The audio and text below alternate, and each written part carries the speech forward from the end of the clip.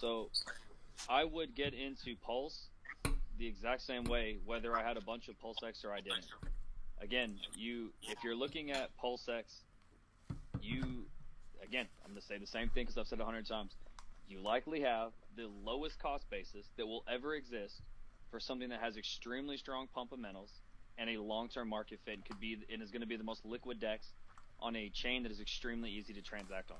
That's a very, very, very strong value proposition. All you can do by trading is fuck that up. Like it's that easy. So if you're trying to get into Pulse, then that question is irrelevant from your PulseX back. If you want to play that game and you think you can trade to improve on that position, you're welcome to. That's not a high percentage bet. Just DCA in, use your copies, everything else. There's a lot of ways to move in. The best thing you can do with Pulse is not touch it. The best thing you could have done with Ethereum is not touch it. The best thing you could have done with Bitcoin or EOS or HEX in the case of HEX, you would actually just get paid to not touch it in the form of a stake. The best thing you can do with these assets that have real market value at some point and that you have these projections is literally let them sit exactly where they will be. Thank you. What's the way to get them? What's the best way to get Pulse Chain at the moment? Do you reckon swap it or wait for the release date to buy it? You're going to have to swap it. I mean, at this point, you can't get it. I mean, you could sacrifice for a terrible rate, but that's a terrible idea. Waiting for the swap, yeah. He's saying you can DCA in once the market calibrates the Pulse, or you can just sack your free PRC20s if you think that's in your favor. Correct, right, Walrus? Or you could provide liquidity in ETH right now. I mean, again, there's real sort of when to time the market, what value things move in. The biggest thing is that I'm just pushing back on interacting with the PLSX and PLSCO. Yeah, I mean, and here's just a kind of an addition to that. Like, think about it on the flip side, right? If you're maybe a PulseX more proponent than like Pulse, right? Realize from the beginning there's no exchange, like centralized exchange. So there's no major player trying to play in this market. It's not a Coinbase, a Binance. Like they don't exist, right? So the dominant trading platform on Pulse is going to be the Uniswap book, right? So it's PulseX, right? The coin itself, then, with that platform running, is itself going to be probably the only or the absolute vast or the major contributor of all transactions going through the system until there is potential decentralized exchange activity or other DEXs coming in. So either play, in my opinion, it's not like you're making a huge decision.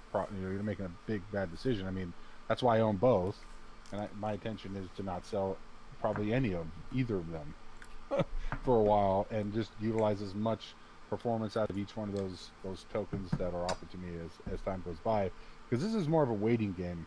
Like the people like Waller said, the people that wait out their good decisions and make decisions on what they want, those are likely going to be the people that are going to end up being similar to a Godwell or someone like that, where they just have so much extra money laying around that they just throw it at projects to try to make more. So I think the people that really got missed out on the Pulse sacrifice, those are the ones that are going to be scrambling to try to get things like Pulse, and they may end up paying a little bit of a premium early on. No, but I don't think they're necessarily left. My PulseX bag ain't going to be touched. I missed out on the Pulse sacrifice. Sorry, yeah. So I missed out on the Pulse sacrifice. So now I'm just trying to get some. I've actually fucked up and sacrificed yesterday on Pulse, which was stupid. I've told that before as well. So I'm just trying to find out how to get some Pulse in my bag, I don't know if the best way is to swap it over, buy some PulseX at this rate and swap it over, or wait for the release date and buy something. We just spent the last hour talking about this. Have you just joined? I missed that. I just came in, bro. I missed that. I just came in. If you four options. Easy. Listen. There's actually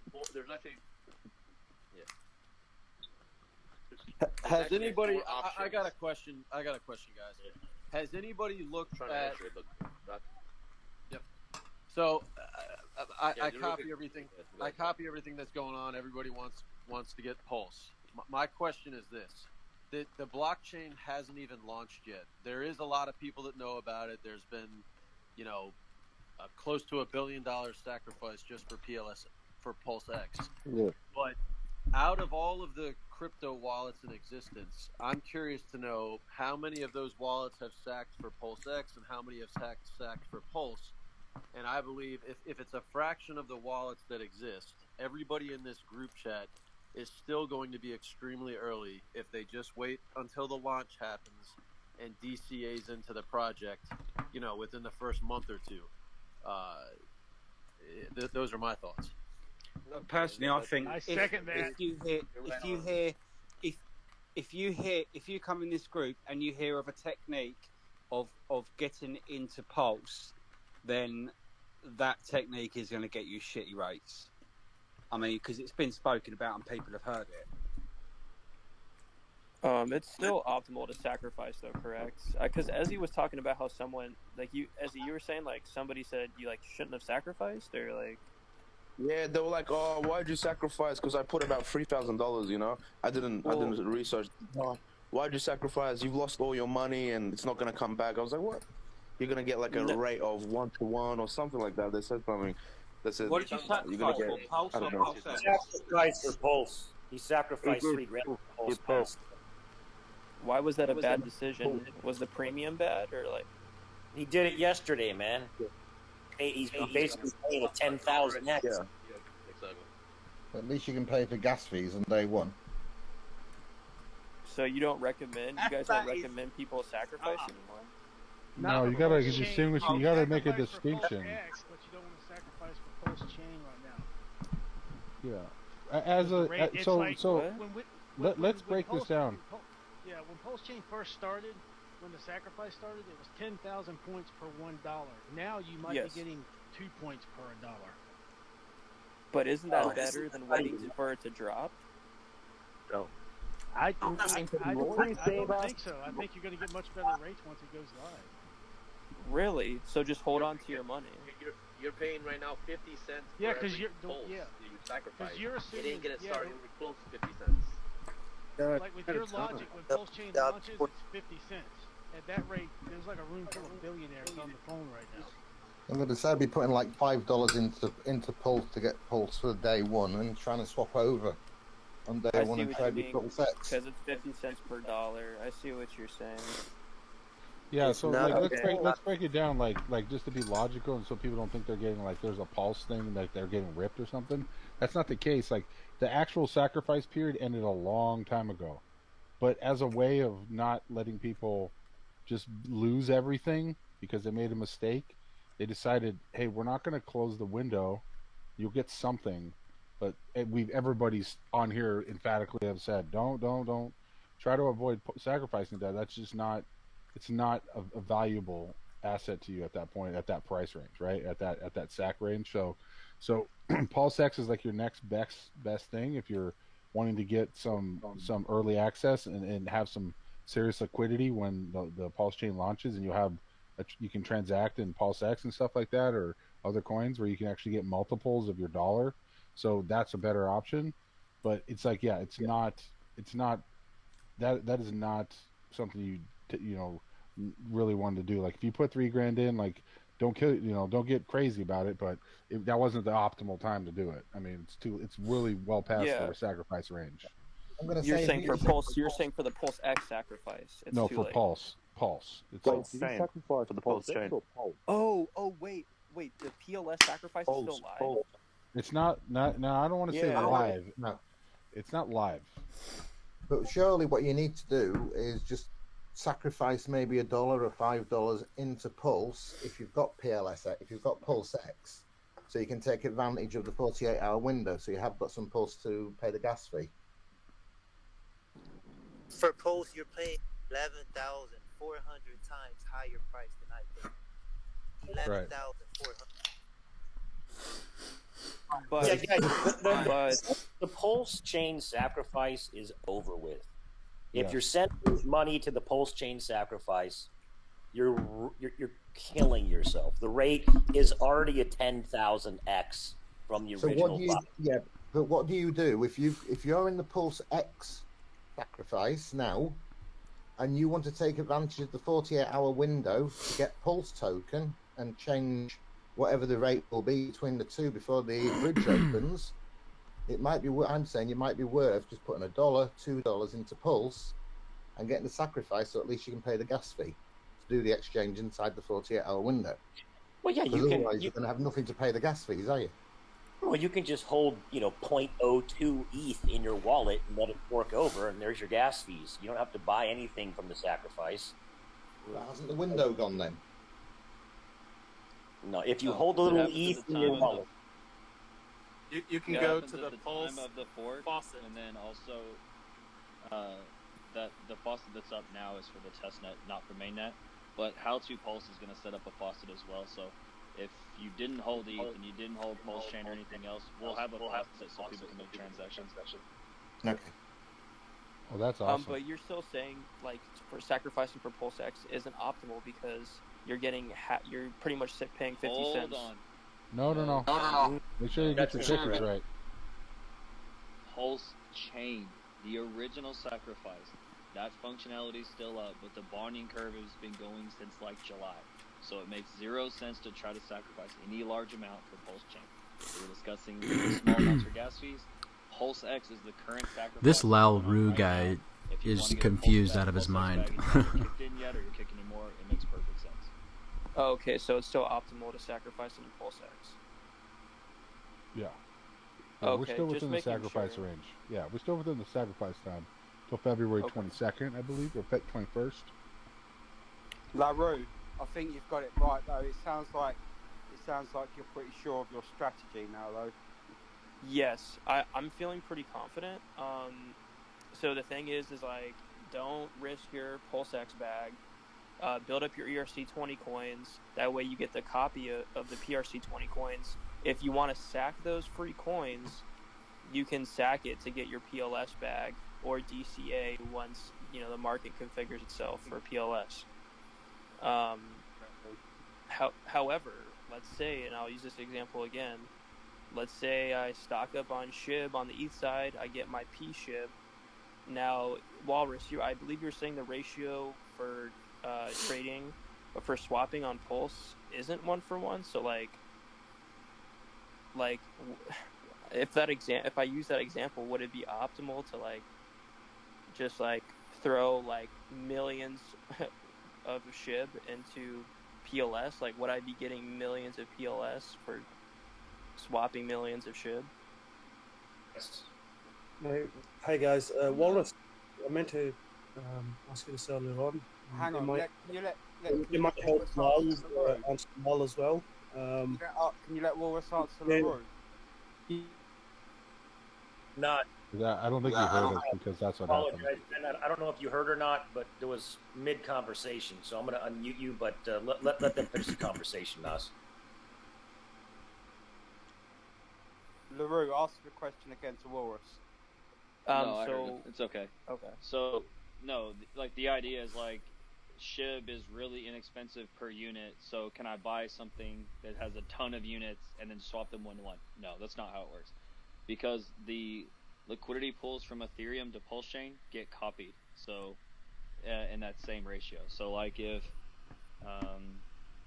one with ETH, then it's going to be paired 1 to this equivalent amount of Pulse. So you could use whatever token you want, but it's essentially the value in the way it gets traded to other things will be the same on Pulse Chain as it is on Ethereum. So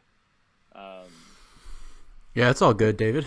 the ratios will be the same. So I don't do this to try and get viewers. I do this to help people who are interested in PulseX and Pulse Chain and who want to So when you bring that learn SHIB more. over, right? So there's going to be market discovery. Let's just say it's 1 cent. But I appreciate you joining. Okay, that's just an example. It's good to see you again. And the Pulse is going to have its own ratio. And those ratios are going to be changing depending on market conditions.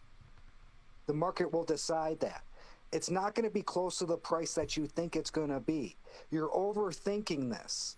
Like the value that is coming over to Pulse doesn't have a value. There's going to be market discovery on everything. He's not talking about value though. He's talking about ratios. Yeah, well, it's the same thing though. That's the same thing. No,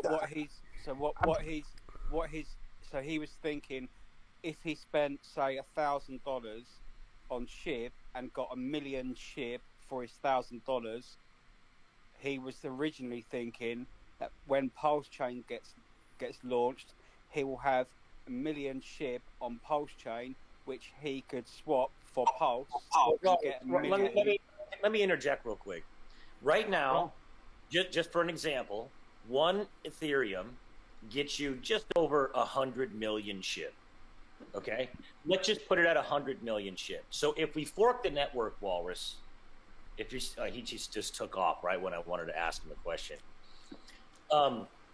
If we fork the network and 1 Ethereum is getting you're right, 100 David. million SHIB, okay, the Got to get as many people into it as possible. To Pulse, try and onboard as many people as we can. Will be 1.2 million Pulse per 1 ETH, because you're inflating the token supply by 1.2 million X.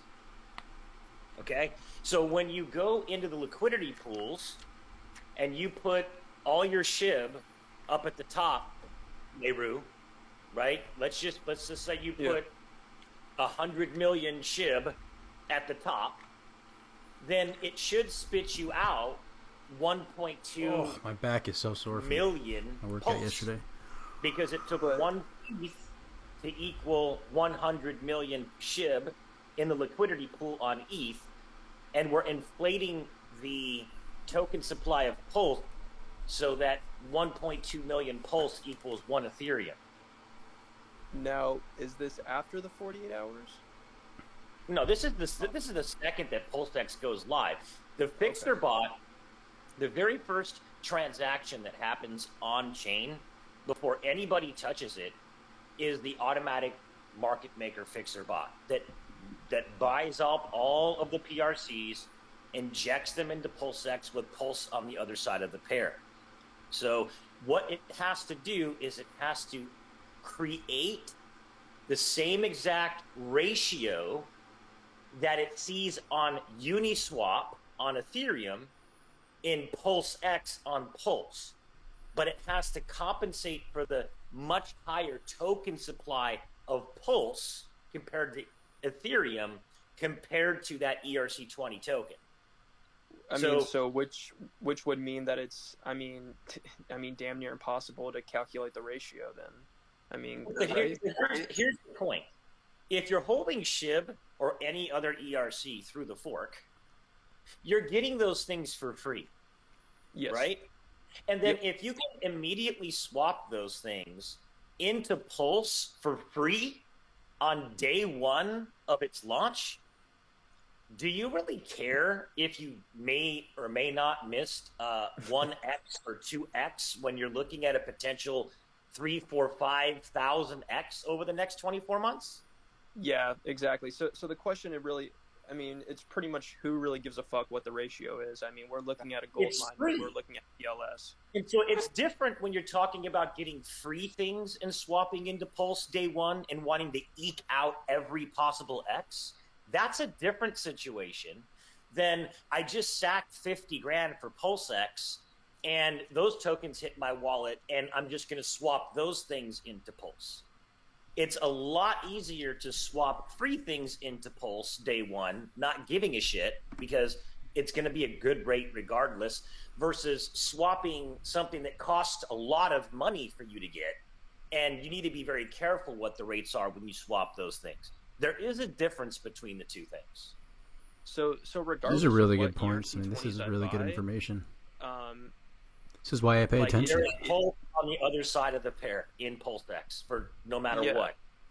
And I'm gonna get the amount of Pulse based on the amount of liquidity that I put in on those ERC20 coins. You're gonna get an amount of Pulse based on how the fixer bot mimicked the ratios as it was on Ethereum in Uniswap when they forked the network. So it's not about value, dollar value. It's about they forked the network, they put all the liquidity in PulseX, and now because you got these free PRC20s, when you go to swap them, you're going to be the initial swap is going to be essentially mimicking the ratio from the ETH to SHIB, except for it's going to be Pulse to SHIB at a rate where, you know, it's millions of SHIB versus 1 ETH. So essentially what he's saying, LaRue, is if you sacrifice for PulseX, don't just leave your PulseX alone. Yes. Yeah. Oh, yeah, I got that. With your free ERC20 copies, who gives a fuck, because they are free. So fuck all the free. Exactly. No, and I follow that. My biggest fear is just like if let's say I bought 1 Ethereum and I go to just swap it and get Pulse, like I'm not going to get 1 Pulse, right? Yes, you will. Yes, you swap Ethereum for Pulse, right? You're not. Yeah, I'm saying like swapping my PE. See, this is good information because, like, to be honest, I was gonna swap some PulseX for PulseChain. From what these guys are saying, it makes a lot of sense not to. Ethereum getting swapped over. Just try to stop saying that one. Ignore Ethereum. Wait. Ignore Ethereum. Yeah. So Lay, there is no PETH. Oh.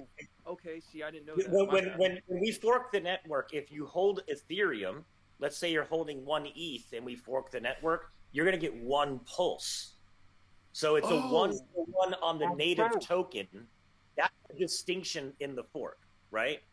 So ETH is the worst thing you could hold through the fork, because if you have 1 ETH, you're going to get 1 Pulse. If you've got 10 ETH, you'll get 10 Pulse, but the Pulse is going to be worth less than a penny, right? So it's better to own. Better to hold ERC20 tokens through the fork, because if you take that same 20, let's say ETH right now is $2,500 a token, right? There's been like if 60 you ETH swap sacrificed in the that last into hour at the SHIB mean rate of or 2.53. HEX Wow. or anything else, you're going to that's crazy. People are still of sacking. all of that you can swap into Pulse. And If you think about it, it's still like a decently good Pulse. rate. I mean, like.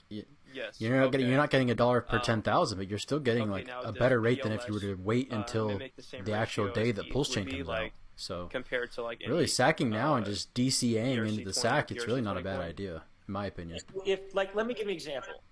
If 1 ETH right now, if you went to Uniswap and 1 ETH gets you 130 link, let's just say 1 ETH gets you 130 link, right? Yes. Well. If we're inflating the token supply of Pulse by 1.2 million x what ETH is, right?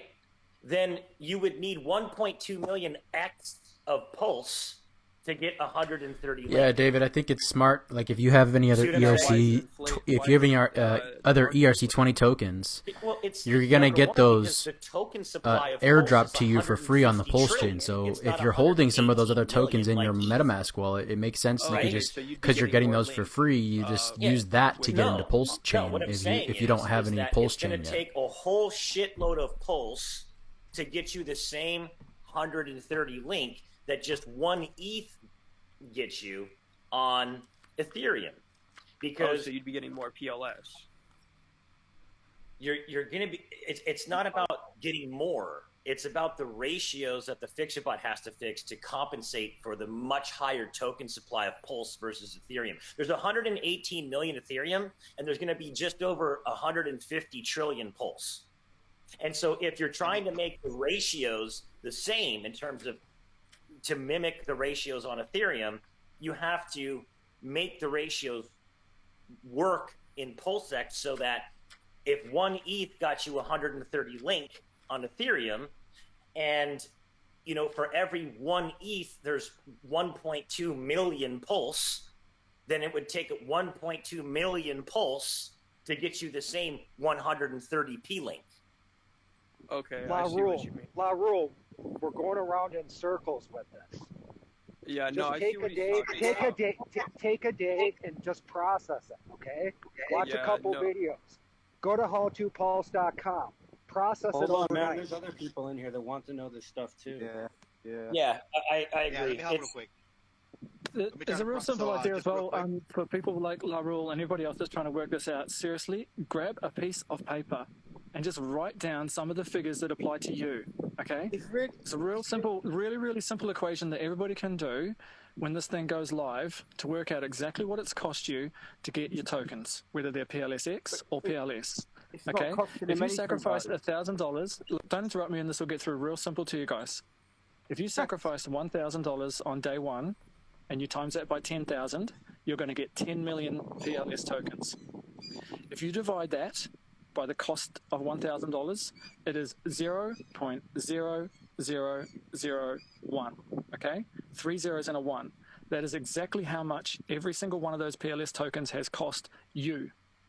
Now, when you get a ratio on day one to swap those tokens, and you put all 10 million of your tokens on one side of that ratio, and on the other side is 10 million PLSX, for example. So it's 10 million of your tokens for 10 million PLSX tokens. You know, without any shadow of a doubt, that that swap is $1,000. It's real simple, guys. It's not complicated. It's not hard. You can work out the price in dollars. Just give it a hold on. It's not talking really, about really simple. Ethereum. It's one about Ethereum. that though, Ray. Cool. Well, let me just a second. 1 Ethereum to 1.2 million Pulse. That's the ratio that all the other tokens will follow. So 1 Ethereum right now. Not going to be relative to everybody's. That's not going to be relative to everybody's equation individually, though. It's going to be what you sacrificed in dollar terms on the day that you sacrificed it. He's not talking Watch, about 2 sentences. That. He's not Watch, talking about really quick. that. All right. Just a second. This is getting dicey. So getting the chippy in Ethereum, here, let's say, man. costs 2,700, right?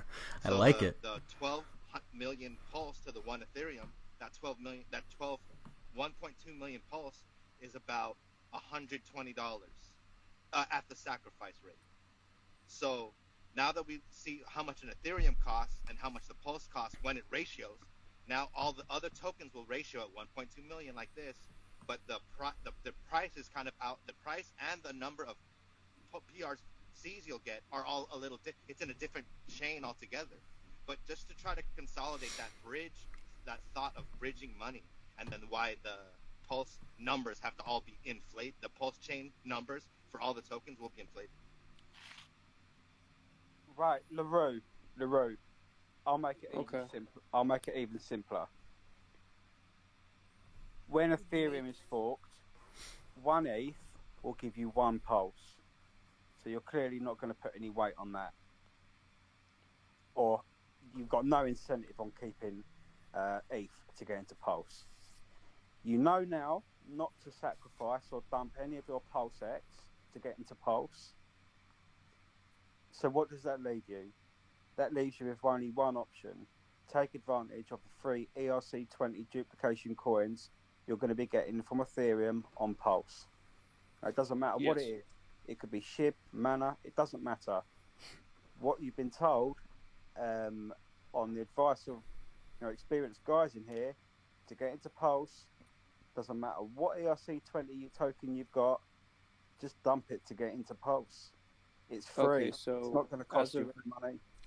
As of right now, moral of the story is it doesn't matter what ERC20 I get right now, pretty much. Doesn't matter. But you need to be careful. The only thing I would say is at the moment the market is pretty shitty. Yeah, so you need to get. If it was me, I would be looking at trying to get a stable-ish ERC20 coin, one that isn't way too up and down because of the market. Yeah, but you're not going to do that now. You're not going to take your positions in those things now. You're going to wait until there's an announcement at sometime in March. Sure. Are they going to let us know when it drops? They're going to give us a time frame ahead of time as to when the fork's going to happen, but it's not going to be an exact day or block height or anything like that. You're going to get a very arbitrary, community, fork is happening next week or something, and get ready. And that's it. That's it. You're not going to. So we're going to have a advanced warning that the fork is coming, but very nonchalant and arbitrary. Okay, so so I mean, you're saying with the bear market, I shouldn't throw money at any ERC20. If you're not not, there's no point in pulling a trigger yet. At the moment, the sacrifice is still going on, so the fork isn't going to be happening, and the snapshot isn't going to happen at the moment either. So it gives you a chance to, to load up on some, dry powder to get your ERC20 when you're ready. When we know the fork's going to come, at least certainly there's no rush until the sacrifice ends, but maybe just before the sacrifice ends, then you can pull the trigger on an ERC20. Nice. Did you have something you wanted to share, Nas? Yeah, it was actually earlier on when Walrus was on. Sorry, my throat's a little bit croaky. I wanted Walrus to add in a little bit of a caveat into his answer because I thought it might help Lal, but you did actually mention it yourself in one of the answers that you gave when you were talking about the liquidity pools. And I know a lot of guys have been asking, what is another good way to get into Pulse Chain right now, other than sacrificing and getting a shit rate. And I was hoping that you might be able to elaborate about getting into the ETH liquidity pools as one other caveat to get into Pulse Chain. Yeah. So my number one answer for that is you'd be absolutely crazy to just not wait until the announcement for the fork comes, and then immediately start taking positions in a few ERC20 tokens that you're going to get copies of. This is number one. If you're not taking advantage of getting Pulse for free on day one, that's just a foolish move, right? Really foolish move. Think about it. Can you imagine if you could have swapped a bunch of free things you got into Ethereum? Maybe you didn't get Ethereum at 31 cents, but maybe you swapped into it at $5, right? So this isn't about eking every X you can out of this thing. This is about understanding where you're at in time with the chain, right? Number one, absolutely take advantage of swapping free PRC20s into Pulse. It's a lot easier to not care about what the rate is, about eking every X out when you're swapping a free thing into something that may do a 10,000X over the next 5 years. But secondly, just give me 1 second. Just give me 1 second. For USDC. Make an example. Okay, so you just got to give me a second. So the ERC20s, super important. Get a copy and swap for Pulse. Everybody needs Pulse. Locking in PLS is at the very beginning, literally is going to allow all of you to operate on the chain essentially for the next decade for free. So can you imagine operating on Ethereum for free, even at these prices? I mean, what would be the equivalent of feeling like it's free? Yeah, so everybody needs to be there. But so secondly, you lock in that. Now, if you did sacrifice for PulseX, okay, I'm not in the camp where you can't swap for Pulse, with your PulseX. I don't believe that. I have PulseX as well. But if I didn't have PulseX, I mean, if I was in the category of where I'd missed the Pulse sacrifice, but I've got PulseX, I would absolutely be positioning myself to swap some of that for Pulse, but at specific time frames with literally 1% of my bag at a time at a very nominal rate. Okay? So the problem in the industry is people just they press the max button. They don't DCA, and even if they do, they DCA in too hard, too fast, with too much. So in this situation, I would say the second that the thing goes live, I'd swap, boom, 1% of my PulseX bag and just see what landed. Let it breathe. That's the strategy number 2. If you do have PulseX, don't be afraid to swap some. Just be careful when you do it, how quickly you do it, and the percentage of your bag that you're doing it with. Dude, I've got to disagree with that, man. That's okay. That's okay. I'm sharing with you my strategy after years of experience. Okay, so you can take it or leave it. Convicted. But thirdly, you can wait for that bridge. The bridge is going to work really, really quick. once it's there, after that. And those are really the only options you have outside of what he was just saying about providing liquidity. That's more for advanced users. And you could go provide liquidity on Ethereum, okay? But you're going to be subjected to the market, and you're going to be subjected to impermanent loss in whatever pair. If you do stable coins, maybe you won't, but then you're subjecting yourself to the whole stable coin thing. But you really won't care, you can buy on because dips, the not LP Mohammed. token on Pulse, if you're providing liquidity, essentially the PRC is getting harvested anyway. You're not going to be left with any. That's a great strategy, so in you'll my just opinion. be left I with a think bunch that's of Pulse. good idea. Nobody can tell you if you're putting your economic energy in there what the amount of Pulse you'll get will be from that LP token. But it is a strategy, but it's a strategy with a lot of unknown variables as to what you will get on the other side of the pair. All Mandalorian is saying is that this is like his backup strategy if for somebody who doesn't have Pulse Chain and who does have PulseX. But ultimately his strategy is what he's saying is that whenever you get your free PRC20s airdropped to you from Ethereum chain, the Ethereum blockchain, why not just use those to get your Pulse bag? So you'll be able to swap because you're getting them all for the free, different so there's things really there's in no AMM. point in trying to And then there will game be people the that sell. system There will be and people try and that get a sell good Pulse. rate. Those degens, those But people that just you can don't get give your a shit, free they want their ERC20 3X coins. or Like let's 5X, say you're they're just holding gonna go Shiba in and Inu out. right now, or As you're much holding as we Chainlink, love or any Pulse other ERC20. You're and gonna get hate copies of selling, those on the Pulse there- chain. you know, So there's if you're shit getting tons those of for people, they just free, can't resist gambling. then why not just You know, on the first day that Pulse Chain comes out, why not just swap those free coins that you got for Pulse? Because there's really no disadvantage to it because you got them for free. So like, why do you care what rate you're getting? That's the whole point of it. Point, Mando. With regards to the ratios, because the ratio is 1 ETH to 1.2 million PLS, if I'm providing liquidity on ETH, and let's say my LP value is $1,000, or sorry, let's say it's 1 ETH. Sorry, my LP, the value of it is equivalent to 1 ETH on both sides.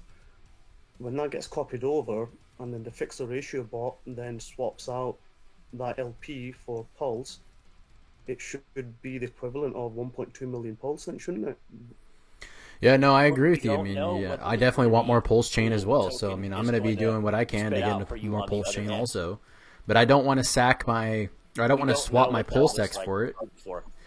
So what I'm going to do is what you're talking about is I'm going to DCA into Pulse Chain slowly because in my opinion, I think there's going to be plenty of opportunities to get in. I think there's going to be people who want to dump. And so I think there's going to be plenty of time to get really good prices for Pulse Chain. On top of that, on the first day that Pulse Chain comes out, I will be swapping any free PRC 20 tokens that I get into Pulse. Now, when it comes to forking, so I'll be doing both of those strategies. I think that's the best play, one that you in have my in opinion. your wallets, that's a completely different ballgame. Okay, those are untouchable tokens that are in your wallets. They're not. There's no fixer bot harvesting them. There's no token supplies that need to be adjusted. Yeah, I think that it's underrated too. Like people aren't really talking about getting into HEX either. So like I'm also going to be DCing into some HEX, like PHEX, right? Because I mean everyone's talking about Pulse Chain, right? But no one's talking about getting HEX on the Pulse Chain, and that's going to have a completely new price on it as well. I think that's really underrated. Not a lot of people are talking about that. Yeah, dude, Shib, fucking, I can't stand that coin and Dogecoin. I hate those coins. With free PRC20s. All you have to do get rid of that shit. Not financial advice. And you'll be able to swap. But if I had that Shib, I'd get rid of that shit right away. Who cares what the fucking ratio is? Swap that shit. Swap that. Let me tell you what I'm gonna do. I'm gonna swap that shit as fast as I fucking can. Yeah, brother. I'm not waiting. I'm swapping it for Pulse immediately, as fast as I can. And then from there, For you. Yeah. So Mohammed, the value comes over when I mean, think about it. That's those just- that's assets just- are bridged that's over what from your heart the literally Ethereum would give blockchain. me So to get you into can your crypto. you're gonna It's like have getting free ETH at, P SHIB $5 and you're gonna have E SHIB, right? And those are gonna be the pairs on the Pulse chain. So I mean, that's where the value comes over is I when feel you like- bring over the E SHIB from the Ethereum chain. Would you do the same strategy, swapping directly from right away to HEX? Or would you only do it for Pulse? Yeah, man. So if you're after HEX, that's a whole other conversation, obviously. And you cannot answer that in the same way at all. You know, that just shifted my brain from like I was over there and now I'm way over in like Mars. I mean, if you think about like HEX, shit ton of t-shirts. If you don't bridge it, Mohammed, then you just have the free Yeah, P so here's the SHIB thing about HEX. on the Pulse chain, and you do what you want with it. You got to be watching HEX. You got to be watching what HEX is. Because you got to remember, know there's in other advance people that are going to bring over what their you eShib, right? So value anybody can go set up a Okay. liquidity pair on the I Pulse chain. value So HEX at like what I whether value whether HEX it's you at or me or is it the same Mandalorian for or you? whoever has I don't know. SHIB, they can choose to go yield farm with those pairs. So What just I wanna because you say don't is do it this. doesn't mean other people aren't going to If do it. you You have millions of them of HEX. Yeah, so it it's not that depends on important. how much you already have, right? So are you willing to swap Pulse for HEX? Are you if you sack for Pulse, are you going to swap it for HEX? I've got a quick question. We're talking about swapping here, but the fuel, the entire gas needed to transfer and swap No. is Pulse. Hex So price say on the that Pulse Pulse chain is going to have its own price action. You're going to be able to get Pulse, no problem. If you're holding a little ETH through the fork, you'll get some free It'll Pulse. transfer. We're going to have faucets. The community is already creating multiple faucets. where Right, you yeah, can I pick want up to get some me a Pulse fat bag free of to Hex do too. I already have transactions to a just bag of Hex freemium right now. onboard It's new staked. users. So But I that'll be definitely want there. to get more, You and I'm can definitely going to be setting up sacrifice my $10 to the current Pulse my Hex chain, ladders. In fact, I sacrifice have and lock up some a gas Hex if you ladder like it. strategy. It probably I'm costs actually you in the middle of creating a more video on gas it than it's worth to right even send now. the other, like Probably be 25 finished bucks, today or 20 tomorrow. bucks So tops. if you want to And see you the lock up strategy that some I'll be Pulse for some using gas to there set as up my well. Hex So my Hex there's plenty of stake ways for you to be ladders, able to get the gas. specifically with what's called a Hex snowball. That's what I'm calling it, a Hex snowball. Then Absolutely stay pumped tuned for these because I'm gonna have a video coming out in the next couple days explaining how it works. Hey, sorry guys, I just had just a quick question. I'm going over strategy-wise. Obviously, everyone does everything a bit differently. I'm tossing up whether I should be still throwing it into PulseChain or saving my bag to throw into the ERC20 tokens maybe a week before the launch or when it's announced. I just wanted some, I don't know, general consensus because PLS is still offering. Obviously, we're still on the curve. I'm just thinking. Pulse chain's finished. No, I'm There's no talking about sacrifice. PulseX. I'm talking about PulseX. Yeah, I agree, you man. These sacrificed are at really all exciting for PulseX, times. sir? Like, there's a lot Yeah, of I've already sacrificed. bullish sentiment in the air with, Okay, so with you're the I mean, Richard you're, Hart you're community. happy with the amount you've sacked. You're not sacking anymore, correct? Well, I mean, of course, I'm trying to build up, getting up the sacrifice chain. Obviously, there's that linear line. But yeah, overall, I'm just not too sure. I'm satisfied with what I've put in so far. But Okay. Given, should I be throwing my bag more into more PulseX? Well, here's what I would say: if you haven't started to build up a bag that just to swap into some ERCs to get free Pulse, and then once you get those free Pulse from swapping those free things, right? You still got the bag on ETH. So now you can take that bag, bring it over the bridge, and you just double dipped on the same economic power, right? Yeah. So have one of those things. Make sure you're building up a bag for that situation as well, while you're sacking for PulseX, and then you'll have things that got you Pulse for free. You can bridge over for more Pulse, and now you've got a shitload of PulseX. Yeah, so I could be a holder in both Pulse and PulseX from the free PRC20 tokens. Correct. Yeah, fair enough. Yeah. Yeah, no, I'll definitely take that into account. But I mean, I'm just thinking in terms of Yeah, that's what I'm going to be doing. I'm going to be taking gains into Hex and then using that Hex to do this, ladders, staking ladders. Hold Hex or I'll probably have some I don't know, liquid I've hex that I been can like trying to trade look in at and out because it, I do but I'm enjoy not for trading, sure. I don't know if there's a certain but with a PRC20 very token I should be small looking to portion of buy, it for sure. or whether it's Well, just relative to the so, market at the number moment. one, I'll just say this. I don't think it's a crime to trade. Guys, I'm off now. Thanks a lot for everyone tonight. Mandalorian, it's been a pleasure. Hey, what's up, good Victor? evening Have a to good night, everyone man. from Cheers. you too. Good evening from everyone from London. Take care. Good night, brother. See you. I have one question. How much PLS will I get for 1,000 USDC PRC tokens? We don't know. It's launching at a 0 price, so we can't give you. There's no valuation right now for that.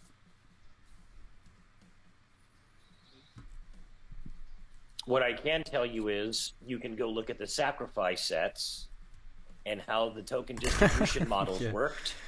Yeah, I mean, which will give you trading an it idea of what it people definitely paid takes per some token. practice So and right time now, to the- learn. I the mean, I've definitely lost PLSX money trading too, but sacrifice set is it's a live. skill, and if you learn that skill, And you can get really what good are at people that paying skill. right now? I didn't look today, guys. What are people paying for PulseX today? Something like 11,000X or something. Yeah, so you can. So I'm a firm believer in like 10,000. expanding my skills, right, Yeah, and so just you're- like increasing my skills so it's- always. So it's just you know, like what he for me, said. trading is a skill that you can $2.50 always for have. You'll 10,000 always be able to use it. PLS You'll be able to max. teach it to your kids. So it was $1. It so that started they at can benefit $1. from it, Now or it's friends and family as well. $2.50. So But I you're I talking see it as about, like, a okay, valuable 1x skill to have. from a sacrifice set's price. Pretty much. That doesn't mean I'm going to bet the It's farm 2x, on one whatever. trade. You know, I'm risk So, management's like right now is when having you get proper in, risk it's during management when the you're trading sacrifice is set. like This more is like important than getting the in, actual skills of like, trading right at the itself. Like knowing beginning. how much And to it's, like, trade in one amazing 'cause the trade, bonding curve all makes that. I people's mean, that's like brains shut the off and most think, important thing. well, if I didn't get it in this And date, usually I'm not gonna go people in on that this lose date. in And trading, just it's crazy. because they Just have DCA bad through the whole risk son of a management bitch. skills. Load up on a bunch of PulseX. The last few days, you get a 1.75% guaranteed rate. Yeah, that's very which is a true too. Yeah, you no-brainer, don't want to trade off especially if emotion you, as well. you know, Just look at the can facts, muster something up look at at the back data, end. And then just you trade can off that. use those tokens as a seamless onboard to slowly DCA into everything else on the chain, while at the same time you can provide liquidity with it in PulseX on the other side of a pair and earn a passive income through the rewards token. So PulseX is, you guys are going to be super pumped on PulseX, right? Like, it's just a no-brainer. It's going to be much better for people that bought PulseX than most. Mandalorian? You guys have the options, you know? Mandalorian, I will have 3 questions for you. What's First one. Yeah, the first one is about like the chart. Will we get like a website where we will be able to visualize the chart of like Pulse and PulseX in order to have a better representation? Have you any idea about that? I don't think that right out of the gate there will be a chart personally, but there could be some already built that we don't even know about, you know? Generally with the launch, you're staring at the UI of the DEX, you know? So I get what you're saying though about like a DEX tools or trading view or something like that. Yeah, I get it. So that's obviously in the works, brother. It'll either be there or it won't. It'll be there shortly after. But you'll have the UI in the DEX, and that's really all that matters for the swaps. Okay, and the 2 other questions. One, I'm just a little bit confused because on the one hand you said I'm going to swap as soon as the DEX, the PulseX DEX will be launched. I'm going to demonstrate swap all my PulseX. No, not PulseX. No, you misunderstood. Not the PulseX. My free PRC20 tokens that I get for holding ERC20 tokens through the fork. Okay. And that's a different category. That's a different category within the spectrum of this fork that's happening. So I'm getting those free tokens, those free PRCs. I'm swapping those immediately because I got them for free, and I'm not trying to be greedy. Just give me the pulse. right? I got you. Now, Let when me it get comes to that the pulse, PulseX baby. that we sacrificed Yes. for, that's real money we put out. Like, we didn't get that shit for free.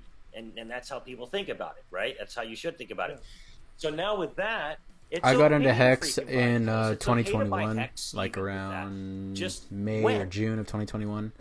And then I didn't stake. I didn't start staking my And HEX with until what percentage of your August of bag? 2021. I'm simply saying, just 1% at a time, slowly, just right out of the gate, just so that you're in the game and you're getting an idea instantly you? of the market. You're putting your finger on the pulse of the market instantly by doing that, you know? At that point, guys, you're just going to instantly, all the instincts are going to kick in. Everyone's going to be in the community helping everybody. It's going to be fucking dope. Yeah, but don't you think that it would be, for example, clever to, for example, if you're only interested in Pulse or more interested in Pulse, to swap really right off the bat at the beginning all your PulseX for a Pulse? Do you think that anything can go wrong? Normally, at the beginning, it should be a ratio. Yeah, man. Get that HEX, brother. Well, That that's HEX not is number one, HEX is where it's at, man. No, so the ratio being 1 to 1. In fact, a lot of people are getting into PulseChain and reality. PulseX, We don't, so you know, they we don't can know get until into we HEX. do. It's And it's kind if of funny we because I did, think that they missed the second boat it with it went now. live, it would never be that again. But honestly, even if you right? buy Ethereum HEX right So, now, I think it has a lot left in the tank. but your Like main- the main I think core the boat's question still was on the what again? shore. You Remind can me still what the jump main on. question was there? I still think it's got the main several question thousand was X like, gains in the can you, for future, example, for sure. right In my at opinion, the, of course. At the launch of the DEX, you know, of the Pulse Yeah, it's all DEX, good, man. I'm not a whale. swap- I'm not a whale swap either. to like a PulseX So for, just for do what you Pulse, can, man. Even if because it's it would be and like the nice first thing, for the first yeah, time, exactly, bro, and you're not exactly. going to The get nice like thing about my staking strategy, Are you if familiar, you watch my Crypto, staking with video, AMMs? in the Are next you couple familiar? days, Okay. I'm going to So show have you ever you participated when in a PulseChain comes out, launch how of a token? all the small fish, like, Live? Yes. I mean, I'm not a whale, so me and retail investors, basically, how any retail Okay, so investor you know you're can just use sitting the there strategy that I'm waiting going to be for the UI teaching to, you for know, the staking pop a different snowball color, and then it's that off will to the allow races, anybody, right? it doesn't matter how much money you make, Your slippers to is sad. basically So save if and you make yourself a have millionaire or more within 5,000, 15 years 10,000 and longer, and to set yourself that are up all for having a good idea for at the like same time literally the thing goes your live, generations swap to come PulseX for with Pulse. with What this happens to staking the ladder ratio snowball. in It's liquidity pools? ridiculous.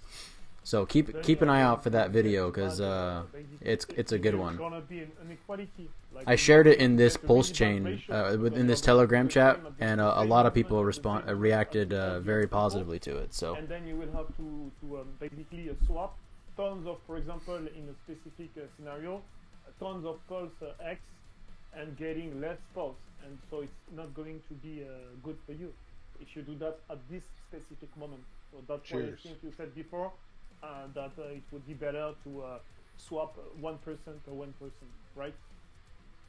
Yeah, you just literally spoke perfectly about it. So that was perfect, man. So that's the point, right? Like, it's a good idea, but the problem is there's too many people with the same idea, and so because we know that, we can at least talk about that and say, hey, this is a nuance to that. There's been 100,000 people that sacrificed. A lot of them need Pulse and are like chomping at the bit to get it.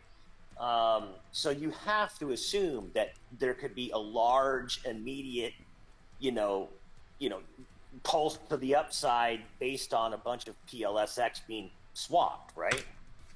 Yeah.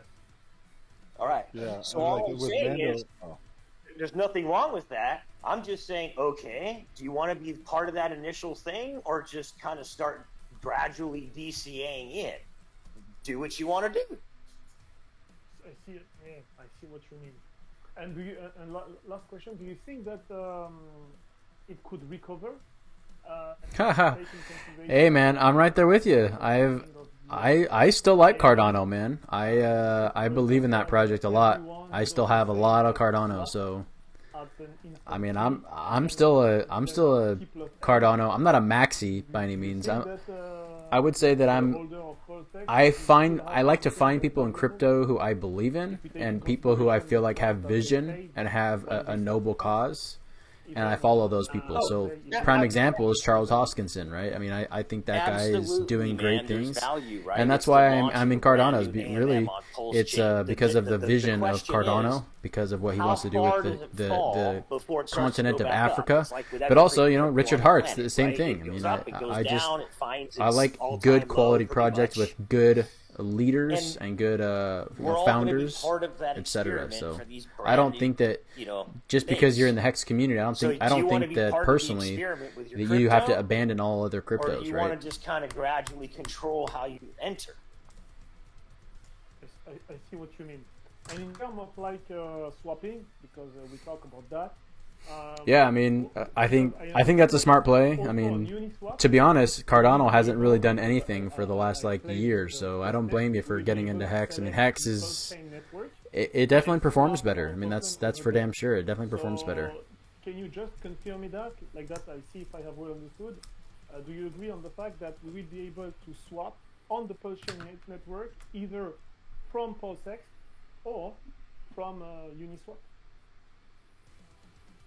Of course. The PulseX will be the most liquid exchange on PulseChain. It'll be ready to go day one. You'll be able to swap any PRC20 token. Wow, you got into Cardano 8 cents?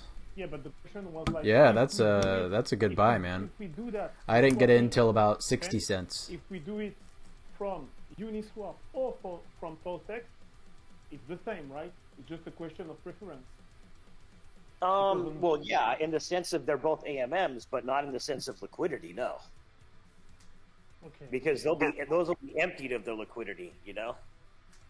Of course. So you've been at the beginning during the first 24 or 48 hours before the bridge. Yeah. So your strategy, I mean, if you got into 8 cents, I mean, you're still up in profits big. So I mean, if you take some of those profits, put them into HEX or PulseChain, PulseX, I mean, those are, in my opinion, I think that's a smart play. I'm not telling what to do with your money, but I think that's a smart play too. Okay. I think the confusion that you've got is at the moment on the PulseChain testnet, there's a Uniswap version that you can interact with. That was a great time to get in. On PulseChain mainnet. That's like right after coronavirus dump. That was like one of the best times to get in. Yeah, but the question was to know is like on Uniswap, will we also have the ability to choose on Uniswap? I said to choose like on the testnet to choose the PulseChain network and do the swap from Uniswap. And he said yes. Yeah, I agree. I don't think you should put all your eggs in one basket. I mean, like diversifying in crypto is one of the best strategies. Where's the liquidity coming from for the Uniswap fork? You know where the liquidity is coming from. But you could also argue that by putting your money in PulseChain, PulseX, and HEX, you're not really eggs in one basket. But kind of in the sense, I can also argue that it is because it's all, they're all Richard Hart's projects. Crypto safe. So when they fork Ethereum, it's a hard one, They're forking all the liquidity with it, right? Because it's the system state. All the liquidity in all the AMMs, including SushiSwap and Uniswap and OX, all of it.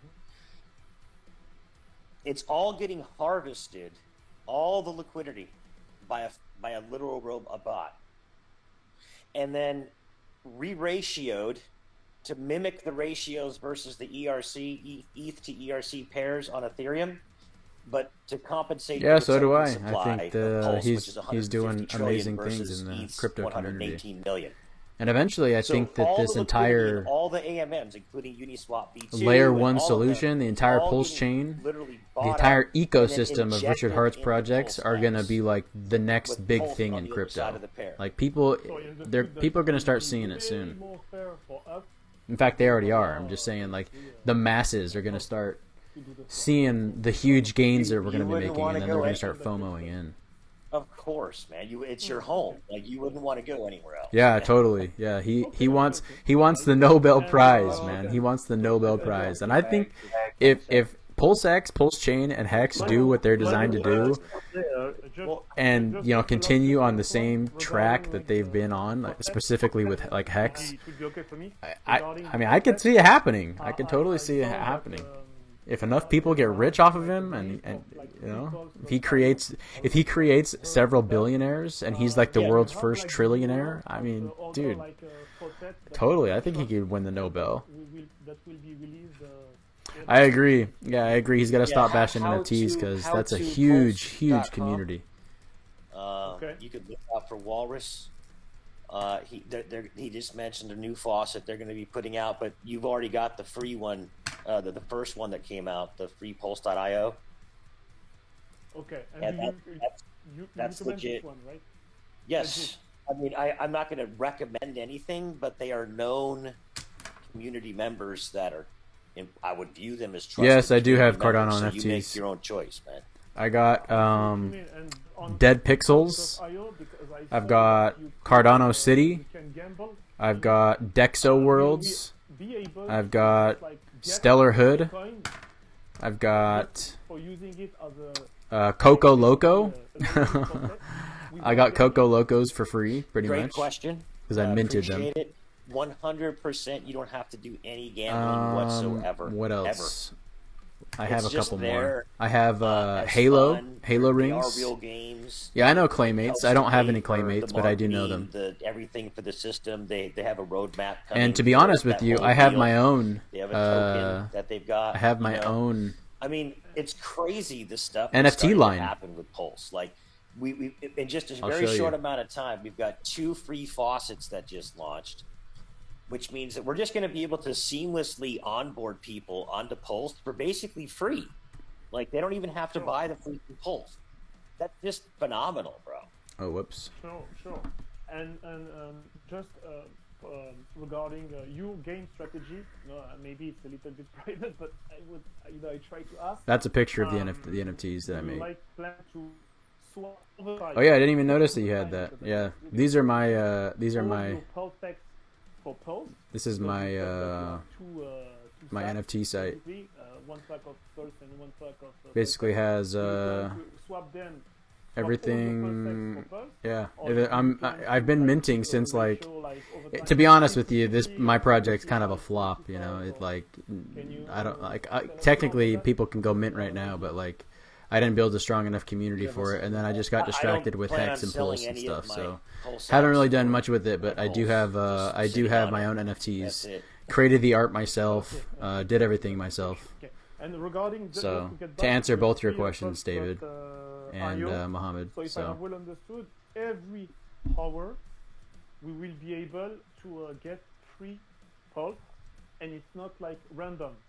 It's not like we click. I believe. Yeah, it's on the Cardano blockchain. Like you can get up to 200. It's up to 200 Pulse or $200 worth of Pulse. I think is what it was, and it breaks it down into all these different people and whatnot, and you can go into it every hour. It's interesting. I see what you mean, but look, the question was for helping everyone. It's like imagine. I haven't sold any NFTs, David.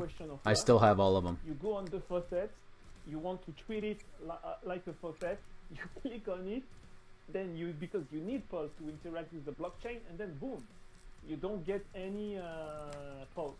You see what I mean? And that was my concern. That's why I asked this question. You want the link? So is it all right. possible to get no Pulse when we click on the faucet button on the freepulse.io? That's the main question. Let me see here. Yeah, you can't just, click it anytime you want. I think it's once per hour. Yeah. That's all I can tell you. Mando, why are you allowed to talk about this third-party project? This is the one third-party project that seems like it's okay to talk about for some reason. I don't get it. Just because it's Victor and Bohu. Yeah, well, you can get pissed if you'd like, man. It's not like the whole community. No. Somebody else said it the other day. Not pissed at all. Just wondering. Well, you sounded pissed. Me. You sound mad as fuck, bro. I have no problem. Well, when you're a PulseX millionaire, you'll be able to mark it down about you it. choose. Yeah. Pissed about it. So that's a good point, David. If once but you can go there and once we all get rich on PulseChain, we'll be able to do anything we want. Do with it, man. And PulseX. Totally. But Mando, I'm actually a bit breathless. I've just been working. I'm not pissed at all. I would like it if we could talk about third parties. I was saying that in the group the other day a little bit when we were talking Is about it getting some other things. chippy I'll in this prefer it chat to right now? So not pastoral. So I think I haven't really been paying attention. Thanks, man. So one of the Okay, big no problem, differences. and thank you for the answer, Mandalorian. Yeah, one of the No big problem, differences. One of the big differences between the free Pulse.io and some other third-party apps is that they're not selling any tokens, right? There's no token sale, there's no sacrifice, there's no nothing, right? They're just giving stuff away. It's non-profit, right? So that's one of the major differences. Are you talking about how to Pulse? No, I think the free Pulse.io, right? Well, I thought Profex that thing was having some kind of a sacrifice or something, like for this FT token or something like that. Yeah. FP, yeah. Yeah, and so let's move on. Let's move on because I don't want to bring it up too much in here, but I do think that they are having that Profex. Yeah, I think so as well. I'll look They into have it. But Mandalorian, I have another news, and everybody is going to be happy about that. Okay. And I don't know if you have heard about that, guys, but I saw that on YouTube, on the internet.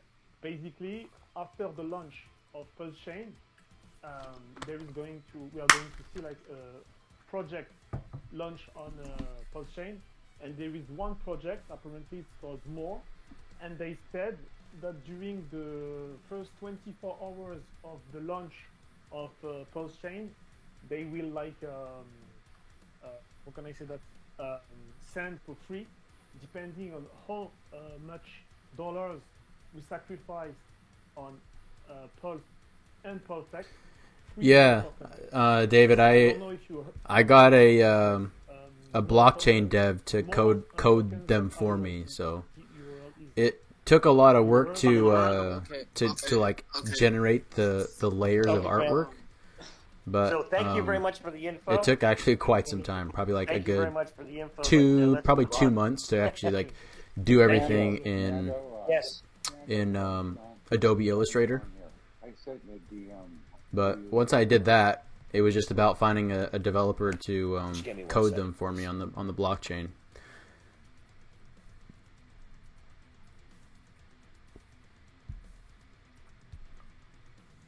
Yo guys, please be careful with airdrops. Airdrop tokens, if you do not know how to read a contract, just be careful please. I do not want to see nobody get dusted after launch.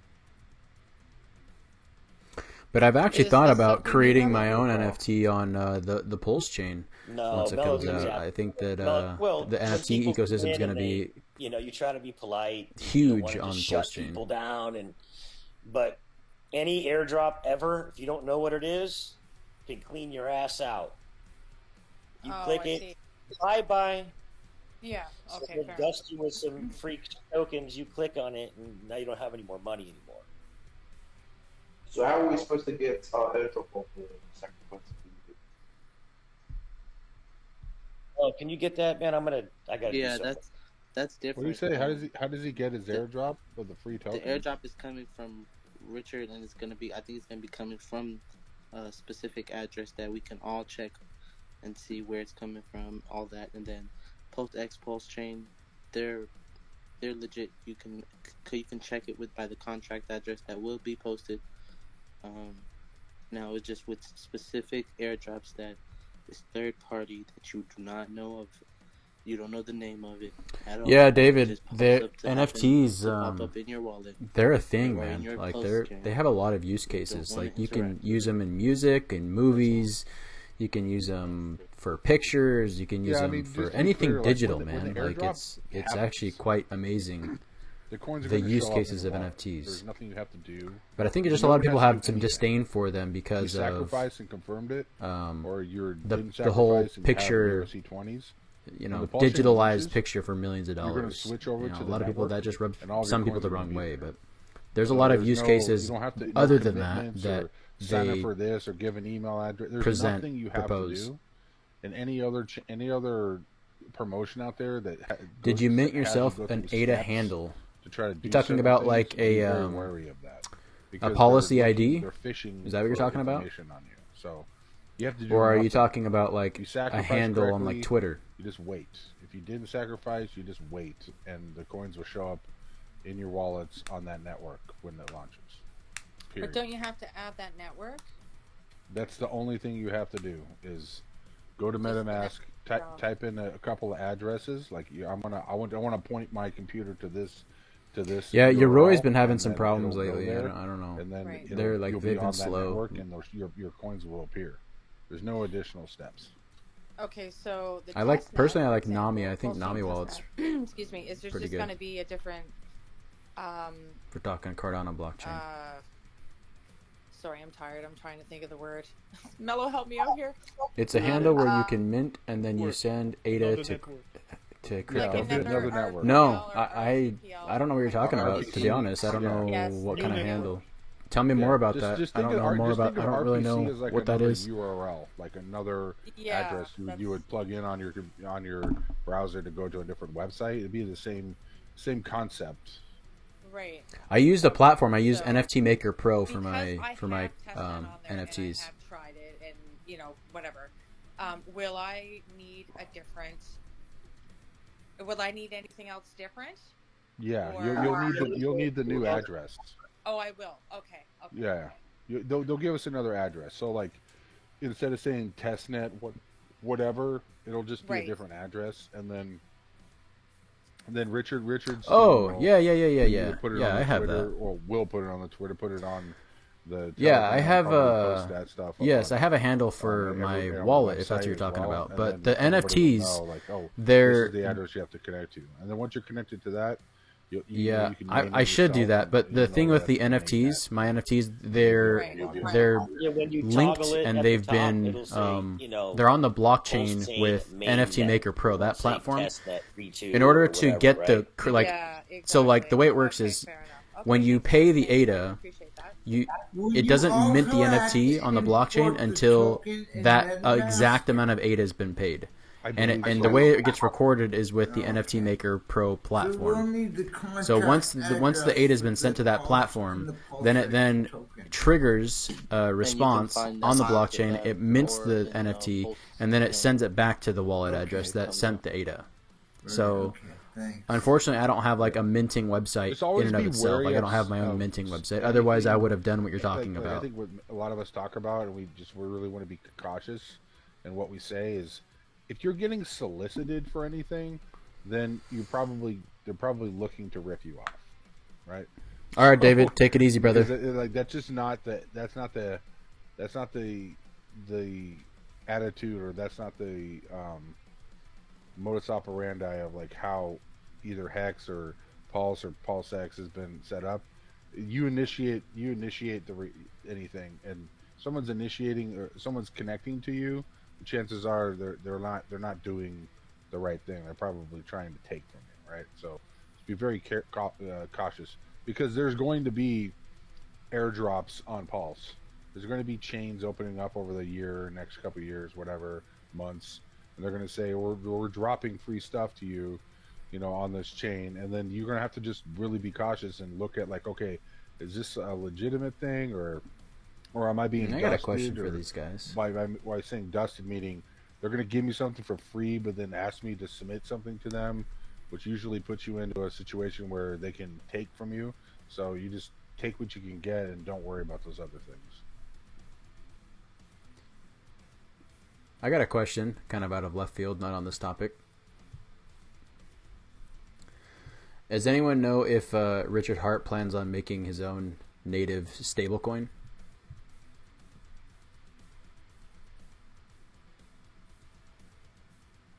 No. Man, I don't know. The limit. There's been wordage about something, but I don't think there's anything. The limit is endless with this guy. Yeah, and it's nice because we already have kind of a setup like that already. So. What do you mean? Yeah, I mean, what I think the hope is that like. There's already a team out there that's actually launching an algorithmic stablecoin called Liquid Loans. So why does Richard need to worry about that side of things if somebody else can successfully launch it? he might as well concentrate his efforts on something else that needs building. Yeah. Yeah. I mean, I think there's somebody's going to do it. I mean, either it's going to be the main ones that we know about that are going to. Yeah, I've heard of liquid loans, for, but one-to-one stables on the Pulse chain in the future, or someone's going to come up with a one-to-one coin that's going to be like a DAI or something that's going to be an offshoot of that. But yeah, I think it's coming. I don't think that's necessarily going to be the best outcome for, let's say, like Richard himself, like creating a stable. I think he understands, this is my opinion, that it's better if the community can create these kind of things around it, right? The development community, to be able to raise the funds and bring legitimacy and bring people into it. It doesn't have to be one person. Like I think there's a non-desperation kind of incentive where he puts out like, hey, you do it. Well, why do I have to do it? If you want this to be successful, you do it. Yeah, because at the end of makes the day, sense. the network is, the network is a network of committed individuals. Like that's the only reason there's any value in any of this, is because everybody's decided that we want to support something. So we have to start putting our money where our mouth is, or our time, and saying we want to support this, and we're going to do X, Y, Z to make it useful and valuable for everybody. Definitely, I agree. I just wasn't sure if he because he doesn't like the idea of shilling other projects, even on his own chain. So, regardless if people are creating other stable coins, it's like, would he promote any of those? I doubt it. Well, he knows. Obviously, we're getting some hella feedback. I do like native coin backed stable. That's pretty interesting. But I agree. I think if Richard doesn't have to deal with stables, like why the hell would he even deal with stables? Got other better things to do. Yeah. Plus, he's already said lots of times on on the live podcast and whatnot, like, I'm not going to shill your project until you show me the complete thing, show me the audits. And most projects that are going to launch on Pulse Chain can't show you an audit until Pulse Chain itself launches, because they can't complete their audits until they stress test the mainnet themselves. So it's a bit of a chicken and egg scenario.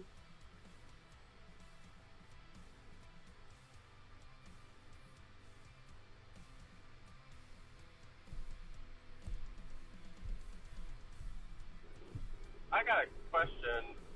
I hope this doesn't derail the conversation that was happening, but I had a question about the 33 validators, and I guess why there's so few. I guess my understanding of how kind of blockchain in theory is set up is you have a lot of validators, so that it's very hard for an external entity to attack the network, because there's so many points of contact. But if there's only 33, does anyone kind of have what Richard's strategy is on that, and why? Or maybe that's more of a normal number than I'm not realizing. And Smart Chain only has 27, mate. Have 1,000, and they can't keep from getting DDoS attacked, even if they wanted to. He also said that if there's any attacks or if there's any need for more validators, it was pretty easy to just add more. It's not the amount, it's the quality. And the less you have, the faster the transaction speeds as well. It's easier to manage. Yeah. There's an optimization.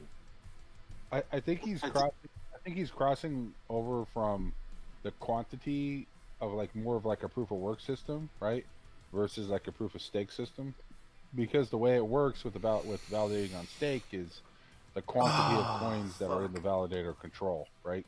It could be their own or the people that are delegating to that validator, and it doesn't matter if there's a smaller amount versus a larger amount in a large degree. I mean, Binance doesn't have much more than that. I don't even think Poly has much more than that, because of the way their structures are set up. It's different than like saying you're gonna 51% attack a proof of work network. It's a different setup. It's not. That's right. It doesn't have to do with power. System. Yeah, it's not a power generating system. Rotational system, so you could actually have 1,000 validators coming in and out of that 33 per era. Yep. You could have 100 decent validators all waiting on standby, ready to go if the 33 validators did suffer a DDoS or anything like that. Exactly. It's not. It's 33 elected validators. It's not 33 validators total. It's the elected amount that are going to be provided reward for validating the node or validating the blockchain. Guys, I'm relatively new, but I was on the test net looking at this, and can someone explain what it means when they have like a felony and a misdemeanor on the validator? Yeah, felony is when they don't record the blockchain correctly, and a misdemeanor is if they go offline or have a technical issue. I believe those are the two differences between those. Okay, thank you. And how many do they get before they're replaced?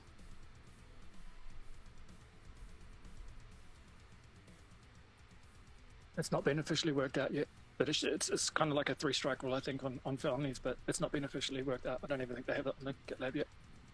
But they get slashed, don't they? For for a felony, they'll get a slashing, i.e., they lose the fees in that period that they committed the felony, and you would lose the fees. Okay, but more importantly, they'll get taken out of rotation as well, Scrub. Sorry? The slashing will occur as a penalty, but more importantly, they'll get taken out of rotation with repeat felonies. So they're a bad operator. They're not doing the correct thing they're supposed to do. They get taken out of rotation, and somebody will replace them who can do the job and perform.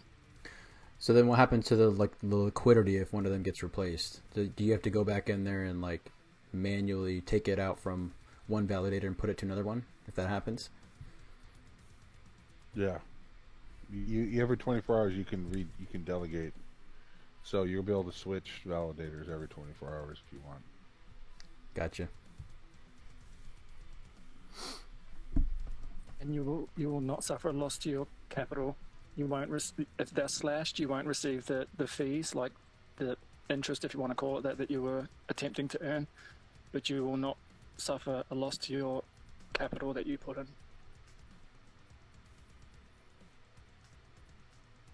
Is there any incentive for staking for longer periods of time with any one validator? At this time, I don't think there's actually a time frame on that, right? So you're not doing like a physical lock period. You have 24 hours to switch. So every 24 hours you can change. So your lock period is literally just a day. It's not like Cardano or other ones where you lock them up for 6 months or whatever number that might be. Yeah, or HEX for staking or anything like that. You earn fees for each 24-hour or era. The era is not exactly 24 hours, but roughly 24 hours. Yeah, I wasn't quite sure if it was that amount of time. I wasn't quite sure. Yeah, all right, that makes sense. Delegated proof of stake, so the tokens never actually leave your custody. So if the validator stops getting rewards, you've still got your initial, and you've got the option to just move around. But ultimately, you want to be with a validator that's got the best upkeep time, the best rewards, whatever. He's doing the best thing to keep the system healthy, to keep the uptime healthy. And ultimately, all you want to do is just put it in there and hope for passive income for life. I have a question. If my goal is to keep the PulseX sacrifice that I did, and for at least 6 months to a year, that's my target. What's the best thing? What are a couple options I can do instead of just kind of letting it sit there, knowing I'm not going to sell no matter what, because I want to wait for things to happen for at least the first 6 months? What's the best way that I can get either rewards or liquidity, the tokens or whatever it is? What are some options from the least risky to the highest risky, if possible?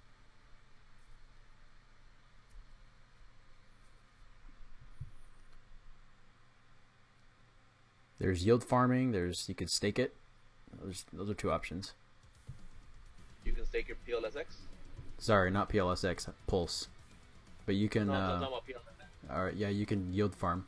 Probably one of the more risky ones, though.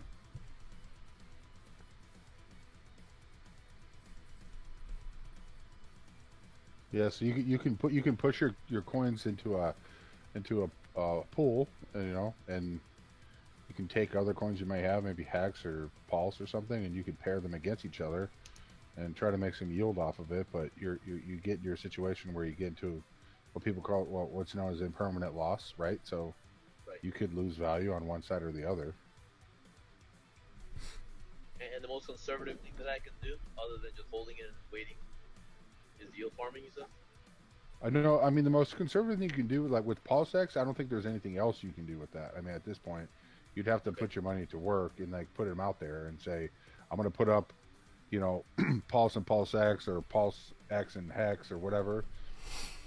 I'm sorry. I'm going to put up Pulse and, the PulseX coins, like you're going to have to put it up with another pair and take all that risk of the liquidity or the impermanent loss at the time, and just try to get the yields. I mean, my assumption is the yields are going to be they're probably going to be pretty crazy early, but there's also comes like there's no free lunch, right? So, that yield might be crazy, but also the price fluctuation is going to be crazy. So you don't know where you're going to land at the end of the day.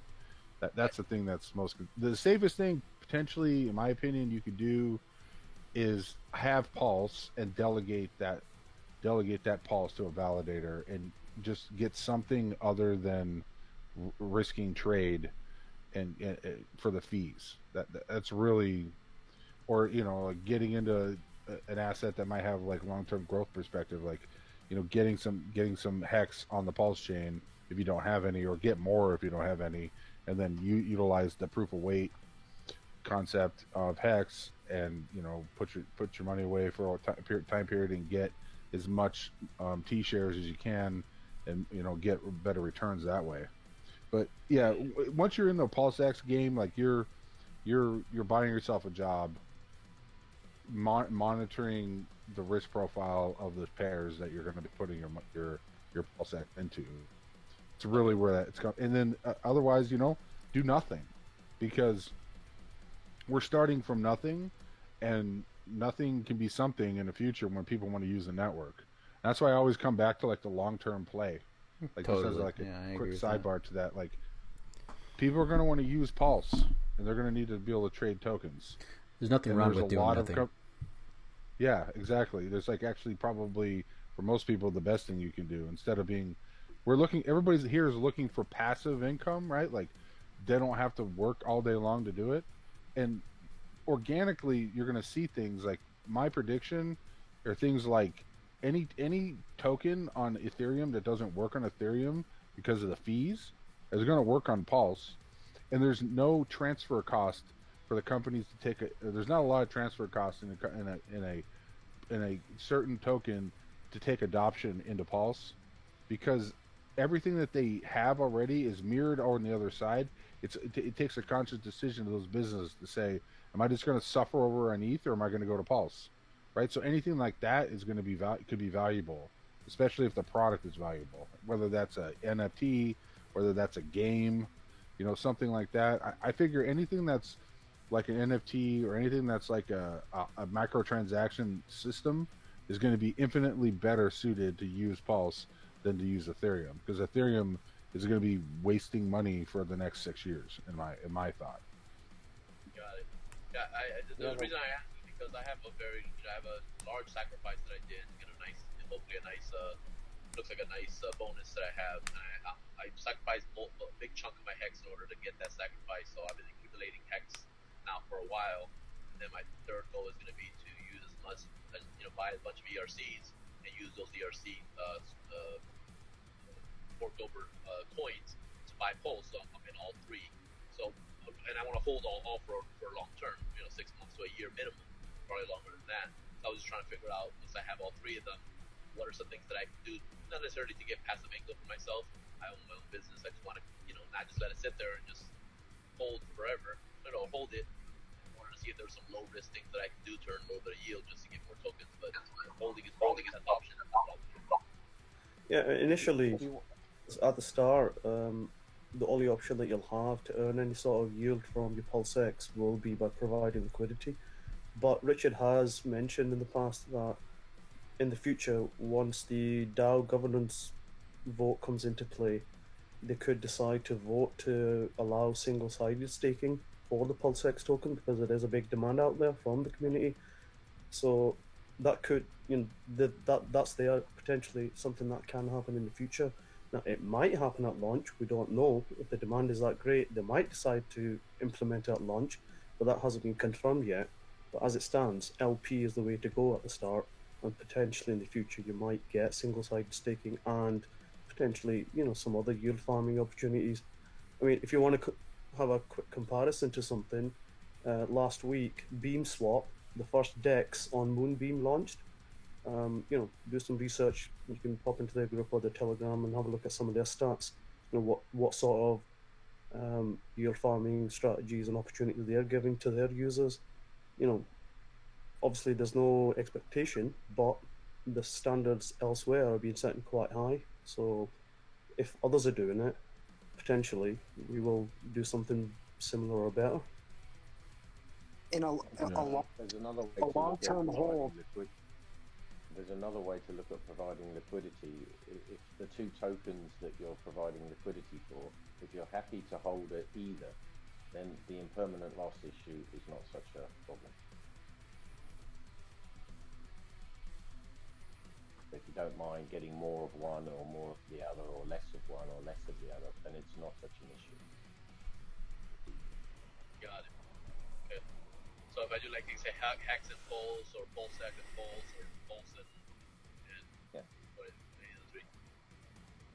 I don't mind getting As far as we're concerned, they're all going to pump. So yeah, you're going to lose out on one side of the pairing, but if they're all pumping, who cares? Okay. And then last question. When it comes to the, putting in fresh powder before the fork to buy ERC20s, obviously the USDT is not good, Tether's not good. Is the DAI any, maybe a good one to be able to hold so that it doesn't go up and down? So when I fork it over, I can then buy Pulse with that on my forked over DAI? Or should I just buy another ERC token that doesn't have a lot of movement up and down a few days before the fork in order to maximize my Pulse?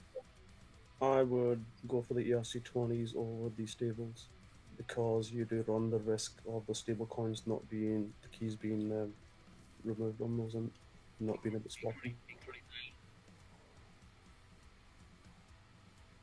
Does anybody know, because somebody was talking here, we were talking about this the other day, about they might invalidate the coins. Can they invalidate all the coins at once, or do they have to do it wallet by wallet? You're talking about like coin invalidation? Yeah. I mean, listen, they no token on a blockchain can invalidate any coin. Period. It doesn't matter if it's a stable coin or a not stable coin. But what a stable provider can do, because they have admin keys, is they could say, we won't accept this value for a coin, and they could do that for any coin, right? And that was a big concern. Is a lot of people were thinking that, well, if they buy a 1-to-1 dollar ratio coin like a USDC or USDT, that the day that it launches on Pulse, it would be $1, and that's just not the case.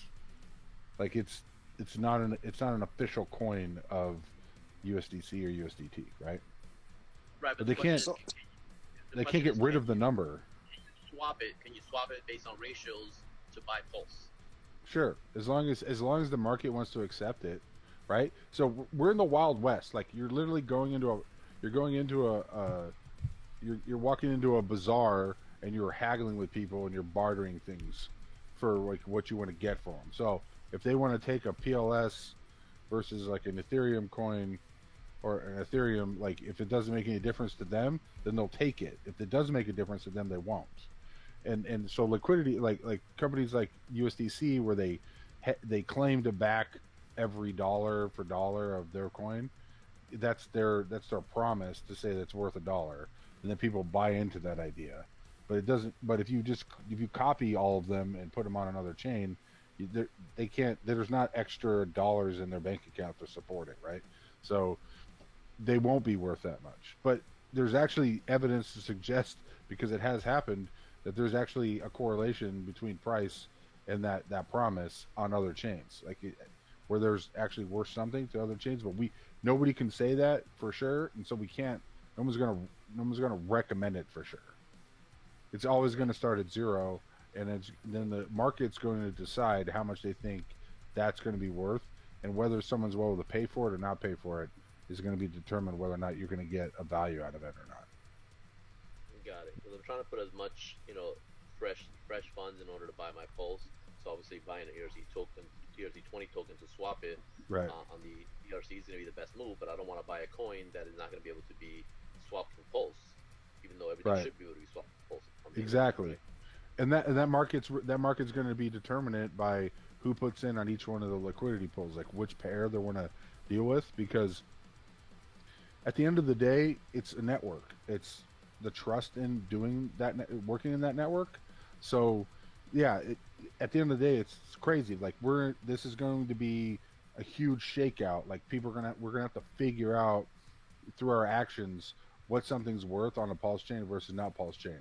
So a lot of the value of coins that will be coming up, like whether it's just the big three we talk about, the HEX, the Pulse, the PulseX, or it's going to be another coin on the network, is going to be 100% dependent on the acceptance of those coins on the new network.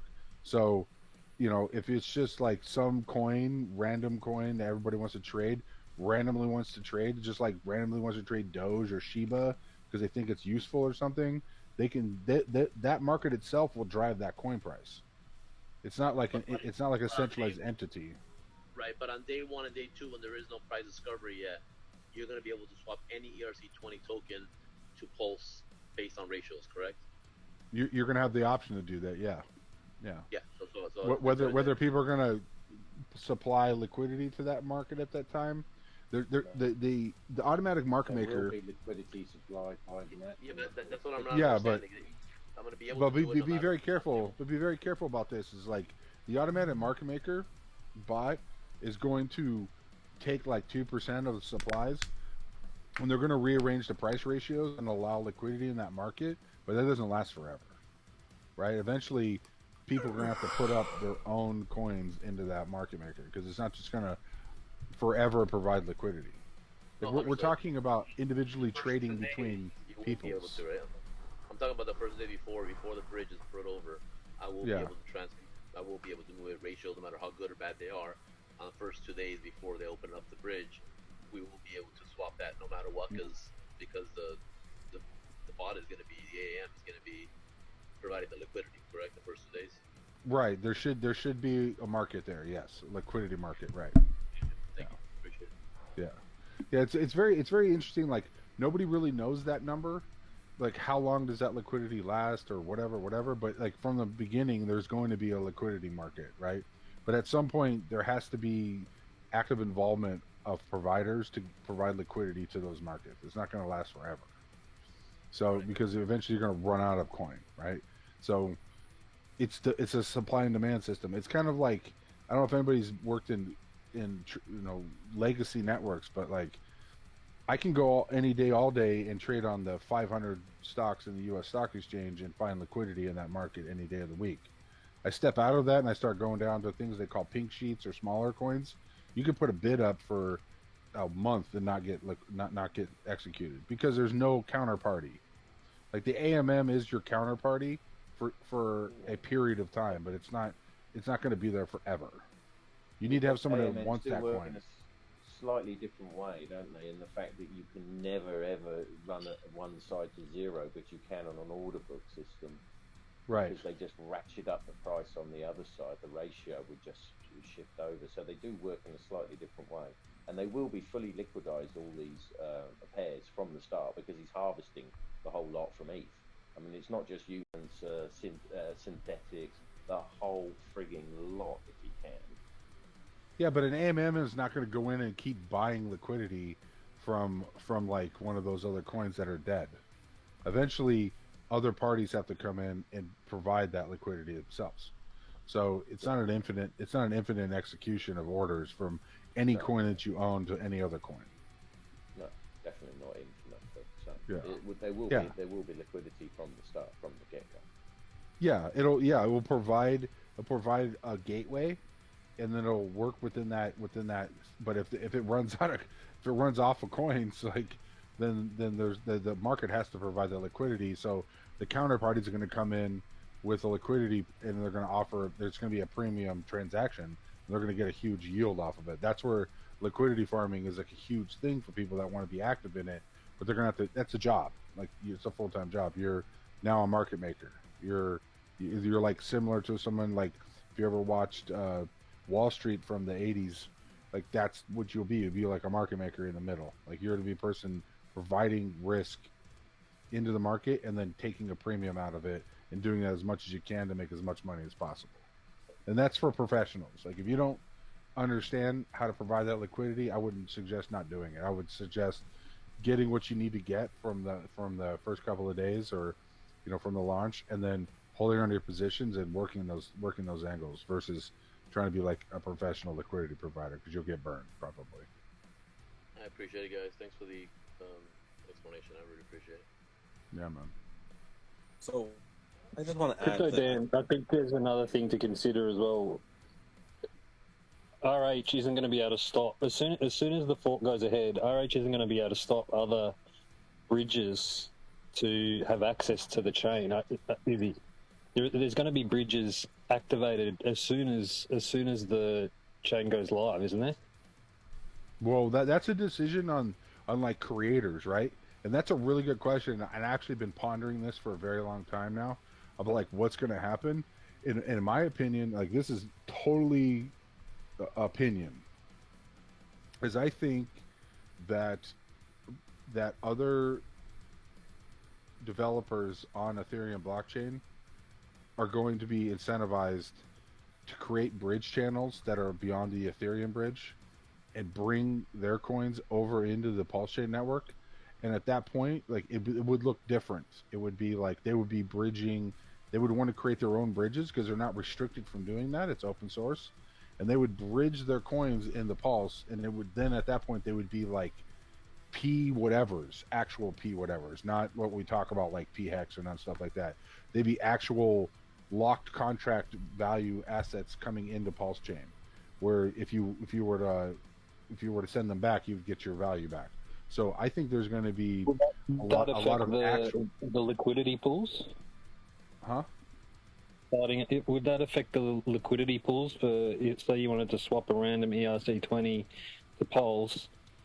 If people have started up these bridges, like as soon as the chain goes live, will they be affected? Do you think the ratios? Well, that would be a hugely different effect because at that point, like if you go to things like Matic, or you go to Polygon, or you go to other ones where you can swap with like WETH, right? Like wrapped BTC, wrapped ETH, right? You're swapping with a contract that is locked to the price of Ethereum itself, right? So it's a different token. It's like if you had let's just take like SHIB, right? Like if you had SHIB on Pulse, we would technically be PulseChain SHIB, right? That'd be like a zero value at the start, and then it creates a value. But if you were to, let's say they bridged SHIB over from Ethereum, they would wrap it. It'd be a different coin. It'd be WETH, or it'd be like WETH SHIB or something on Pulse, right? It'd be some other title, but like that's a different kind of coin. It's not a native coin. It's actually just a wrapped version over to the other side. So you could see things where like developers or chain providers or anybody that wanted to build that bridge could migrate their coins over as a wrapped version onto the chain, and then provide the liquidity to the markets on their coins and then on the native coins themselves. And what happens with that is like uber complex thought process. Like how do you evaluate those two things together? Are they going to accept them or not accept them? Like how does that actually work? Because I see personally a lot of coins moving over to PulseChain as a wrap and being traded for minimal fees, and then being rerouted out to be able to pay things on Ethereum network, literally as a transactional system versus just the free coins that you get on the copy.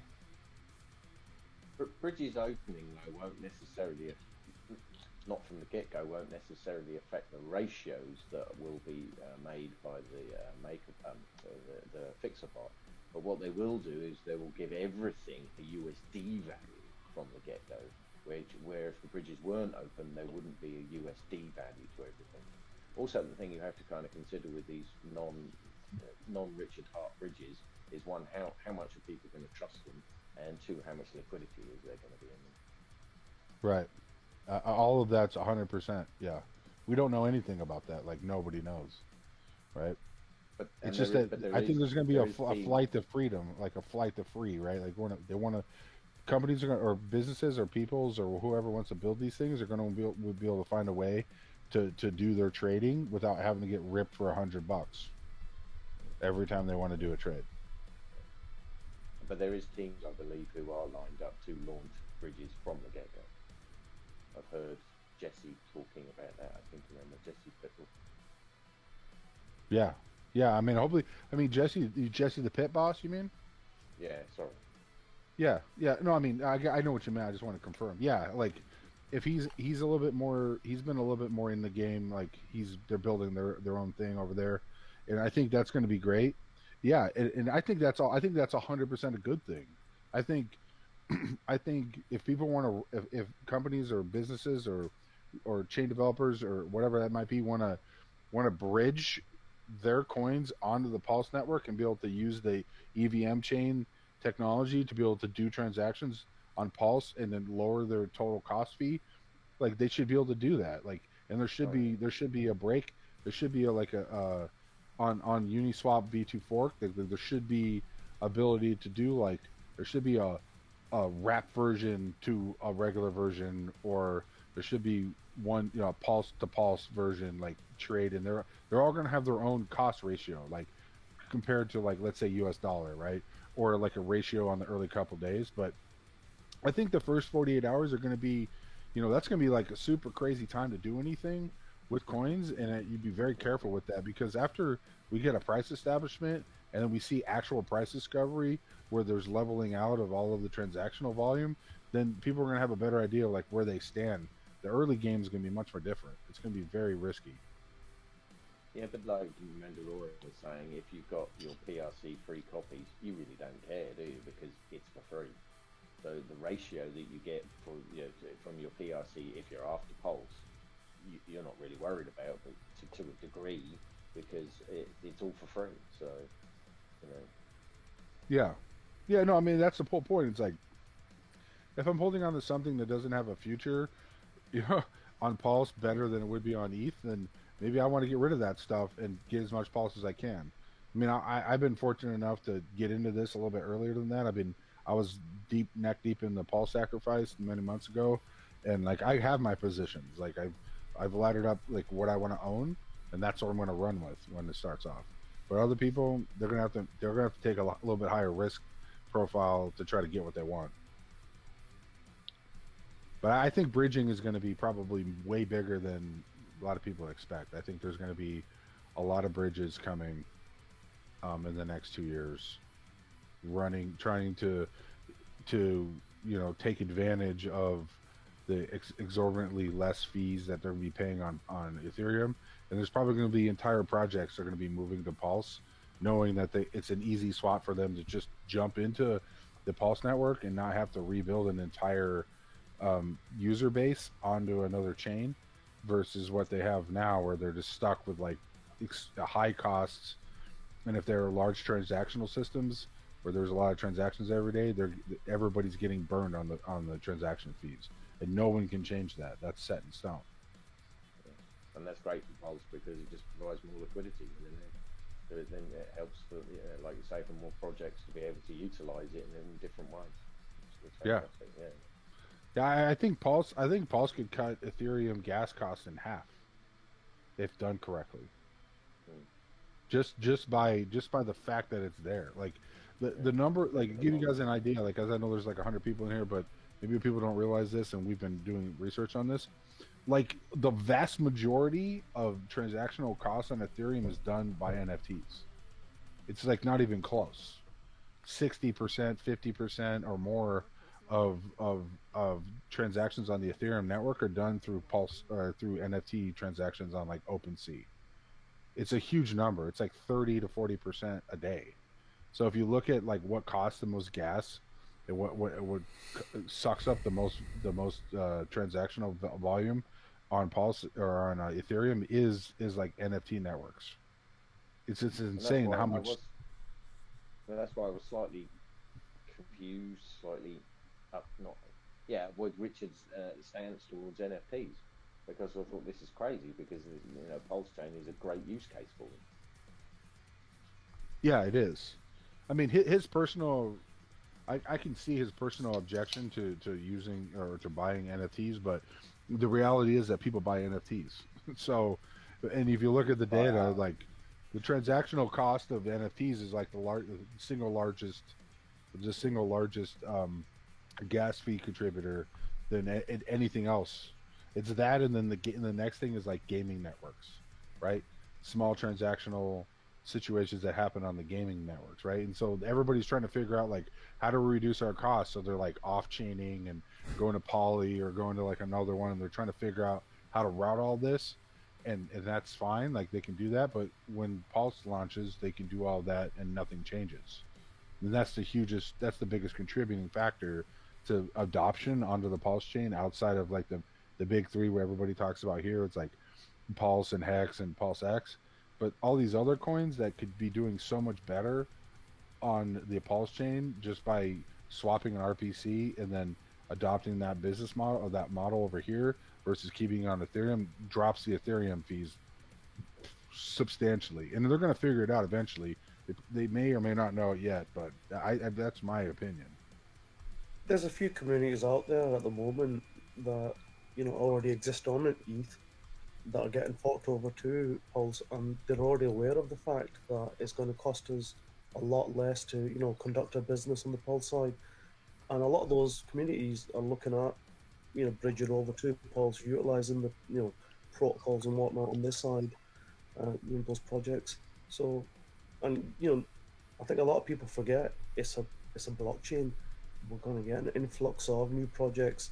Yes, a lot of them will be scams as well, but adoption, this is how it's going to happen. And a lot of OGs have spoken to Richard about the fact that, listen, we need adoption on this chain. We need these communities come over. So let's just tone it down a little bit when it comes to blasting them. Because it was the metaverse as well. He was blasting that as well a bit. And again, I understand what he's saying, but this is the gaming. The metaverse, it's gaming, and we want those over as well because they're massive chain users. And Pulse chain offers them a great use case. It really does. I mean, you're absolutely right, man. Like, I really, I think the position that maybe he takes is a good one, in the sense where you're buying a serial number loosely tied to a picture that may or may not be available on somebody's server at some point in the future. That all makes sense, but at the same time, it's like people want that thing, and he steps back on that as well, and I feel that's somewhat appropriate, even though he has an opinion on it. But here, at the end of the day, the way I look at it, or the way I've understood, markets for a long time, and I was an advisor, I've been in a broker, I've been in the legacy, I always look at it this way: money always finds value, right? So when money finds value, money flows to value. Pulse offers that value. Money flows to Pulse. We hang on, watch, and we'll just look at what happens over the time period. I think most people are going to be much happier off. Like, just not worrying about all this crazy dynamic trading they have to do, because that's just basically a lie. Like, you don't have to deal with that stuff.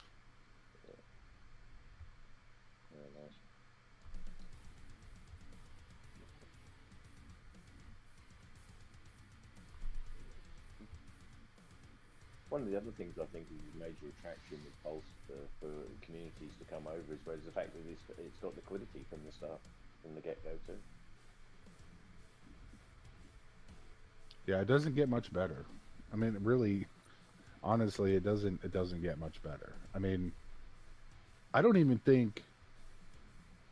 I mean, did Matic or Polygon or Matic did they ever get the kind of contribution that Pulse has gotten from millions of, or, hundreds of thousands of wallets versus them getting VC money to like back their project? I mean, think about it.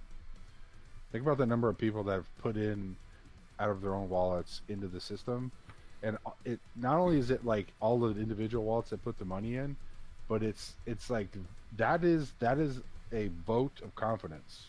It's not just an amount of money, right? So there's also a network effect, isn't there, out of the gate?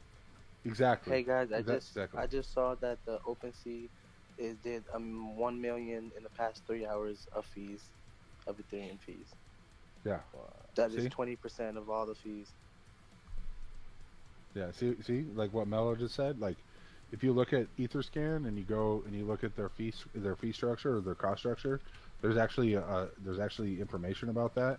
Can't remember where it was at, but it'll tell you like how much burnout fees are coming from certain addresses, and OpenSea is like the #1 burner. Like it. 200 million for sacrifice fees for PulseX on ETH fees. Look it up. Yeah.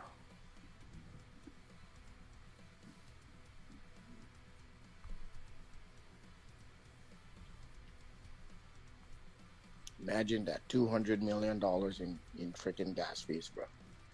200. Anybody have any thoughts on what you think HEX will do between now and, not as far as price prediction, you just as far as potentially having a more upward mobility or downward mobility between now and when it go live?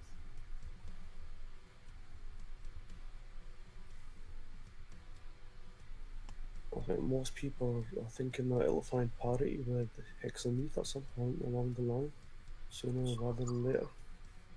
Last time sacrifice ended, HEX did all-time high at 55 cents.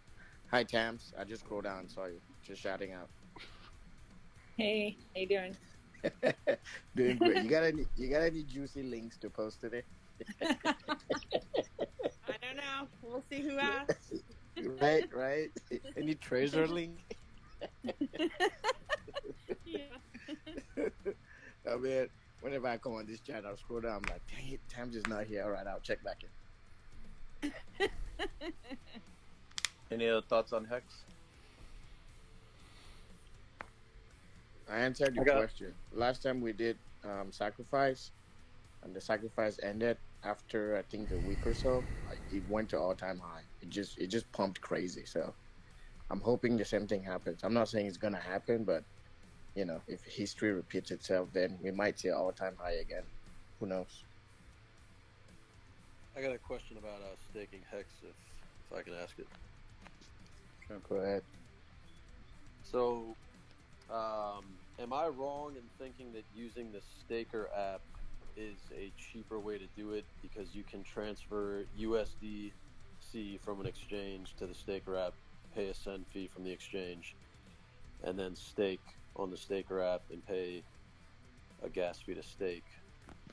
So it's basically 2 fees versus if you use the main website, go.hex, you got to send USDC from an exchange to your hard wallet, like a trading address. That's a fee there. And then link up to matcha.xyz with that trading address, do a swap for HEX, obtain your HEX, and then send it from your trading wallet to a vault wallet, paying another fee, and then linking up to the go.hex and staking Bro. paying it. You're making my head spin. Here's the simple way. Whatever makes you pay less fees, it's secure, and you're actually staking, that's all you need to do. So however method you use, if you feel like that, saved you money on gas, and you're putting that stuff on a ledger versus, just leaving it on a hot wallet, then that's fine. The big idea here is just buy HEX, stake HEX. So however you want to do that, it's up to you. Definitely the cheaper fee, less complicated that's the best way to go. I did it different. I think he's asking which is the cheapest way. Well, on his example for using the Staker app, he's still missing a step, which you can pay the fees in USDC, but you still have to swap for HEX first. You have to get HEX into that wallet, into the Staker app first. Okay, so it'd be USDC. Gotcha. So it'd be USD. So I guess you'd only be eliminating one step then, one fee. USDC to the Staker app, swap to HEX for another fee, and then stake for a third fee. But yeah, so the other one, depending on what you have currently, what I've done before is I've used ChangeNow.io, and I bought XLM. Yep. And then just swapped XLM for HEX on ChangeNow.io, and it goes directly into my hardware wallet, and that's just the one fee. Or ChangeNow, or what is it? What's the other one? Matcha.xyz, where you can, if you have ETH already, you can swap it for WETH, wrap ETH, and then buy the XLM that way too, and buy the HEX that way as well. Sorry. Gotcha. Yeah, for small amounts, the ChangeNow.io is a pretty good website. So let me hold on a second. Let me comment on that. So I tried to use Change.io like last week. It said it wasn't recognized in the U.S. I don't know if I did something wrong. Do you guys VPN or no? That's interesting. I know I've done it twice in the last 2 weeks for small amounts. And I just bought XLM that I had in my wallet, and then I send it over. And it's Change.io, right? Oh, sorry, ChangeNow.io. ChangeNow.io. Yeah. Yes, sir. Yeah. I even have the app on my phone, but it won't work. Well, I do it from the computer. I don't do anything from my phone anymore, which is... no, I know. I was just testing it out to see if different interfaces or no. Hey, yeah, I have right now because I'm trying to buy as much HEX as I can with a low price. So I do ChangeNow.io when I have a small amount, but I also have a couple of limit orders on Matcha.xyz. Okay. So how do you guys usually buy it? Because I've never used that. I'm a big Coinbase guy. I just buy ETH, send it to my hardware wallet, and then do whatever I have to do from there. So how do you guys usually buy it? Because I've been trying to DCA to HEX, so if you can walk me through how you do it. I'm doing the same thing. Because I'm DCAing in, I'm buying a ChangeNow.io plus the Matcha.xyz for limit orders. So you just get extra large order. Like when I had a bunch, when I wasn't gonna buy a lot, but a lot of HEX, I did do the same thing. The ETH, and I went on GoHex.now, and I was just paying one Ethereum fee or whatever it is, because I was buying large amounts. It didn't really matter too much.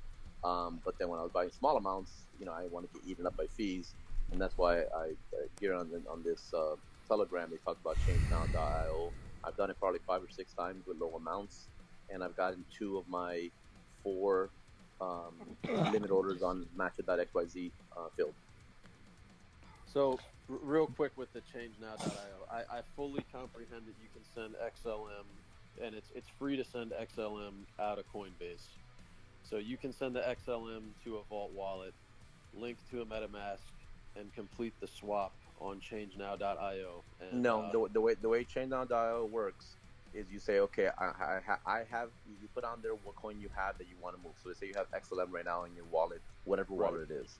In like a Vault wallet or whatever, yeah. Yeah, any wallet. So you say, okay, I have XLM, I want to buy HEX. It gives you a price that says, okay, you're buying 1,000, using 1,000 of your XLM to buy HEX. It tells you what the amount's going to be. It's going to be a little higher rate because they charge the fees. So you say, okay, I like the rate, I'm good. You hit send.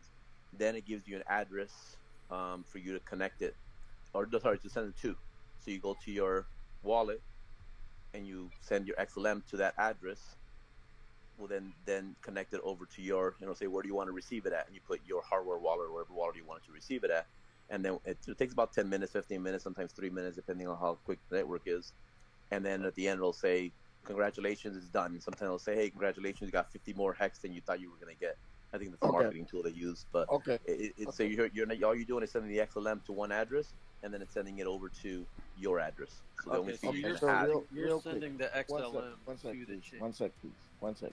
So real quick, I get XLM right from Coinbase. Is that what you said? Yeah, you can do it from any exchange that you have, wherever you have it, wherever you want to buy it from, wherever you currently use right now. Okay, and then go connect to connect to a changenow.io. I think I know the rest of the steps. Okay, so is that cheaper than trying to use Buster, ETH? also, you don't need to buy anything. If you already have any token, you can use that. Like if you said you have Bitcoin or ETH, Right, you exactly. can, You can use when you go right. into that interface, it's pretty simple and explanatory. Means it just tells you what coin do you want to send and where do you want to receive your tokens. So you don't need to change it 2 times. If you have something sitting on your exchange or wherever, just you can check if those tokens are you can use. So if not, then you do the exchange. So you don't need to do multiple exchanges. You know what I mean? That's true. That's true. Hey, Hex, just wanted to quickly ask because I've been also using Change now for quite a few times. So I just wanted to understand. You think the fees is cheaper than what of course, what we do on the ETH, but on the any other swaps, because I realize that it's like eating straight to the mouth. It's like just turning your hand around and putting it from the other side. So you say that it's decent fees, right? For small Just amounts, I've seen it. When I say small amount, under 2,000, in my $2 or 2,000 fiat dollars, in my opinion, that's a small amount. $200, $300. When I'm DCAing in, it's going to be cheaper, in my opinion, only based on what I'm seeing, versus buying the Ethereum fee. I did a lot of. I was only buying it from Change, doing that on Change now itself, because when you look at ETH, it's like crazy, right? So, Yeah, exactly. But then and I did that's why some when it's small amounts, that's the best thing to do. When it's large amounts, Yeah. then you have other options. Right. Cool. Yeah, if I have, for example, 10 grand, I'm going just to change. I'm going to HEX now and just buying it directly, and then at the right time and spending whatever. Then it doesn't matter because the amount is huge, right? So Exactly. But for small amounts, I don't want to have 5% of my money being paid for fees, so I can get myself $100 worth of HEX, or more than that, actually.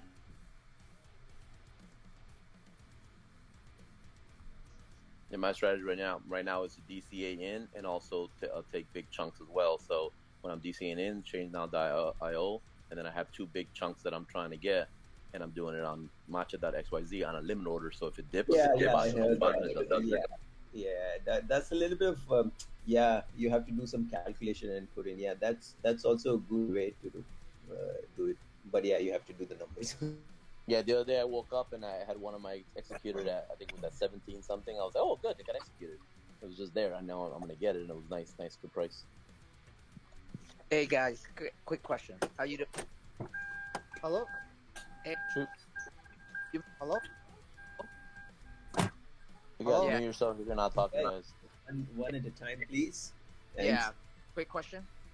Yeah. Change.io. I look it up, but ChangeNow. ChangeNow.io. ChangeNow, one word, .io. All right. Yeah, because I look it up. It's like, sorry. Don't make that mistake, because there's also a changenow.com. So just make sure it's changenow.io. Okay. Right. I posted it in the chat there for you. Okay. Thank you. Okay. Thank you. Yeah, I want to check it out and see. Hey, I want everybody to pause. That girl is on fire. Thank you, Tams. Hello? I know you got the link. Hey guys, I had a question. Question? Yeah. All right. But okay. The SAC, right, on PulseX, I can see my ERC20 on the PulseX was it XYZ, something like that. But what about the Bitcoin sacrifice or Stellar Luma on his chain? Did they record any of that in? No. They haven't. Only BSC chains and Yeah, ETH. I'm curious what it looked like, But it seemed like everything is tally for the ERC20, but not the Yes, Naz, go for your question, Yeah, brother. thank you. Naz, you there? Naz.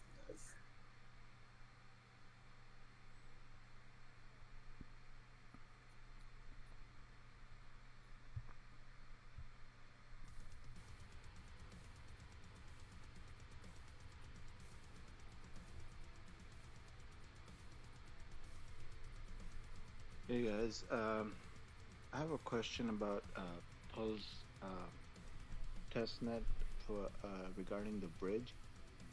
Is there anybody who can help me out? I just have a little question about Go for it.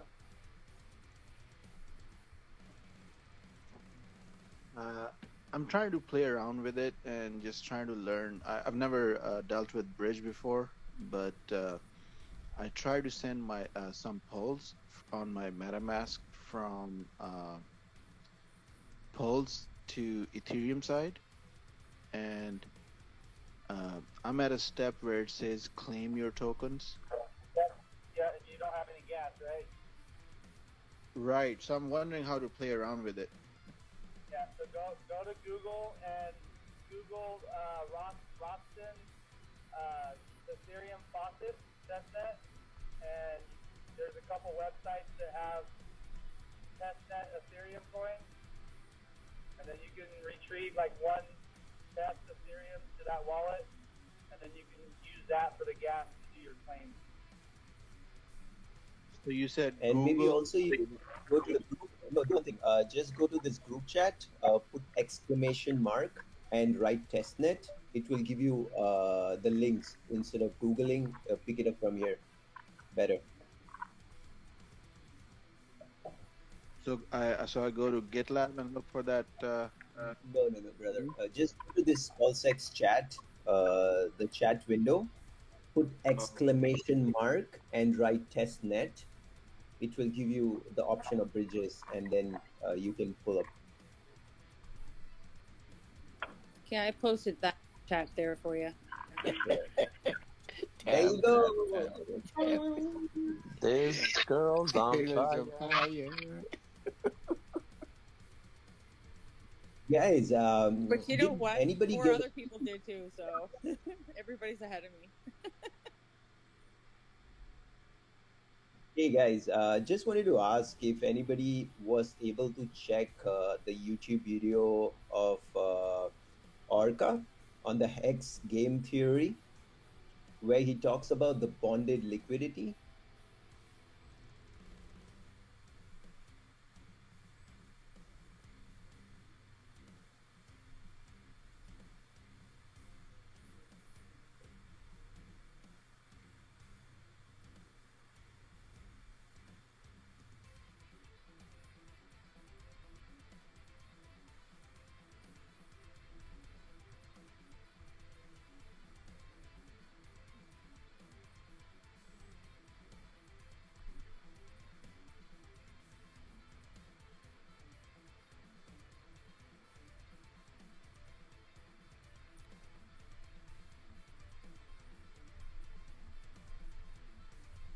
You guys still here? Hi, do you hear me?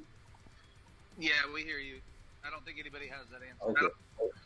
Okay. Okay. I thought I lost the connection. Are you talking about that Hadron project?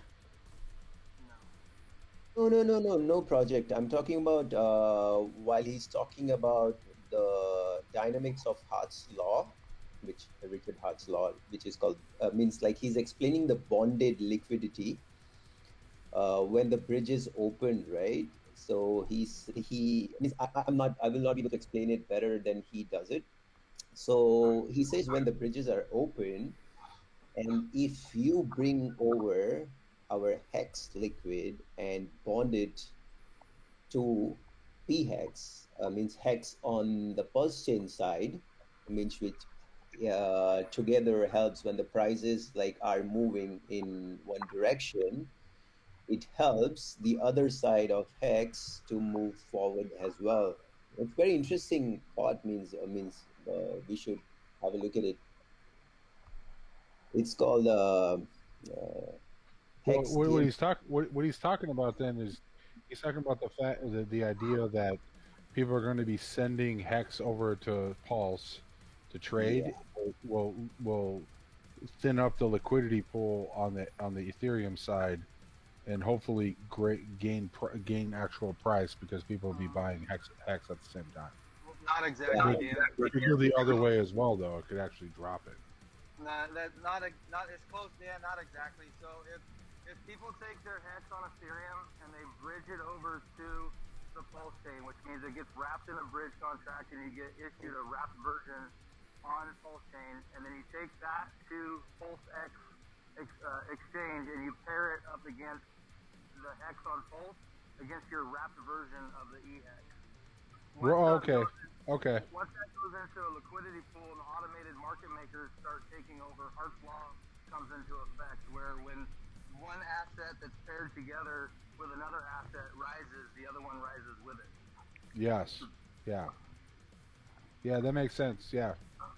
And the reason that the automated market makers will front run anybody, the arbitrage bots, basically. It keeps it from, if the Hex on Pulse goes up faster than the wrapped version or the EHEX side, there's arbitrage bots that'll go in and buy up more of the EHEX side on Ethereum, which will basically peg those prices together for an extended period of time. Assuming there's a bots on Ethereum, right? So, or like, well, I mean, I'm sure there are bots on Ethereum as well. But yes, that makes sense. Yeah, so I had the same theory where I was thinking about this last night. Actually, was like woke up with a dream about it. But I think your brain works really well when you're not actually consciously thinking. There's a good probability that like a lot of coins have a similar outcome, because price fluctuation has nothing to do with the amount of supply; it's the amount of trade. So it doesn't matter how many coins there actually are. It demands how much actually is being put up to being moved around. And you could see something like that happen where you could bond a pair like that across the chain and actually see par value from on both sides of the transaction, regardless of the chain, as long as the arbitrage bot or the arbitrage opportunity has a similar time frame where it doesn't take very long to transact across. So you could actually see them pair themselves together.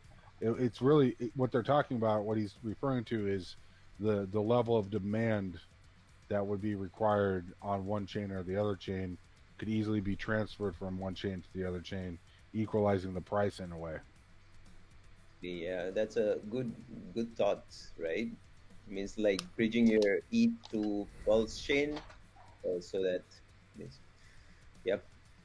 Yeah, as long as there's a counterparty willing to, there's a counterparty, whether that's a bot or person, making the same kind of pair trade on the other side, could actually equalize both markets. And that's actually the same thing that we talk about when we talk about trading ratios to pegging to Ethereum.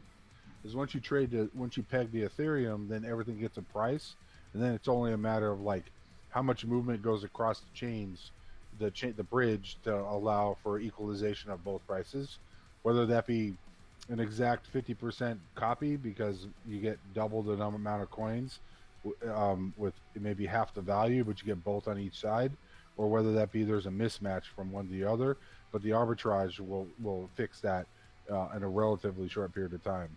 It could be seconds, it could be hours. I don't know how sophisticated it's going to be, but that will be a playing factor. Yeah, I just shared his video on the group chat if anybody is interested to have a look at it. It's good. It's a good thing to. That arbitrage, people that do arbitrage trading, they're one crazy mother. But it's I don't know if it's the arbitrage that we're going to term it as, but yeah, this theory is interesting, man. Yeah, because all an arbitrage is looking for is a mismatch in price, right? I could buy it cheaper on one place and sell it for more in another place, but eventually that disappears because of efficiency of markets. And as long as there's an efficiency mechanism, the prices should equalize. Then that's kind of like actually a proponency for saying that like prices on one side of the chain, like on the Pulse side, will be just as valuable on the other side. But it depends on how much. It depends solely on how much demand comes from one or the other side. So, like for those coins that no one cares about that launch on the Pulse chain, they probably won't have a price mismatch because they'll probably be worth almost zero. But things that do, like HEX, most likely HEX, will probably have a pricing mismatch, and there'll be an arbitrage coming back and forth across the chain. It just depends on how efficient it is. Like if there's no direct, then you have to go back to Ethereum. It's going to slow that process down. So I know that's high level kind of stuff, but that could definitely happen very early on. We could see like very par pricing with like something like a HEX to Pulse or Ethereum to Pulse and HEX to Ethereum HEX to HEX on Pulse at the same time.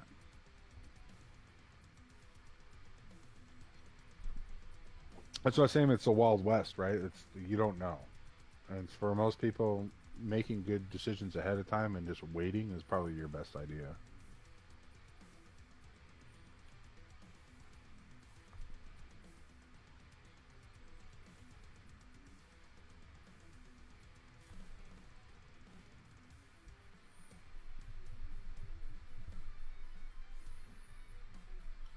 And all of that is what timing the market.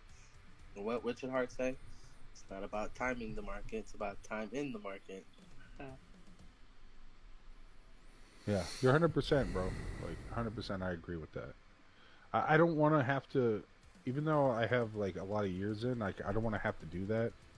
I mean, I've been burned just like everybody else. I've spent thousands of dollars of nothing on things, and like when you know you have like a home run, you don't look for like, you don't care how many feet it took to get over the fence. You just care that it went over the fence. You know what I'm saying? Like that's it. You don't care how short the field was, how far you hit the ball. You got a home run. Take the home run. Doesn't matter how far it went. That's well said. By the way, did you complete the dream that you were talking about? I thought you had more. Tell us. The dream? You said you just about HEX. Tell us about that. Yeah. So, like, you know, sometimes I think about like people process things better when they're like not awake, right? Like sometimes you wake up and you have like a really good idea or something, and then you like think about it because your mind is way faster when you're not like conscious, right? So it can calculate all kinds of cool stuff. Like if you're trying to learn something for a class and you sleep on it, you wake up the next day with a better understanding, kind of thing. So my thought was this: the market's going to figure out how it's going to interact with Pulse Chain, and so those entities that are losing out, they're gonna find ways of finding value. Like I said, money finds value, kind of thing. So they're gonna find the most efficient way of executing their process. They're not just gonna die. They're not just gonna die on Ethereum because Ethereum is like the only thing that's there. They're gonna find alternatives to it, and they're already doing it. The people are like, companies are buying into Matic and they're buying into other EVM chains, right? But they have a fundamental roadblock because you can start over on these chains, but you can't copy what you have. The copying part is actually like the most important part because you don't have to change anything, right? So in my thought process, when I was like waking up out of this, I was like, you know what? You know what's going to happen is these companies are going to start bridging all of their money over into the Pulse chain, and they're going to have to burn Pulse to get all those transactional things done, and Pulse is just going to go up in value. And then HEX has a major front when in terms of using HEX as a staking application, because the staking application is only usable for like multi-year staking situations and not for people that are looking just to gain extra yield out of that. So they're going to be doing a lot more short-term staking on Pulse chain than would be on HEX. So HEX is going to be kind of like separated into like the Pulse side. This will all happen, and the migration will happen over time until the Ethereum price, the Ethereum gas costs start to drop. And some people would fight back on that and say, well, people have tons of HEX and they don't care about the $50 fee. No, people care, because there's a lot more people that don't have $10 million worth of HEX that want to be able to sacrifice, and they're going to do that on Pulse. So there's a lot of things that will happen on the Pulse side that'll be way more efficient, that people are not going to have to worry about so much unless they were, if they were just being on Ethereum. I think Pulse is going to take a lot of that stress off the Ethereum network, probably exacerbate the price of Pulse, because Pulse is going to be something people are going to want. And I think a lot of fees are going to get burned in the next 24 months, way more than the predicted number of fee. That will just reduce the total supply of Pulse, increase the total price of Pulse, then people are going to be way better off at the end.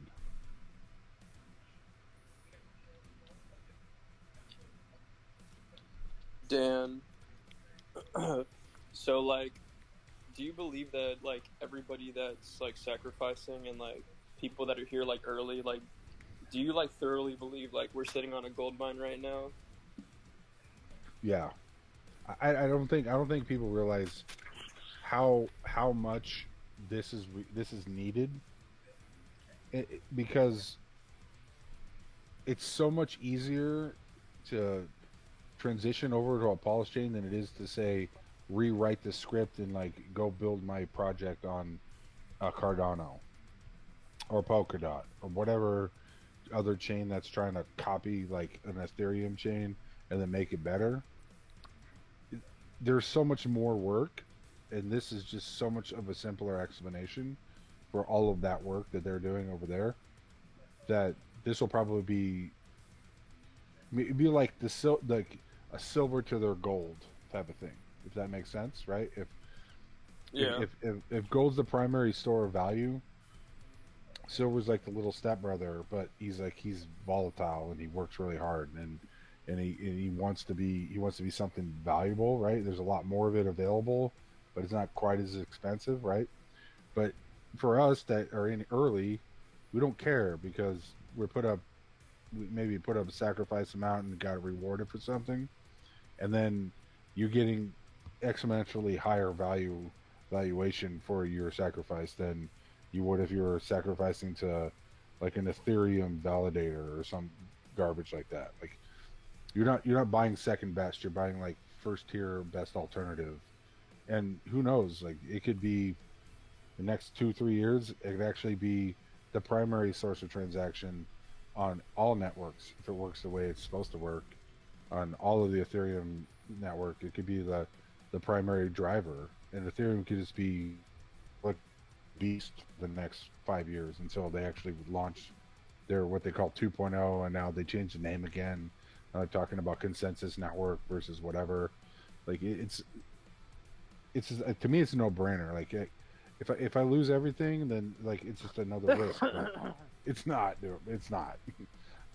People want to use Ethereum and they can't, and so Pulse is the answer to that. It like seems like just a great deal. Also, did you guys see Pulse on the Sandbox? Has anyone seen that? Because I saw it there like a month or two back. I don't go to the Sandbox, but maybe someone can. Any Pulse that's out there that's being labeled as Pulse or Pulse Chain's not the real Pulse Chain. No, it wasn't like they were exchanging Pulse or anything. It was like a map of the Sandbox, like, and it like showed an icon of Pulse like grayed out as if it wasn't unlocked yet, but like it was there, a part of it. You know what I mean? Gotcha. So, I just don't know how that's going to be integrated. I didn't know if anybody else in here saw that. I haven't. Yeah, I'll have to check to see if it's still there. Do you have the coordinates? No. Okay. I would like to check it out. Yeah, check if it's like still there. I'm at work right now, but I haven't checked it in like a month or two, but it was there last time I saw it. Do you know what area though? Like, see when you go to the sandbox, like the map on sandbox, and like over like the main area, you should see a pulse icon grayed out, indicating like it hasn't been unlocked yet. Okay. Hey guys, quick question. I was here earlier. I'm trying to find out this Robston Ethereum faucet site. I just see like so many of them, and I'm kind of a little scared to click any one of them and connect my wallet or something. So that's what I think Tam put. Tam, did you put the thing on the group, right? I can't find it. I can't find the Ethereum faucet among those links. It's not in there. Only the Pulse ramp, the actual bridge, is on those links. So, like I said earlier, if you Google Robston faucet, I'm there. The first one is robston.faucet.be or something like that. Yeah. Click on that one. I've used that one just yesterday and again today. Do you know how long it might take? Because I think that's the only one I did, and then I got a little scared, and it's been like 20 minutes and I haven't received anything. Are you on the Robston network on your MetaMask? Yes, I am. Yeah, I keep checking it. Yeah, it should show up in there. Yeah, that's the only one I checked because that was the first one, but then it's been 10 minutes. Maybe I will wait a little longer. I just wanted to make sure I'm on the right site. Yeah, it shouldn't take that long. Let me look at something real quick. Yeah, it should be faucet.robston.be. Yeah, faucet.robston.be, yes. Yeah.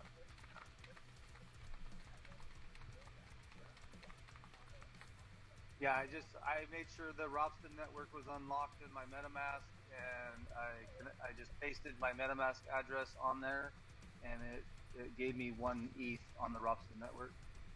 What do you mean by unlocked? What's that?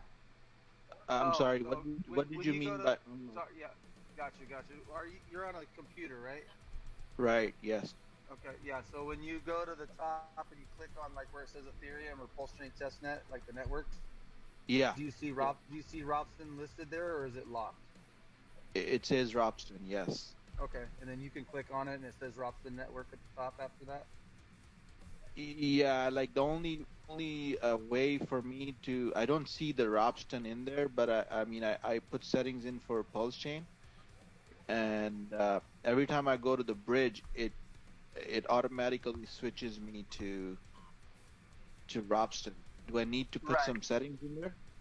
Yeah, if you don't see Robston network listed there, you need to go to your main settings in MetaMask and tell it to show test networks.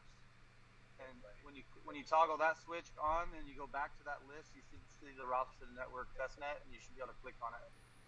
Actually, I see it, but I'm not able to manually change it to that. Right. So it's locked. So go to your settings, and then go to your general settings. Hang on. I'm driving right now. When you see the list and it says it's locked, there's a setting in MetaMask where it says show test network, and that's probably toggled off right now. So toggle that on, and then you'll be able to click on the Robston network. And then once you see it at the top of the MetaMask where it used to say Ethereum or PulseChain testnet, it should say Robston network. Right. Okay. Yeah. I mean, it does say Robston right now, but when I do a drop down menu, okay. I think I see what you mean. Now I see it. Okay. Yep. I just did that. Okay. Yep. Toggle that on. Now go back to the little bar at the top where the networks are, and click on Robston network. Now you should see your 1 ETH sitting there. Okay. Let's see. Nothing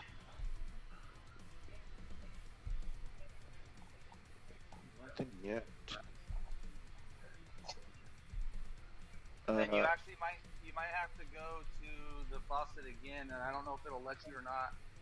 You have to be on that Robson network when you claim that ETH from the faucet. Yeah, I did that again just now after switching to Robson, and it gave me some message saying your gray list? IP gray listed or something. Yeah, it just means that you've done it. You have to wait 24 hours. Okay. So the other one that I did earlier was just useless, pretty much. I think so, because you weren't on the Robson network. But it could show up in there. I don't know for sure if that's going to work for you or not. Okay, no rush, but thank you for helping me. Yeah, and then once you get that test ETH in that Robson network, then you can go back to the bridge where you made your transaction and hit that claim button. Because you'll see the transaction up at the top says transactions. It'll show a little 1 right there that you have a transaction waiting, and then you hit claim, and then it'll use that test ETH to claim those tokens on the Robson network on the bridge there. Perfect. So it's gonna be pretty much the same thing once the real bridge comes along. Like we're gonna need gas on both sides. Correct. Well, so when you wrap into the bridge, in order to get that new token on the other side, you're gonna have to claim it, to receive that token. So yeah, you'll have 2 gas fees. Okay. So one to send it and one to claim it. Yeah, well, the first gas fee is to enter the smart contract that locks your coins up on the Ethereum network into the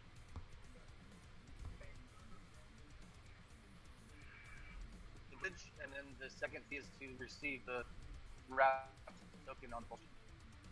So one will be an Ethereum fee and one will be a PulseChain fee. Okay. Thanks a lot, bro. Thank you. Yeah, no problem.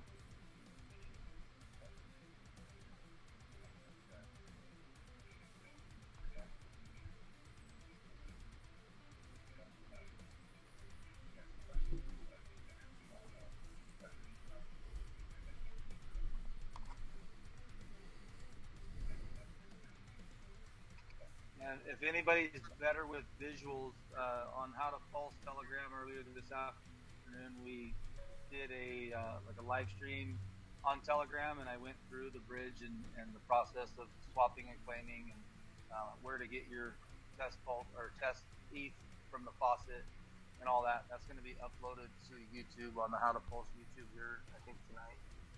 Should be ready tomorrow morning.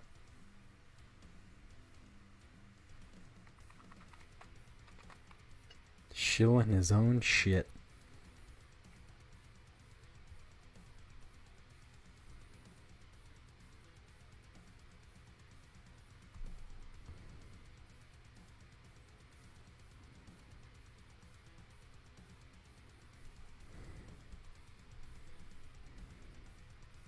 And J Money, you already getting copied too, huh? Oh man. Yeah, you seen that? Famous, bro. Yeah. Walrus, now you. Oh man. And Yeah, then somebody did Osiren yesterday. Yeah. Yep. Scammers are out there, man. Gotta watch out.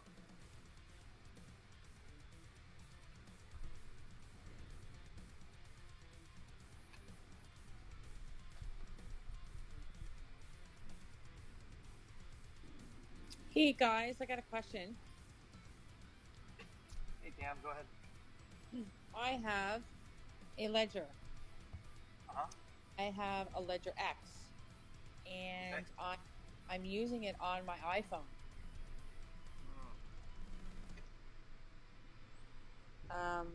But my seeds aren't on my iPhone; they're on my Ledger. Mm-hmm. So you're using the Bluetooth function? Yeah, apparently I can plug it into my iPhone too. Okay. Yeah, I don't prefer that method, but if that's something you're comfortable with. Can you tell me why? There's some theory that Bluetooth chip that's in there is really cheap, and there's potential security risks when it comes to your phone and using Bluetooth devices. I don't know if you are plugging it in, that might be a different story. We've listened to PapaBoehner in here with the security type stuff for the last 9 months, scream and yell at people for using anything on their phone. So it's just something I've kind of taken heart to, and I only use computer, laptops and dummy instances of MetaMask and Trezors and ledgers. Right. Right. So if I use this on my laptop, Bluetooth, or if I have the Nano S or X, and I use it on my computer, how is it any different from my computer to my phone? Well, It's not. it's not really. I mean, on your computer, you use an extension to Chrome or Firefox. On your computer, sorry. On your phone, you're using the app. I don't know that it's any different specifically. I just don't. First of all, So the difference with that, the difference with that is the connectivity issue. You connecting. Wait, Oh, hold the freaking phone. What the hell is the application on your phone that is so amazingly important to you that you have to be mobile? Please The one and only Papa B. What? I'm asking this question because I have a gentleman in chat arguing with me about security, and I'm trying to tell him, get it off your phone. So that's why I'm trying to ask the question. I'm so glad that you came into the chat. I'm so glad. Good deal. All right, yeah, cool. it's me. So It's me she's arguing with. KG, another admin. What's your deal? What is it? Where's it? What's your position? What's your application? Why the pressing emergency to do this? What's your position? Go ahead. So basically, my position is I have a Nano X as a wallet that I use to transact peer-to-peer. And I was trying to explain that I don't use that as my vault. I have many vaults spread out amongst many different hardware wallets. But when I'm on the go, I put a little bit of crypto into my Nano X so that I can transact on the go. I don't have to have a laptop and connect to a public Wi-Fi network. And I'm not worried about getting mugged or robbed or hacked because I'm only carrying an amount on there I can afford to lose as if I were carrying cash in my wallet. Okay, you know what I say to this? Okay, I get it. Hold on a second. So, I say that that's a perfect application for using a hardware wallet connected up with your phone, except for the fact that the connection is not secure. I'd rather you do a wired connection to your phone. You can do that with the Nano X. I think that the Bluetooth is bullshit, so I wouldn't do that. It's a silly little bolt-on that they put onto that device, and it's not necessarily secure. Number one. Number two, you're transacting on the go because you want to do peer-to-peer money sending in a small amount that you can risk getting stolen from you or whatever. That's absolutely fine. This application is great. Tam, was it you that was voraciously going and attacking KG for being on his phone because I was pontificating and condemning people for doing so? Well, actually, it started a conversation with somebody else, and then he kind of interjected because he was wondering if he should get what the difference was between a Nano X and a Nano S. And I said, I have the S. And he said, can you use MetaMask on your phone, blah, blah, blah. And I'm like, no, get your wallets off your phone. Don't use it, whatever. Yeah, and then that's different. And then something, blah, blah, blah. And I'm like, no, Okay, so that's different. Let me slightly different. So. All right. Okay. Let me stop you there. That's different. So KG has a simple and elegant application. He is going to transact peer-to-peer with a certain amount that he can afford to lose if he takes his hardware device outside of his home and feels that that's his mobile solution. He knows very well that the hardware wallet has an inherent security characteristic. It's a flaw. You can actually crack it open and use a chipset reader and extract the seeds from it. He understands the risks there. What I think where we cross the line is when somebody comes into the chat and says, I've got MetaMask on my phone. you're right, Tam. There's no way around that and connecting that with a hardware wallet because there's not an effective way to use your hardware wallet in conjunction with MetaMask mobile today. And that's where KG is wrong, right? Because he's talking about his application, but it's completely unrelated to the thing that this other gentleman was talking about. You don't have MetaMask on your freaking phone because there's no way to securely transact that way. There's no way at all. I don't believe so. Because you aren't using your hardware wallet at that point. You're using a raw instance of MetaMask. Most likely these people are not sophisticated, and they're using the same seed that they're using at their home, on their PC at home, MetaMask. We detect maybe 90% of the time when I ask people, are you running the duplicate seed that is on your PC at home, on your mobile? They sheepishly admit, yes, it's the same. If that's the case, you're widening and broadening your threat surface for no purpose whatsoever other than to walk around town with what you believe is all of your crypto so you can feel like you're a mobile bank. And the answer is, that's stupid. So Tam, you have a great point. KG, maybe you came in and said, no, there is a way to do this securely, but KG, your application is a little bit more focused than maybe what Tam was experiencing with this other gentleman. And I would urge everyone to please not use MetaMask on their phone, but do, in KG's, to respect for KG, do consider, using a tiny amount, if you have a need to transact peer-to-peer in a mobile fashion, using it in conjunction with the manufacturer's front end only with a simple send or receive function. You're not actually doing any trading on DEXs or anything like that if you're doing this on mobile. Would that satisfy both parties?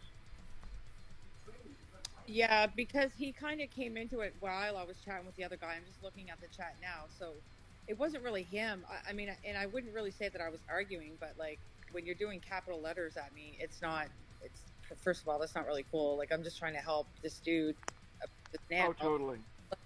Get it out. So this was in chat.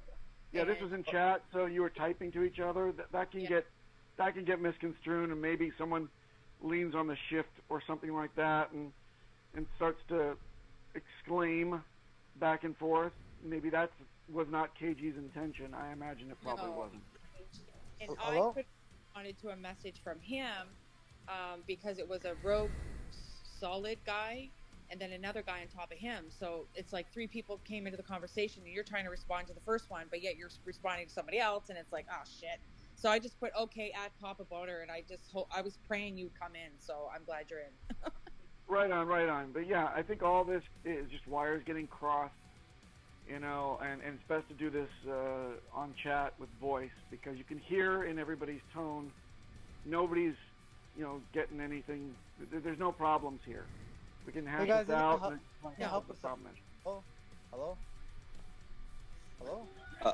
Wait, Nas, one moment. I just want to tie it up. Tam, thanks for talking that through. Papa B, thanks for talking that through. I always appreciate the voice chat because you're right, things get crossed. And Tam, ultimately, you are propagating good information. It is best practice to not transact on your phone. So keep propagating that information. Okay, thank you. Get your input too. And I didn't know about the other part. I'm not even vaguely interested in connecting. Yeah, I just want to know something. Can I talk a little bit? Can I talk for a minute? Can I talk? Anybody out there? I believe that Naz was politely waiting to speak first, David. Okay, I'll pass. Yeah. I'd like to speak. No, just hold on a second, David. We will get sure. there. Hold on a second. Let's just get to Naz first with a question, and then we'll get right to David. Hey guys, so I spoke to you guys earlier about the ledger, what is it called, the Trezor ledger, because I was recommended from this group to buy it because I stake and pretty much I fixed everything, but the thing is I connected the hardware wallet as well, but how do I know if people can't withdraw from the account? Like, how do you know if it's 100% completed? Okay, Naz. There's a lot of word salad there. What device do you have? The Trezor Model T. Okay, you got the Trezor Model T. Did you do a migration of your seeds from MetaMask to the Model T? Is that what you did? No. What I did was I just got a new pin code from Trezor, and then yeah, that's about I got a new pin code from Trezor. Okay, Trezor doesn't deliver a pin code. Did you create Not a pin code? Sorry, they gave the seed phases, the new seed phases. No, Trezor doesn't give it. The actual device did. Did you derive a new wallet from the device itself and create a 12-word seed phrase, and you wrote that down? Yeah, that's what I did. Okay, that's great. And then your question is, how do you use the device securely to make sure that it's doing what it's supposed to do?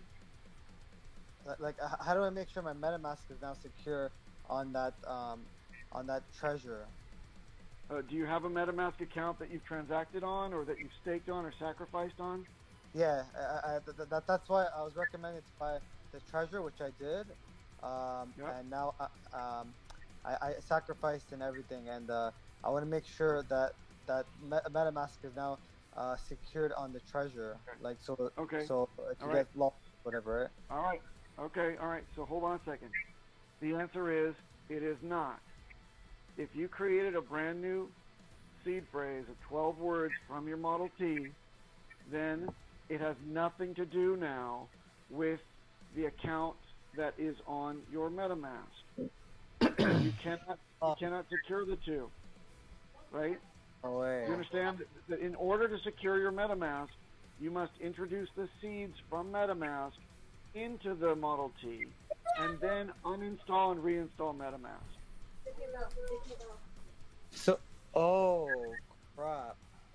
Fuck. Yeah, don't worry. It's not too late, because you can always factory wipe the Model T and start over again. So no problem. But you don't have any new assets that you put onto the Model T, do you? No, I didn't put anything in the Model T. Beautiful, excellent. So then it's not too late to just simply do a factory wipe and then go through a simple migration process. But understand this. You should not keep building on that account. Don't give more sacrifices. Don't do any stakes or anything like that that's long-term built onto that account. And you need a very safe account, a fresh wallet, to send your assets to when they get airdropped. Because they get airdropped and you keep using that account, you don't know if it's already been compromised on your MetaMask. Yeah. So you want to migrate off of it over time. You want to get the liquid assets. You got to want to send them somewhere safe, and start again on a 24-word seed phrase wallet. Now, you bought the Model T. Did you ever consider buying a Model 1, a lower cost option? No, because I was told in the group to buy the Model T. That's the best one, right? No one in this group told you to buy the Model T because that's the best one. I guarantee it. I don't know. Someone from the group did, and they said that they gave the website and everything, right? I get it's a very expensive option. I would recommend that you buy one. This can all wait after your migration. This can all wait. Then I would suggest that you buy one more Trezor Model 1, and from there, come back to chat and we'll work it all out. So you gotta, we'll migrate the 24-word seed phrase into the Model T, which is your more expensive option, and we'll migrate the seed from the MetaMask back into the Model 1 for a migratory wallet. That's probably a better bet because you spent so much money on the Model T. You probably want to hold that in your hand and remember that that's your safe place to put your assets. Don't you think? Yeah, and yeah, that's a lot of things to do. Yeah, tomorrow we're gonna learn how to land on the moon also. But back. Huh? Okay, hold on. We got some echo there. David, could you go mute while you're not talking, please? I'm not talking. I know you're not talking, but your microphone is open. We're getting some feedback from you. Thanks. Okay. If I do the factory reset and input the 12 phase code from my MetaMask into the Trezor, yes. Will the 12 phase will still be the same 12 phase, and it won't ever be like it can't be changed, right? That's right, cannot be changed. So that's Oh, that's the wallet that you sacrificed from. You're married to that seed until you get your airdrop. But I urge you, don't do any further long-term staking or sacrificing from that wallet. Don't keep building on your castle if the foundation is quicksand. Yeah, you're right. You want to migrate off that wallet as soon as you can. There is another way that you can use one hardware wallet, but it gets even more complicated. You know, so you can generate a safe place from your MetaMask, from your Trezor Model T, write it down, keep it as a cold storage vault. You can send to it blindly over the blockchain when you get liquid assets, and finally recover that seed back into the device after you're done with the migratory one. But that's just really complicated, and you can't scale. So, well, you can scale, but it gets just, cold storage after cold storage after cold storage wallet that you generate. It's going to get less fun and convenient to keep track of your things. For $65, I would recommend that you get one Model 1 ordered now. Then after the migration is done, you can always create a vault wallet, either using the Model 1 or do this swap of the seeds, like I just said, between the 1 and the Model T later on. We can do all this together on chat. It's easy. There are videos to help you out. We can work through this. If you're really, really excited about migrating today, then I would suggest that you wipe the Trezor Model T clean and then do a simple migration. And the migration is documented in a video on YouTube for the Model 1, but it's the same process with the Model T. If you want that URL, I can give it to you right now. Or just do a YouTube search and type in HEX migration. The video that comes up. I already bought a Trezor. I can't be going and buying Trezors and doing because I already bought one thinking like this is that's how you're supposed to do it, but No, you didn't make a mistake. Oh. You did not make a mistake. You got one device. The mistake is that you only got one device. You just need two. That's all. Oh man. Yeah, and the person that told you probably forgot or assumed that step was kind of, a nice to have. I'm telling you that it's more than just a nice to have. It's probably best practices for you to keep things straight. If you really, really, really don't want to spend the money and go through the hassle to do it again, like I said, do the migration, or do me a favor, create a brand new wallet, 12-word seed, write it down, write down those 12 words, copy and paste the public address onto something electronic's fine, on like a Word doc or something on your desktop. Do not copy paste the seed phrase. Seed phrase stays in the real world, written on paper, and the public address can be copied and pasted on your desktop on a Word doc or something like that. And that's going to be your vault wallet. Then wipe that device one more time, then do your migration. So now you have a cold storage vault wallet where you can send your stuff that you want for the long-term hold. The migration off of MetaMask is next onto your device. If you ever need to interact with something that's in your vault, you can reintroduce the 12 words that you wrote down from that unique wallet you created. Do you understand this process? Yeah. That's if you absolutely 100% don't want to buy a second wallet. You can do this. You can There's one more step. Sorry. Yeah, There's one more step up. Yeah, I know. Now, in order to allow to connect up, wait. Once you do the migration, you always have to uninstall and reinstall MetaMask to be able to connect up the hardware wallet back with MetaMask, because the two cannot contain the same seeds at the same time. Does that make sense? Oh man, yeah. Yeah. Fuck. Okay. Look, if this confuses you, You can do it. Yeah, I'm sure that you can come back to chat and we can walk you through it. If you have any questions, we're always here to help. And I really do believe you're up for the task. What do you think? Yeah, I guess I'll start transferring. Would you recommend transferring some coins into the Trezor, the new seed that I got, like just until I figure out getting a second. No, I would not. I would not do that, because once you do that, then you cannot do a migration. The seed comes with all of your liquid assets, together with your sacrifice. Everything comes with one seed. If you start putting some liquid assets onto the wallet that has a unique seed, then you can't do a migration to that wallet. Now, there is one issue. We can consider your wallet that you currently have now, the Model T, the 12-word seed. You can consider that your vault wallet. And yes, you can put liquid assets on right now, but make sure that your seeds are written down. Then you can wipe that device clean and do a migration on top of that device. But you cannot keep two separate sets of seeds on one hardware wallet at the same time. No, I know you can't keep two seeds. I already have the seeds saved. It's already on my MetaMask as Trezor 1. Like I can see it says hardware Trezor 1. Correct. Connected on my MetaMask.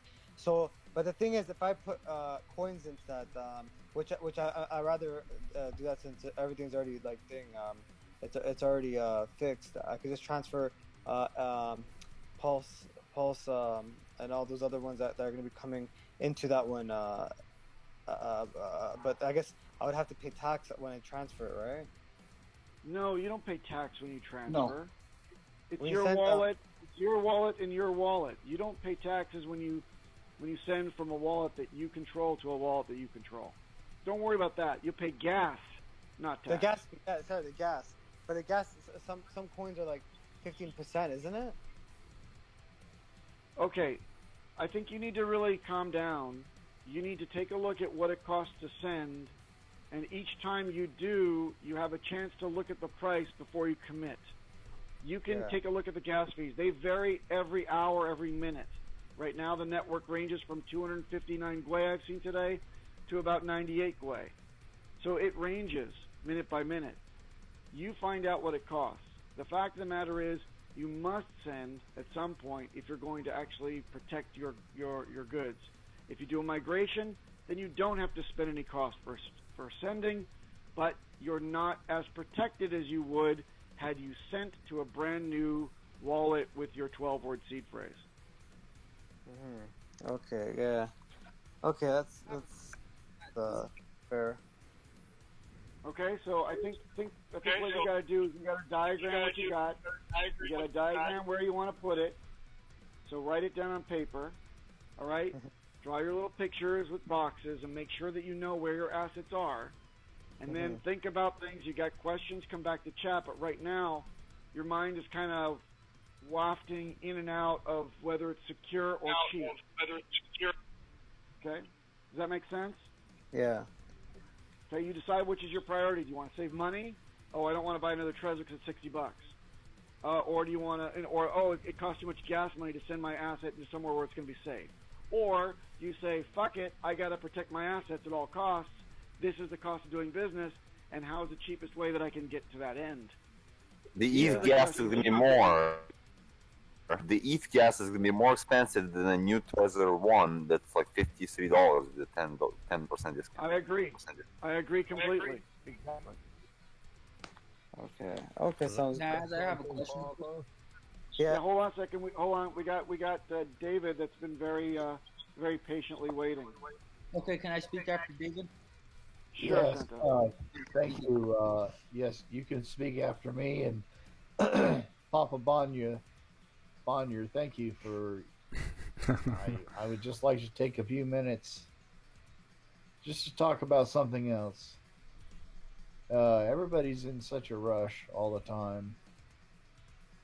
Some of us can't really speak that quickly, and it's a hard space to just get out some I mean, some of us just don't think very quickly, but I appreciate your candor here, sir, and I totally support Hex. I've been in crypto 8.5 years. But I do have questions to vet. I want to vet things that I still don't understand, and the big question is these admin keys that will surface because of a necessity in the rollout of, and I'm not sure whether it's going to be PulseX or Pulse. I just can't. I really don't understand which one's going to have the admin keys, and I just wish there was a larger open discussion about that so we can vet it in the community and make it a feature if we can, because it was an expedient measure to make things work more quickly, and I'll leave it at that, sir. Thank you. Real quick. So no, there is no admin keys in PulseChain code, or HEX, or PulseX. The only admin keys that they could not do without is the bridge. There is no such thing as the keyless bridge in the world. So only the bridge has the admin key. Correct. And I would add that Exactly. this has not been a hasty decision. This has been a decision that's been, this whole thing has been explored for about 6 months, 6 to 8 months, while Richard wrangled with it. No one hates admin keys more than Richard Hart.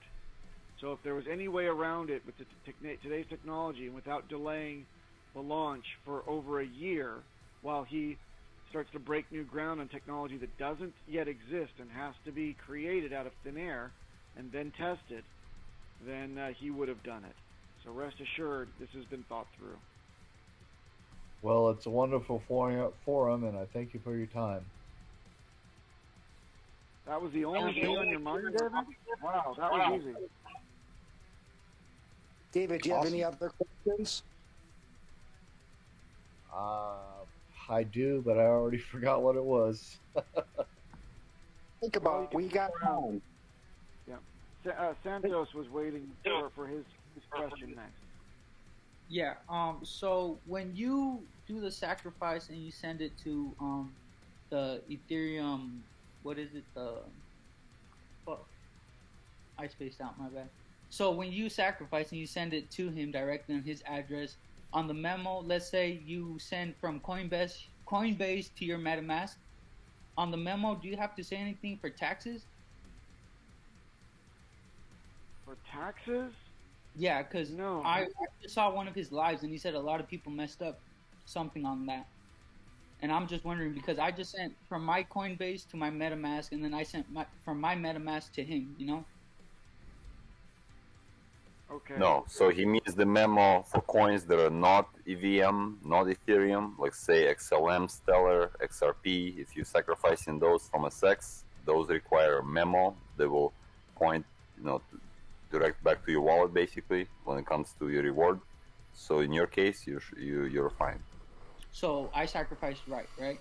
And no taxes. Okay, there's no tax, no more taxes. Okay, no, that's the only question I was like worried about because he said no one put any memo that sent from MetaMask, and I'm just like, wait, I don't think you can send a memo when you send from MetaMask, but I can send a And memo. that is not what he said. So there is no memo and MetaMask in the same sentence. Memo is for non-EVM coins that are sent from SEX. Okay. All right. Thank you, man. That's all I needed to worry about because I was kind of tripping about that.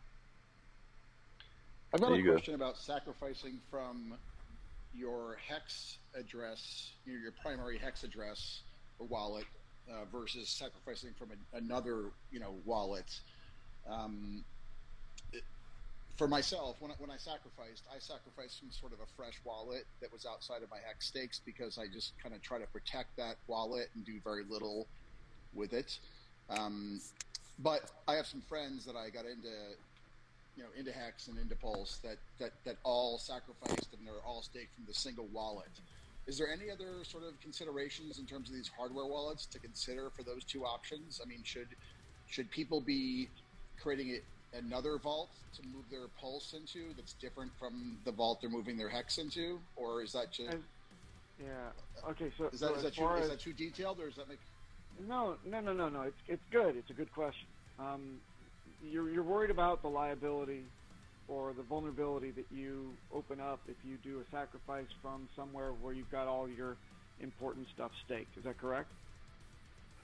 Yes, and I guess also sort of just going forward, I imagine there'll be lots of airdrops and different things occurring from PulseChain. Sure. And now we're sort of mixing it into this wallet with all these hex stakes. That I'm moving it. Yeah. Trying to create a Yeah, but okay. So either way, all right. There's two things there. Let me kind of unpack this. First of all, you sacrifice when you're interacting with things. You're doing a simple send to another address. There's nothing that opens you up to a vulnerability on your staked wallet or your vault wallet. There's not a problem. It's also to a vetted recipient. It's the sacrifice with Richard Hart products. So there's no problem there. Now receiving the tokens back in an airdrop, it's on a different chain. Custom RPC gets entered in.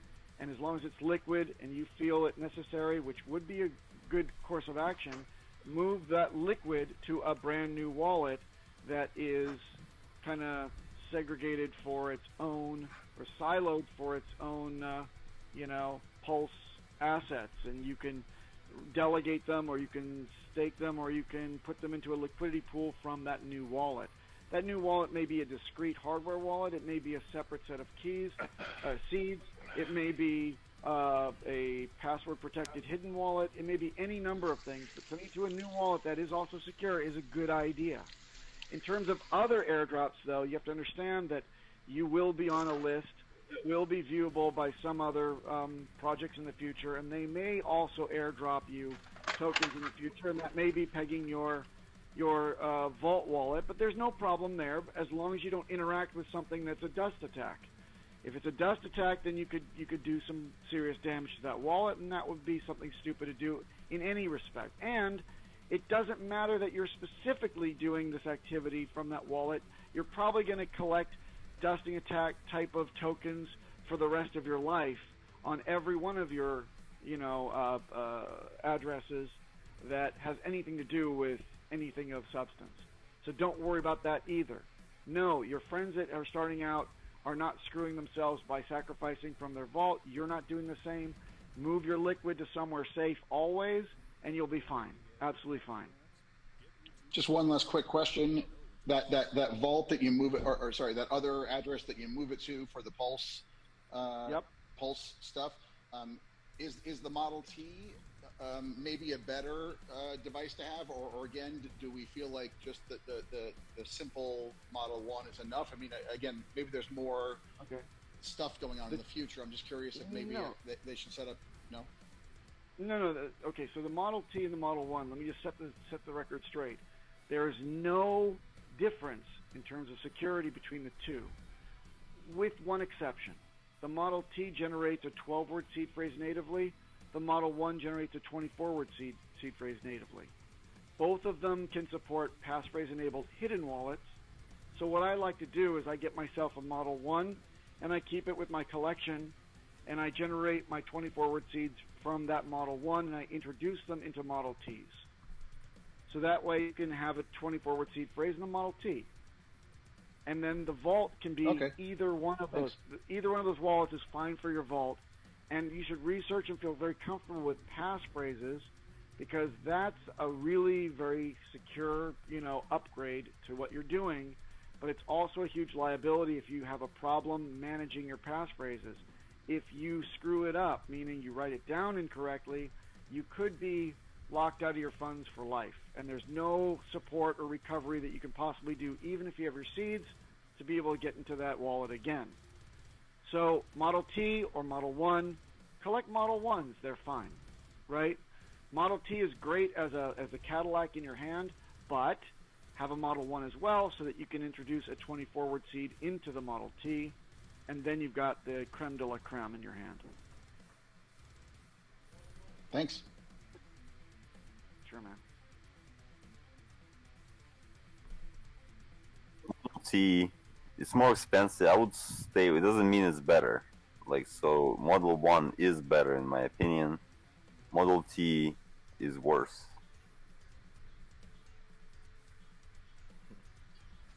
I feel like I learn so much every time I hop in this chat. You guys are fucking smart. Hey, Pop, I had a quick question about the Staker app. I wish I knew about one here. Hold on, we got a question about the Staker app first. Go ahead. Yeah, I was just curious. I use the Staker app. I have it as a wallet, and recently heard it's better to just use it as the app to sign out. But I'm just curious, is it still safe to keep it on the phone with it logged out? Can somebody still sign in if my phone were to get stolen or anything like that, or is it generally okay? Yeah, the answer is I really like the Staker app. It's a Gnosis safe in the background, in the back end. So you should actually go to Gnosis Safe website and read up on it. In an hour's worth of reading, you will become an authority on Gnosis Safe technology. It's a smart contract. Very, very secure. However, I would love to tell everyone to familiarize yourself with the smart wallet. I'd buy the smart wallet on the Staker app. It's really cheap. It's a fraction of the cost of buying an actual Gnosis Safe from Gnosis Safe proper, and you get the same security of the Gnosis Safe, with one exception. The Staker app is currently running a few revs behind the current on Gnosis Safe. So the version is older, and the security in terms of the audits have shown that the current Gnosis Safe is far better than that rev that is on the back end of the Staker app. That's not to say that your money is at risk if you're using the Staker app now. No. But the new things that are going to be rolling out with the Staker app version 2 are going to make it very secure and an excellent solution for mobile. Current iteration, I'll just speak from my own experience, for no reason. I mean, I was just testing it out and playing with it with a small amount of funds, a few short stakes, just familiarizing myself with it, when all of a sudden one day, boom, for no reason it says, okay, please enter in your seeds. And I do not do that. I don't condone anybody to type in their seed phrase into a phone with a keyboard. What the front end of, there's something to remember, and that is, these are not truly seeds that go to any wallet associated with your funds. This is a courtesy single signatory seed that's generated by the application that allows you to have single signatory rights to get into the wallet. The wallet is not a real wallet, it is a smart contract. And once you understand this, you understand what the amazing improvements will be for version 2. Version 2 will add multi-sig capabilities, which means you can generate seed phrases and wallets on your Trezor or Ledger devices offline and outside of the Gnosis, outside of the Staker app. Then you can give them 2 out of 3 or 3 out of 5 signatory authority to be able to get into that application. Then if you lose your phone, it doesn't matter at all. It's not a single signatory anymore. It's as many as you generate. It's up to you, and it's very secure at that point. And by the way, this is what Vitalik Buterin uses to safeguard his funds. And if you think that Vitalik Buterin has, less or more than Richard Hart, you got to think about how much he's actually protecting.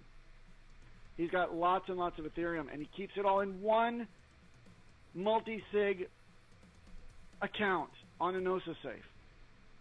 He safeguards it in other means in the front end, but in the back end, it's just a multi-sig Gnosis Safe. So I think it's a great bit of technology, but version 2 of Staker app will be much more robust. I recommend waiting until version 2 to put all your serious money onto.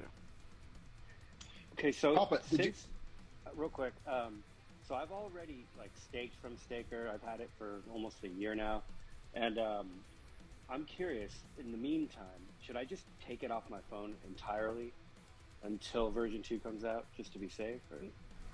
No. First of all, you're locked into stakes, right? Right. So you're already locked into the smart contract for the duration of your stakes. So don't sweat. The next thing is understand that the next upgrade will be seamless to you. You won't even know it's happening. it'll upgrade and everything will port over. So don't worry about that either. Take it off your phone? No, I wouldn't worry about it. You're already committed, and the version 2 is only like 2-3 months away. Why would you wait? Why would you worry about it? Well, just make sure. Can I just add some? Make sure. Go ahead. Go ahead. Yeah, I was gonna add some about the Staker app, real quick, because secure your email, because it requires you to sign in. So whatever your Gmail you're using, that's number one thing. You want to secure that with 2FA, so nobody else can use your email. Disable the lock your SIM card on your phone, Android or Apple. Look it up how to do it, so nobody can SIM swap you. So lock that on your phone, and secure your seed phrase on a metal plate for the Staker app outside in the real world. And basically those are the things that will make it secure. The security, the blockchain is secure, the smart contract is secure. The user, as long as you are secure, it's secure.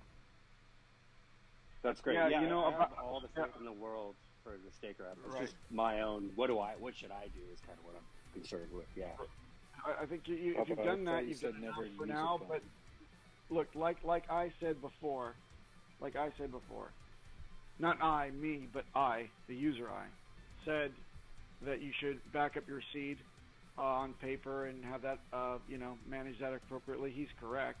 But when it turns into a multi-sig version 2, you'll have to manage, dual signatories. And then most of the other things that I pointed out in terms of the Gmail and access to the phone are moot, meaning you're much safer because both signatories must log in order to move the funds. So when that happens, you can tell already it's infinitely more secure. But this is an upgrade. It's not saying that currently, if you do best practices as I has outlined, that you will be robbed. Do as he says. Do as you've probably already done, and stay the course for the next couple of months is what I would say. As a calculated risk, I think you're in good shape. Awesome. You guys are the best. Thank you for your help, guys. Thanks, Papa. On this topic, Papa, you mentioned there's a page that is like a good overview of how to learn about Gnosis. Could you just repeat that again? And then just also, is this something that applies only to Staker app for hexagons and pulsegons going forward, or can Gnosis Safe be used by us, in our MetaMasks and Trezors and stuff like that, or is that not really applicable? Okay, so Gnosis Safe, first of all, to answer the first question, I believe it's Gnosis.io or something is their home page. It's not going to ask for anything or anything. Gnosis-safe.io.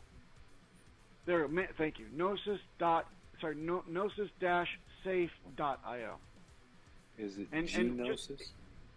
It's Gnosis. Correct. The G is silent. It's not Gnosis and it's not Gnosis. It's Gnosis with a G. So, excuse me, guys. How much is PulseX? Hold on a second, Lorenzo. Hold on a second. Can you please repeat that Gnosis word so we can type it down?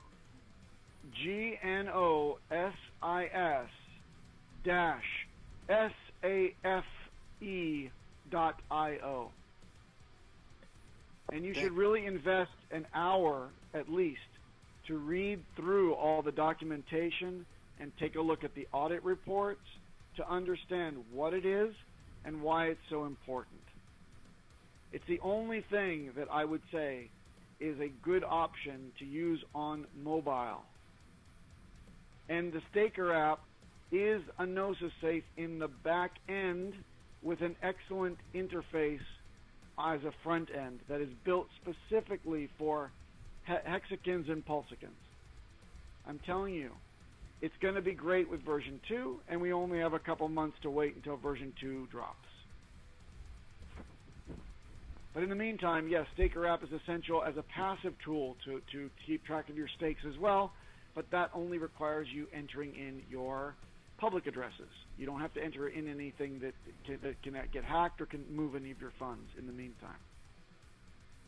And sorry, just Papa, one last thing. Is this something that people outside of Staker can use? Or is this just a... That was the other question, right? Okay. So Yes. Yes. Gnosis Safe has many applications as a smart contract that you can secure tokens or other things into, and you should read up on that on their website. It's very important, and it'll blow your mind in terms of how amazing the concept is. Yes, you can use it, but you can use it only with their front-end interface. It does not. It does not interact with your Trezor. It's not in your Trezor, but your Trezor or Ledger can be used to generate wallets that will act as multi-signatories to get into the actual smart contract. And that's where Gnosis Safe proper is elegant and unique. So take a look at that as well. It does not interact with MetaMask, though, unless you were to assign a MetaMask wallet as a signatory, and that would be very unwise. So do not do that. Thanks. I'll look into this more. Thank you. Yeah, man. I think you're really going to like it, but do invest the time, at least an hour, to read everything.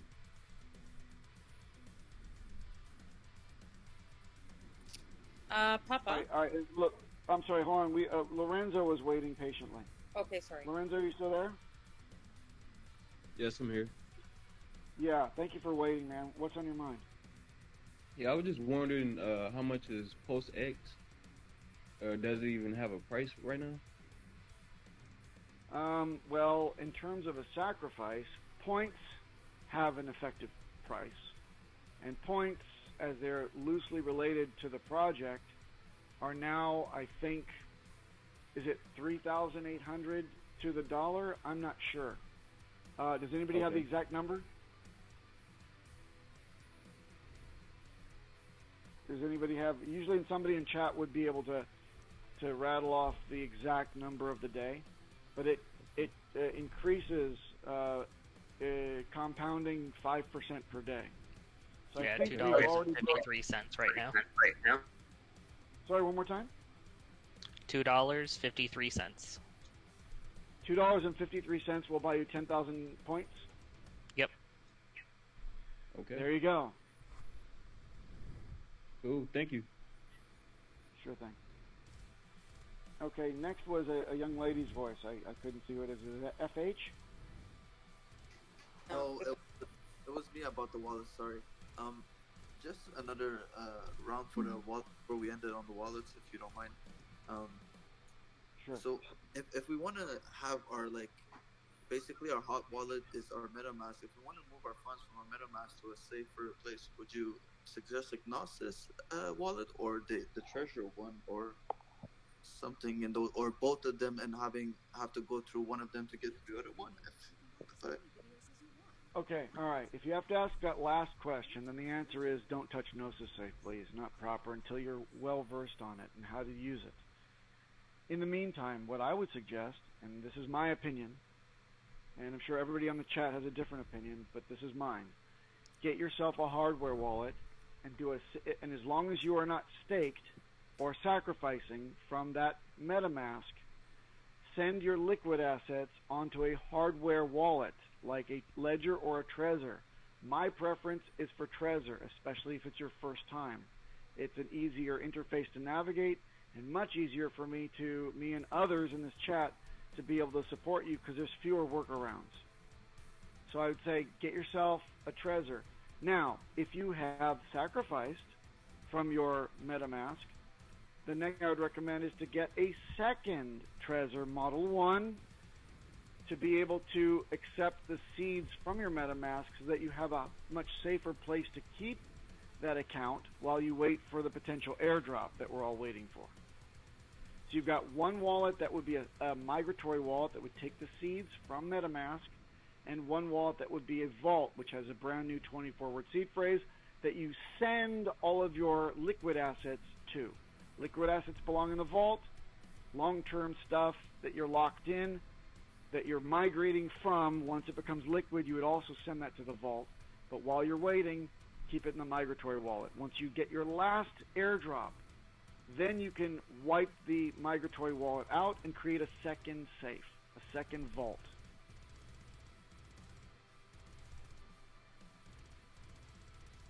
Does that satisfy? That was pretty good, yeah. So if I've always done everything through my MetaMask. So I have my stakes on MetaMask. I have my sacrifices on the MetaMask. So should I do? I should take all my liquid into my Trezor vault for the airdrop, and then everything for the rest I wait, and then bring all that when I get my airdrops in my MetaMask. Bring all that into my vaults later. If that's well, you can do it the cheap way, or you can do it the right way. The right way would be to get 2 Trezor 1s ordered now. If you don't have any right now, then you would order 2 of them. One you would you have one? You said you have one? Yes, sir. I have one. All right. You already set it up with a 24-word seed phrase? Yes, I did. I'm not sure if it's the 12 or the 24 words. Well, is it a Model 1 or is it a Model T? Does it have a touch panel or not? No, I think it's a cheaper model. Okay, cheaper model would probably be a 24-word seed phrase. Have you connected? Did you do your staking, your long-term staking, from the wallet, from the hardware wallet, or from MetaMask? Everything from my MetaMask. And so, what did you ever use your hardware wallet for? I just ordered it to get ready, but I never used it.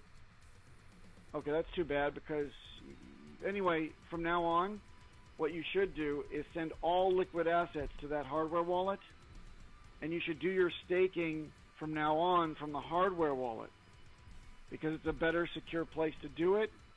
It's not tied to any browser extension like MetaMask. It's far more secure. So send all your liquid assets to that wallet that you've already set up. Then what I would do, because you've staked and you've also sacrificed from the MetaMask that you currently are running, and that MetaMask is only on your PC. It's not on your phone as well, is it? Yes, sir. Nothing on my phone, just on the PC. Excellent. Okay, so what I would do is I'd migrate. I'd send all my liquid onto the Trezor that I already have, and I'd order a second one pronto, and then I'd do a simple migration of the seeds from that MetaMask onto the second Trezor. So that would be my priority: is get the liquid off, and then worry about all of your sacrifice and stakes. Because if there's no action right now, you probably haven't been compromised, but you never know if you wouldn't be compromised. We know that there are episodes here that people come to me like 3 times a day. People come to me about problems with MetaMask and losing their funds. So please, please, please. I know that you're probably not going to connect up with nefarious sites. You're probably not going to get keyloggers, but you always can. So please, first, protect your liquid assets because you've already got the tools to do that. And second, order the second Trezor and do the migration. The migration video is easy to go through. It's very casual. Just go into YouTube, type in HEX migration. No way. And my video is going to come up. Or go to howtopulse.com. They also have resources there, including a link to my video. Just a quick question on this, on that vault that you set up through the Trezor that you're creating your vault for. Yep. You can still connect that to MetaMask as you go forward, right? Or are you only going through the Trezor sort of interfaces going forward from there on? No, the answer is yes. You can feel very confident in connecting it up with MetaMask.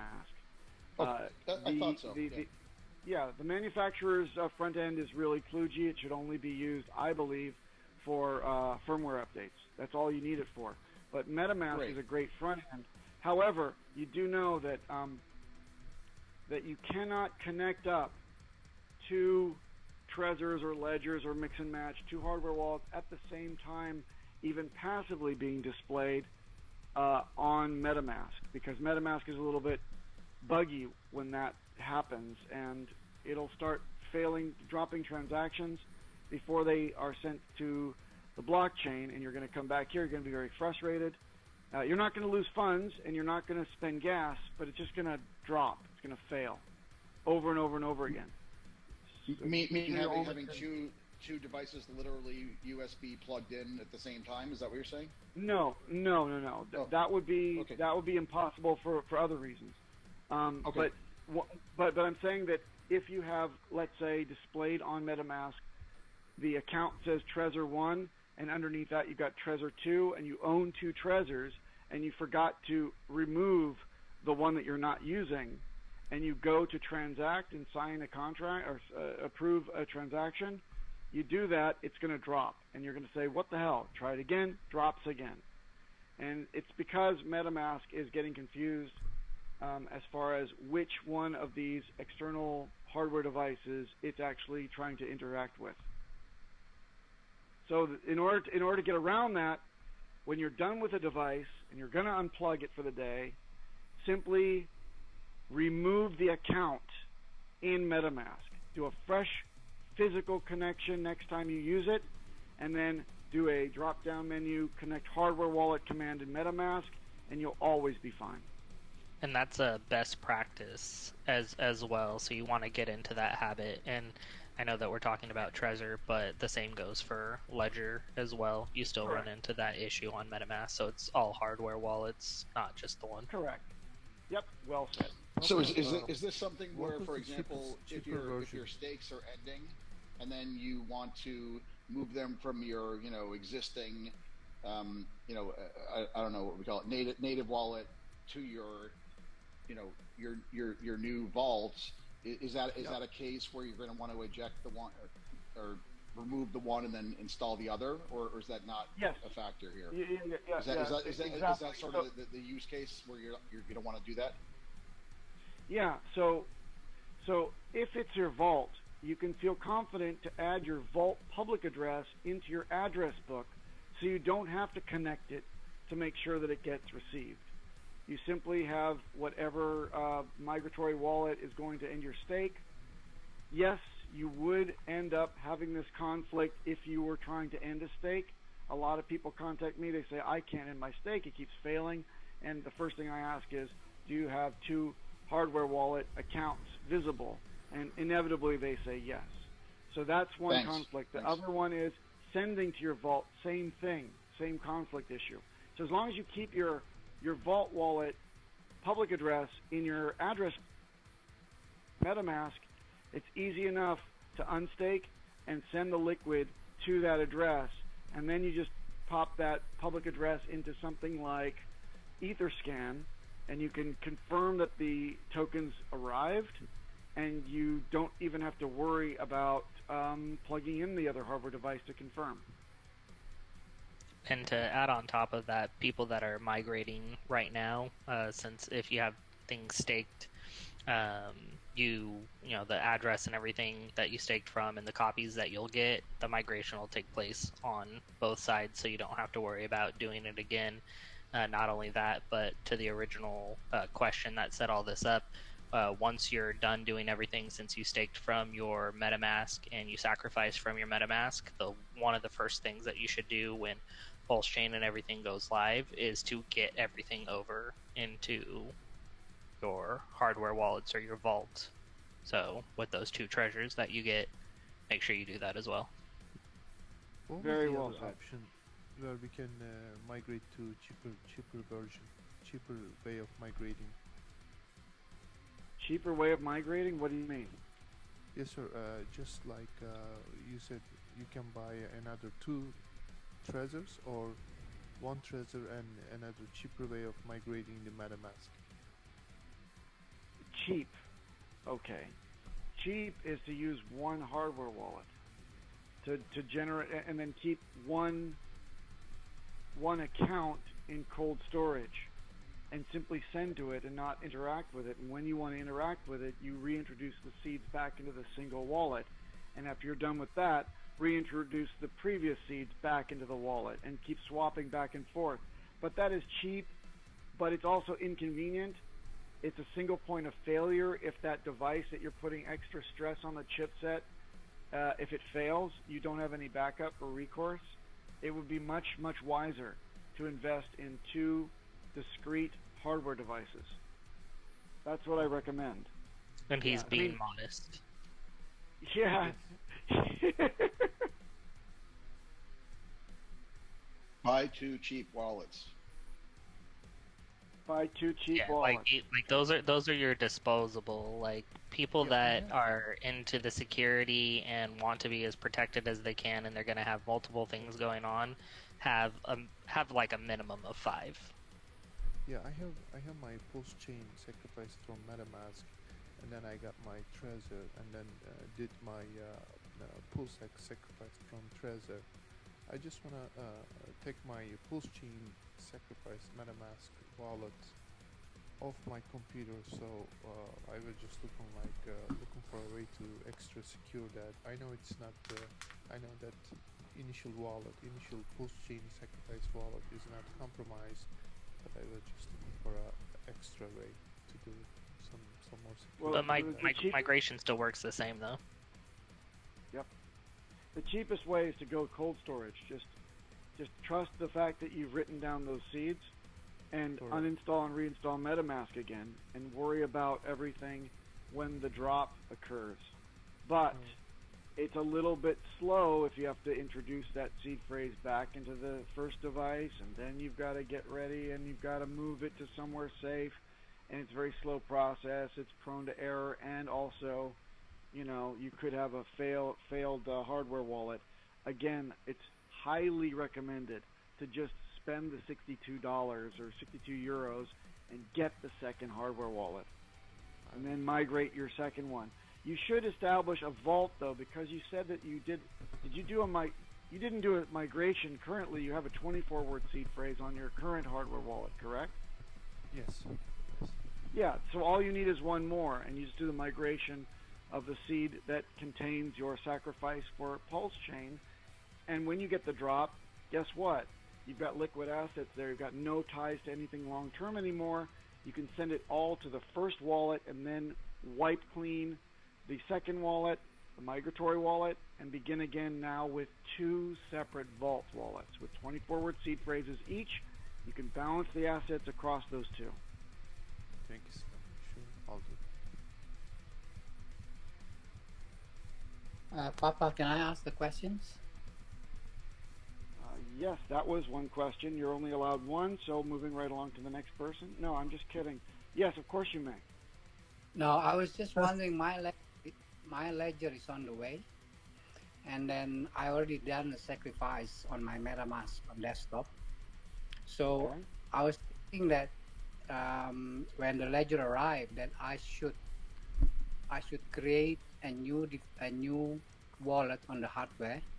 So I've got a new key phrase on the wallet. Then when the drop happens, then I transfer the tokens to the hardware wallet, which has the new seed phrase, and then remove the MetaMask from the desktop. Okay, that is one option. Waiting until the airdrop occurs is always an option for people.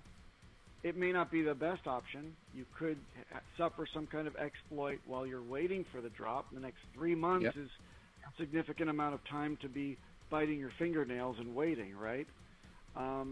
One idea, well, you've got the right idea, so your process is sound.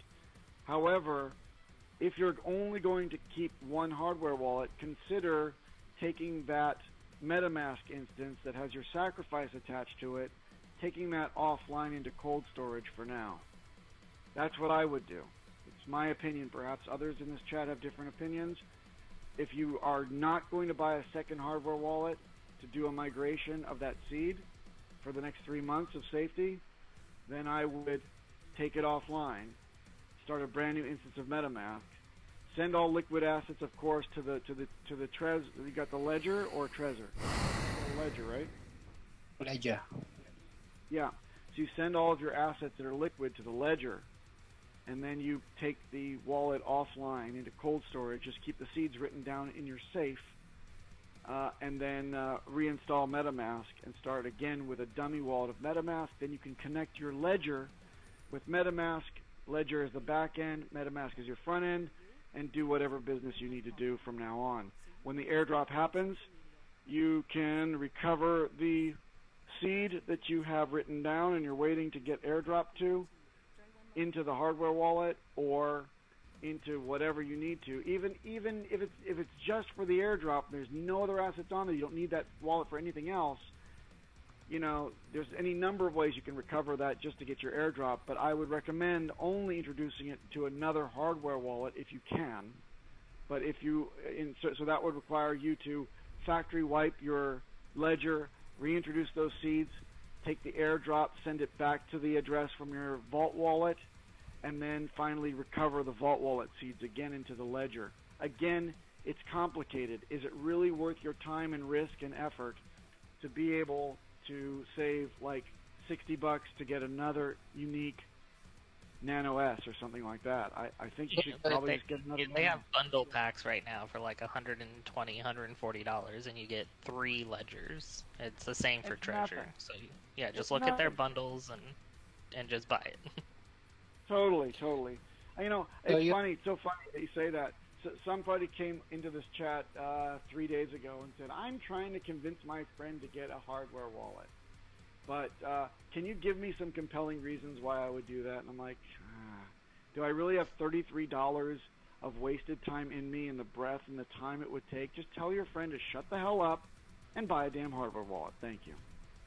So, Papa, are you suggesting that with my new ledger that's coming, I should do import instead of creating a new wallet on the device, on the hardware wallet? Given that I already have sacrificed for the time being. Well, you know what? Have you got liquid assets? Have you got liquid assets? No. Only staked and only sacrificed, right? Yeah, only sacrifice. Okay, in that case, yeah, you do the migration. That's the most important thing for you. Then do the migration. But I would also order another hardware wallet, at least one more. You know, you could get like a 3-pack, like we just heard, for $100. Not a lot from Ledger. But even if I use the import now with the sacrifice, but if the MetaMask the phrase has been compromised, that's useless. No, because you can't do transactions without confirming it on the device, thus the security. That's not true. Not true. Not true. Hold on a second. Hold on. If your seed is compromised, it's in the hand of an attacker, then it doesn't require you to sign any more transactions on your hardware device. You're correct. If you're compromised and your seeds are in the wild, the answer is they have now circumvented your use of a hardware device. It doesn't do much for you. However, it does give you an added advantage against future attackers, because it doesn't stop with just one attack. There could be multiple people trying to get your stuff. So if one person already has it, you can protect against the next. If that really aids in you protecting your funds, we don't know until the airdrop happens. If you've been compromised, they may have a bot set on your account. They may try to extract it as soon as it drops. They may manually try to take it from you before you can actually get everything situated. Who knows? The point is that if you're compromised already, do you have any reason to believe that you're compromised? Have you seen liquid assets drained from your account? Have you ever seen any activity like this? Did you type in your seeds into any keyboards ever? You have to give me more information. No, I mean, it's just my paranoid sense, I guess, that, you know, whatever is connected to the internet, you know, there's always a way someone might be lurking into your desktop and then looking at the key phrase. But but I guess given that I only have sacrifice within my MetaMask, I don't see any risk until the drop happens. Now, in order to prevent that key phrase, I want to ask you something. Wait, before you continue, hold on a second. Now, you feel that you are in a good place when the drop happens. Let me ask you a question. Where are you going to send your liquid assets when they drop into your wallet that is safer than where you are right now? Where do you intend to send them if you only have one hardware wallet? Well, I have only sacrifice, so I guess I only need to send that sacrifice that drops to my hardware wallet, one hardware wallet. Okay, so what you want to do is you want to wait, business as usual, until the drop happens, and then send it to your hardware wallet at that time. That's your idea. And hope nothing happens. and hope nothing happens. Exactly. You're going to be hoping for 3 months, and already you use the word paranoid and paranoia. Because even if you do import now, it doesn't matter if it's already been compromised, right? But what leads you to assume that you've been compromised? You have no evidence yet, but I would tell you that you are at risk. Yes. Yeah, even if it's a fraction, you're still at risk. But 0.01 is still not 100%. Correct. Condoms are only 87% effective. Because what I was thinking, planning to buy HEX and then create it, save it in the hardware wallet by creating a new hardware wallet on this ledger, and then that will ensure me that the new liquid asset that I buy will save on the hardware wallet because it has a new because it's configured as a new hardware wallet. That's correct. That's why you want a second. Correct. Yeah, but what I'm thinking is sacrifice that I already done on the MetaMask desktop. What should I do about it? Because if I wait that's why you want the first one. You wanna migrate it, right? If you don't feel that you've been compromised, right? Like if the paranoia is there, that's fine. But the thing is that if you have no evidence supporting, that you've been compromised and you're 99.9% sure that you're okay, use your existing ledger, migrate your existing address, so that way you're that much more secure. If you have been compromised, it's not going to matter anyway, but at least you have that level of security in place. Get the second ledger, have it ready to go. When the drop happens, transfer your stuff over. Yeah, looks and like also get your. But you're right to put your HEX on that second device, and stake your HEX from that second device. Any fresh funds, long-term holds, stakes, delegations, anything that you're going to want to keep safe goes on that vault wallet, that second wallet that you're going to have, the non-migrated wallet, the wallet that has a 24-word 24 keys, not 12. Correct. 24-word seed phrase, not migrated. That's the vault. Start right. And again, look, am I detecting that you really don't want to spend the money to buy another hardware device? Is that the only issue here? No. I mean, I'm just looking at the efficient way, and then, but it sounds like I'm going to have a second one. So when the drop happens, then I just transfer the tokens to the new hardware wallet. I think you're missing the point. The point of having two hardware wallets is that you're going to migrate the seed off of MetaMask and onto the hardware wallet as soon as possible. The first hardware wallet you have is established as a vault, and then you wait for the drop to happen, sending from the migratory wallet onto the vault wallet. Does that make sense? That's why you have two. Yeah. Okay, sounds good. Thank you. Yep. And when you do the migration, you have to remember, you must uninstall and reinstall MetaMask, because you can't have the same seed running in two places at once. You should not. Yep. Cool. Excuse me, on the video where Richard talks about deleting the key phrase or something in the computer, is that what you would do after that? You have to. You have to do it. I'll be right back. Install and reinstall MetaMask. Now, my understanding is that the residue file that is the seed vault for MetaMask is overwritten when you reinstall MetaMask. Now, if you're backed up to the cloud, that may not necessarily be a permanent type of thing. There may be another snapshot of something up in the cloud that you cannot control. So, other than, of course, getting a good laptop to be using that is probably either dedicated or very carefully used for crypto, make sure that you're not backing shit up to the cloud, please, everyone. It's a bad idea for crypto.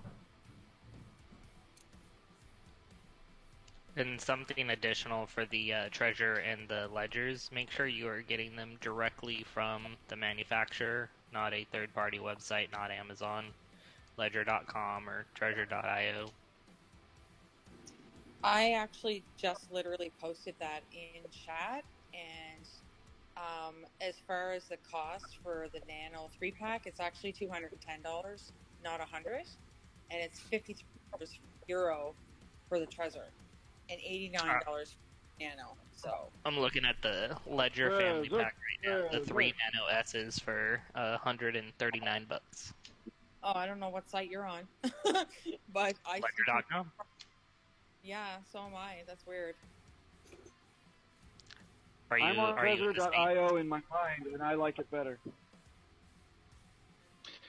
I guess I have a question about two people that I've talked to about kind of working through this stuff.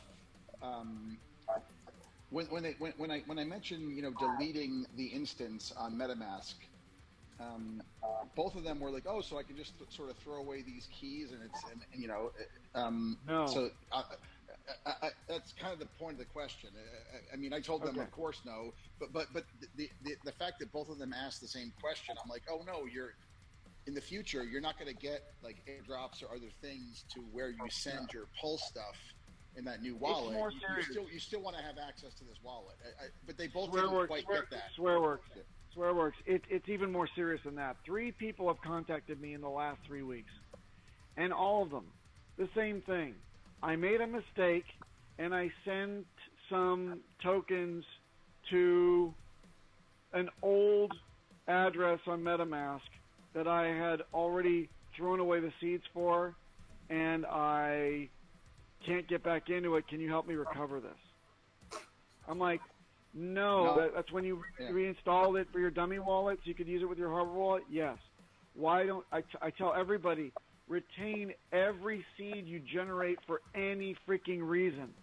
You make a note of what it was and when it was and why it was, and you keep it in a notebook in your dummy wallet manual or whatever. You know, just keep them. Why do you have to throw them away? They don't serve anybody any purpose. You just keep them in your safe. I just wanted to bring it up because sometimes when people hear the words, you know, delete your MetaMask instance, they sort of take that all the way, and then they sort of assume that somehow this other thing is going to be, or they're going to get their drops or other things in the future. That's the only reason I'm bringing it up. It just the language is sometimes difficult for newbies. That's all. Yeah. It's a great point. It's a great point. Always retain every seed you generate for any reason. Keep them on. It can be on paper because if they go up in a fire, it's not really a terrible thing. You don't have to etch them into titanium or fender washers, but just keep them because you never know if you're going to fuck up and send something valuable to one of those addresses that you no longer have the seed for, and then you're absolutely hosed. Also, airdrops, valid point. What if you qualify for an airdrop or 50 airdrops from 50 seeds that you've generated over the years and you don't have them anymore? Oh, well.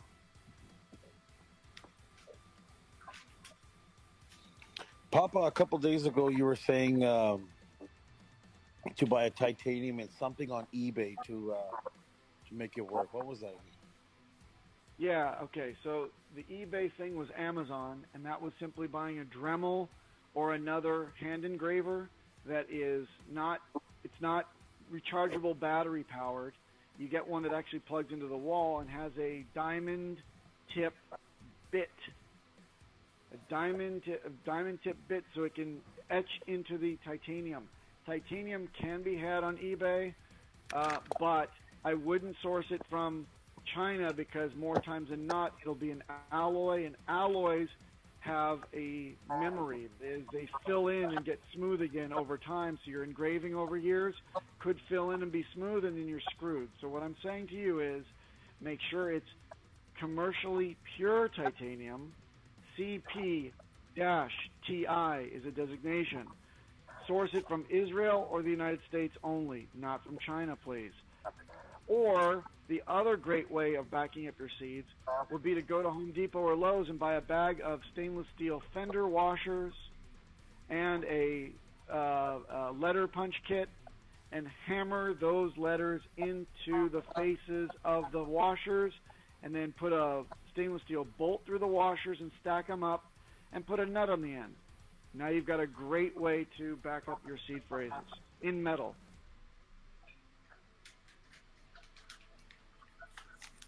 I was right about the 3-pack, by the way. It's 210. I guess it depends where you are, because if maybe it's US dollars 139.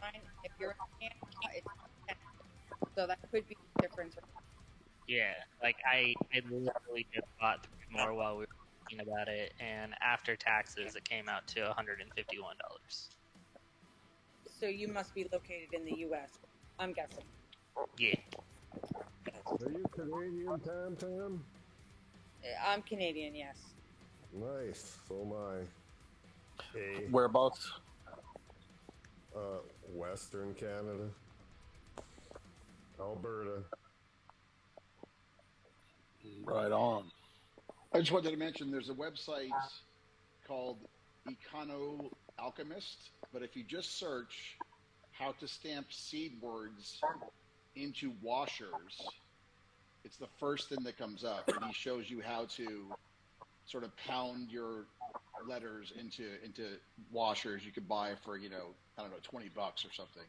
And there are great kits on it shows Amazon. you the steps. For this. Yeah.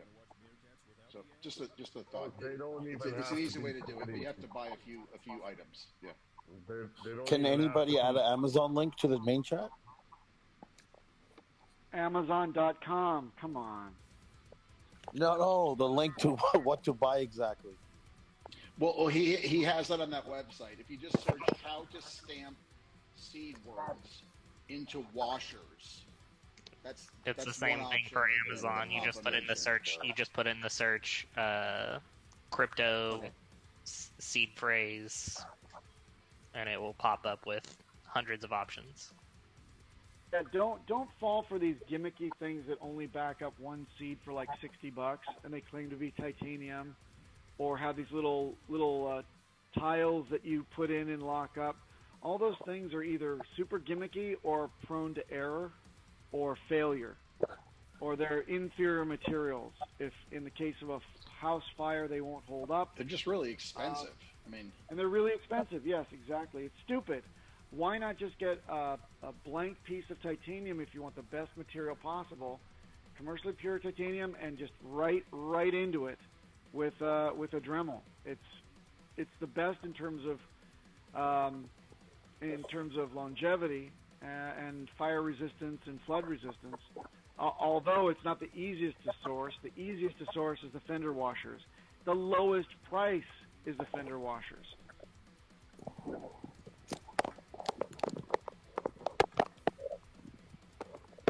Hey guys, so I'm brand new to this. I just have a couple questions just to make sure, just to reassure myself that I'm doing this right. So I bought some Ethereum and then transferred it to my MetaMask, and then copied the link from the PulseX website, and then sent the Ethereum as a sacrifice to that link.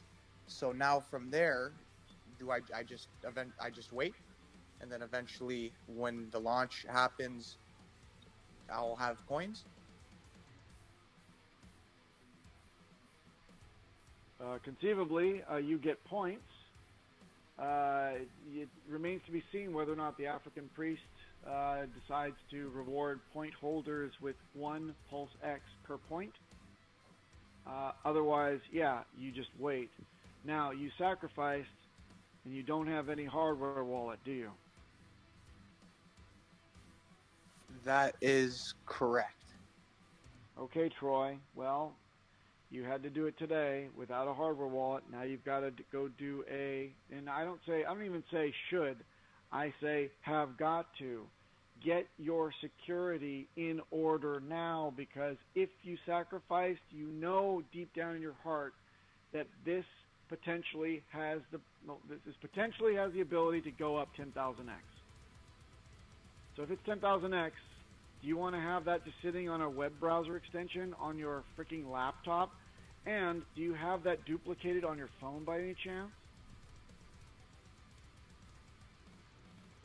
No. No, so you don't do anything mobile. Good. Still, you should get yourself a hardware wallet at either ledger.com or trezor.io.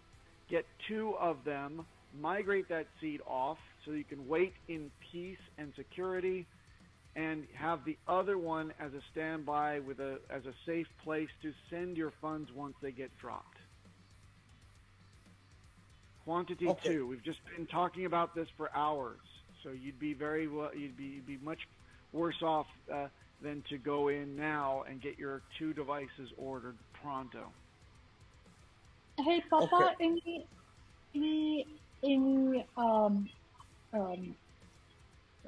how does Ledger and Trezor compare? Is it like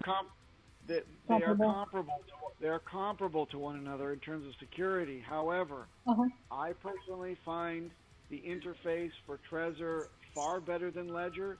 Some people like Ledger, but I like Trezor very much. I also like the build quality and longevity associated with Trezor. I find it to be a little bit better than Ledger. I have both of them, but I only use my Trezors. Okay. And if you were to buy one, if you were to buy 2, you would buy of the same brand, right? Or does it matter? No, not necessarily. If you want to familiarize yourself with both platforms, that is a fine thing. Like I said, I own both, and I want to be familiar with both platforms because the day could come when one company has an exploit, or I want to jump into another one, or I want to give advice to somebody about the other type of device. It would be fine if you want to mix and match. But if you want to adhere to one manufacturer, that's also fine. If you do, I would at least get one, if not both, Trezor devices. And you don't have to buy the expensive one. Get the cheap one, either the Trezor one or the Ledger Nano S. Trezor one, Nano S. Okay. Yeah. And there is like 2 are sufficient, right? There isn't like one as a. It depends. It depends. Have you sacrificed or have you staked any HEX? I have sacrificed, but I have not staked. Okay, good. So as long as you have sacrificed, you are kind of in about a multi-month waiting pattern, right, with the rest of us. So you probably want to do one as a migration wallet, a migratory wallet, and the other set up as your vault. That's why you have 2. I see. And the migratory is migrating my current MetaMask or to it. Okay. Precisely. And there's a video for that in case you need some help. And we can offer you support here in this chat. Oh, awesome. Where can I find the video? Is it just the video, 2 places. One is on YouTube. If you type in HEX migration, you'll find a 9-minute video. It's the second one that comes up. HEX migration, 2 words in YouTube. And that's where I'm explaining it. The other place to find resources is howtopulse.com. Howtopulse.com. Again, I believe that same video is available with a link from howtopulse.com as well. Okay. Terrific. Thank you so much for the information. You're always a treasure, to learn from. Thank you. Oh, that's great. My pleasure, and a lot of great people here supporting you always. This is an amazing community. It really is. Papa, are there any obvious mistakes that people are making when they're doing this, when they're buying the 2, Trezors, and then they're making these, moves? I mean, has anything come up that's just an often obvious problem, just to be aware of? I guess I just want to make sure people are. Yeah. Some people are just not very technical, and I just want to warn them or be careful. That's all. Right. The biggest thing that I have seen, and the most frustrating thing for these people, that just kind of decide they're not going to read carefully directions. Even if it pops up on the screen, they don't read. They just click, click, click. The worst thing that I've seen is entering a passphrase and not understanding what it is and not writing it down and not reading that if you leave it blank, the field's blank, you will enter into your primary standard wallet. And they contact me and they say, none of my addresses are the one that I sacked from. None of my addresses are the one that I have my funds in. Where did they go? You told me to do this. You told me to do that. And I ask them over and over again, did you leave those fields blank? And most often they say, no, I thought that was my password. Totally. Said, no. Totally. Okay. Got it. Right. Yeah. I can imagine people sort of thinking like, well, I should definitely enter something here because it's asking for something important. You know, it sounds important, but we don't want to do that. And then, okay. Yep. Okay, that's good to know. Even though next time you connect up your hardware wallet, scroll down and look at what is printed in nice kind of pale blue or pale green text just above the button. Read that. And it says, if you leave these two things blank, you're going to go into your standard wallet, bonehead. And they don't read it. And you know what? I spent 2 hours with one guy trying to find out where the hell his wallet was. And it turned out that he didn't know that he shouldn't have just put space in both of those. He put one space key into each of those fields and didn't tell me. I said, did you put anything in there? No, I didn't. And at the very end, I'm like, oh, you said you didn't put anything into those damn fields. He says, but it was just a space.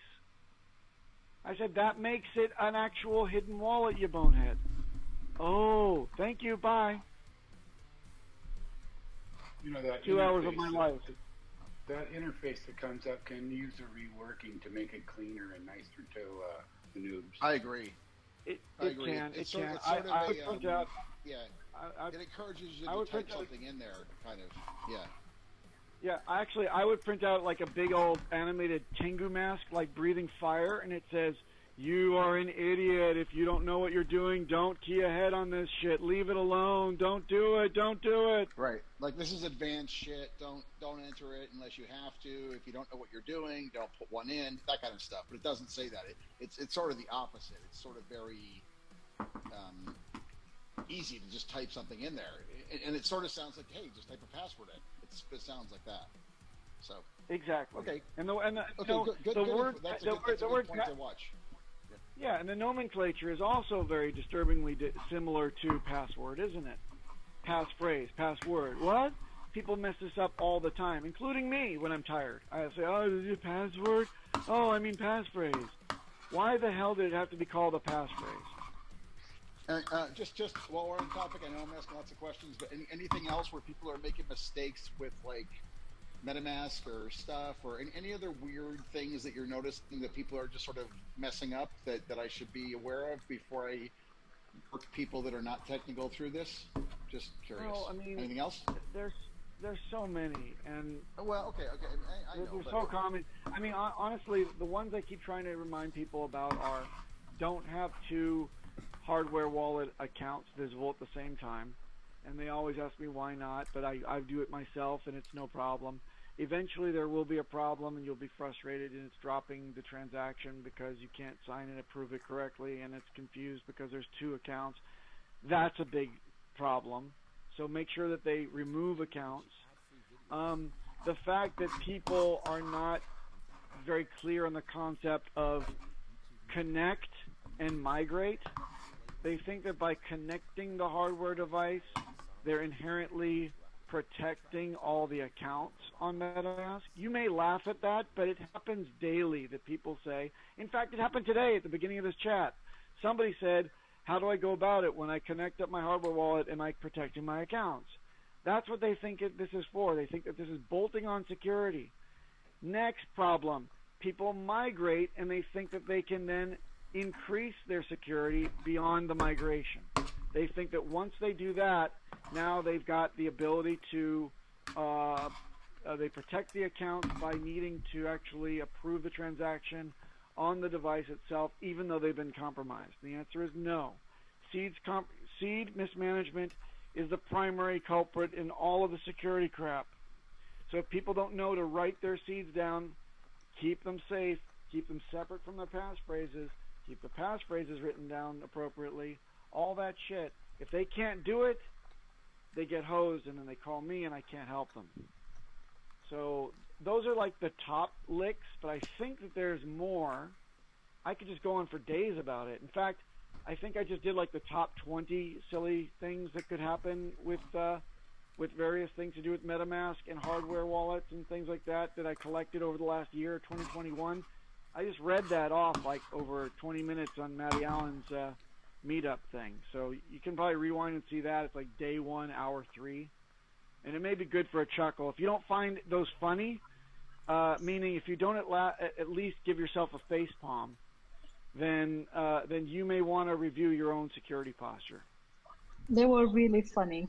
Right Yeah, on. I saw that video. It was really funny. Cool. You know, in HEX Papa, quick security. question. Hello. Would a MacBook Pro Wait. be a good... Crypto Sappo, hold on. Jeff was talking. All right. Can you allow Jeff to speak first? Hold on. Jeff, what's up, man? I was just going to say in HEX security, well, me and Laws are in there the most, but with Ledger, we have a plethora of issues we deal with Ledger. With Trezor, I would say, it's my guess, at least 50% or better at the time that the problem with Trezor is someone enters the passphrase without knowing. And I agree, that's the only problem I have with Trezor. There should be a big notice there.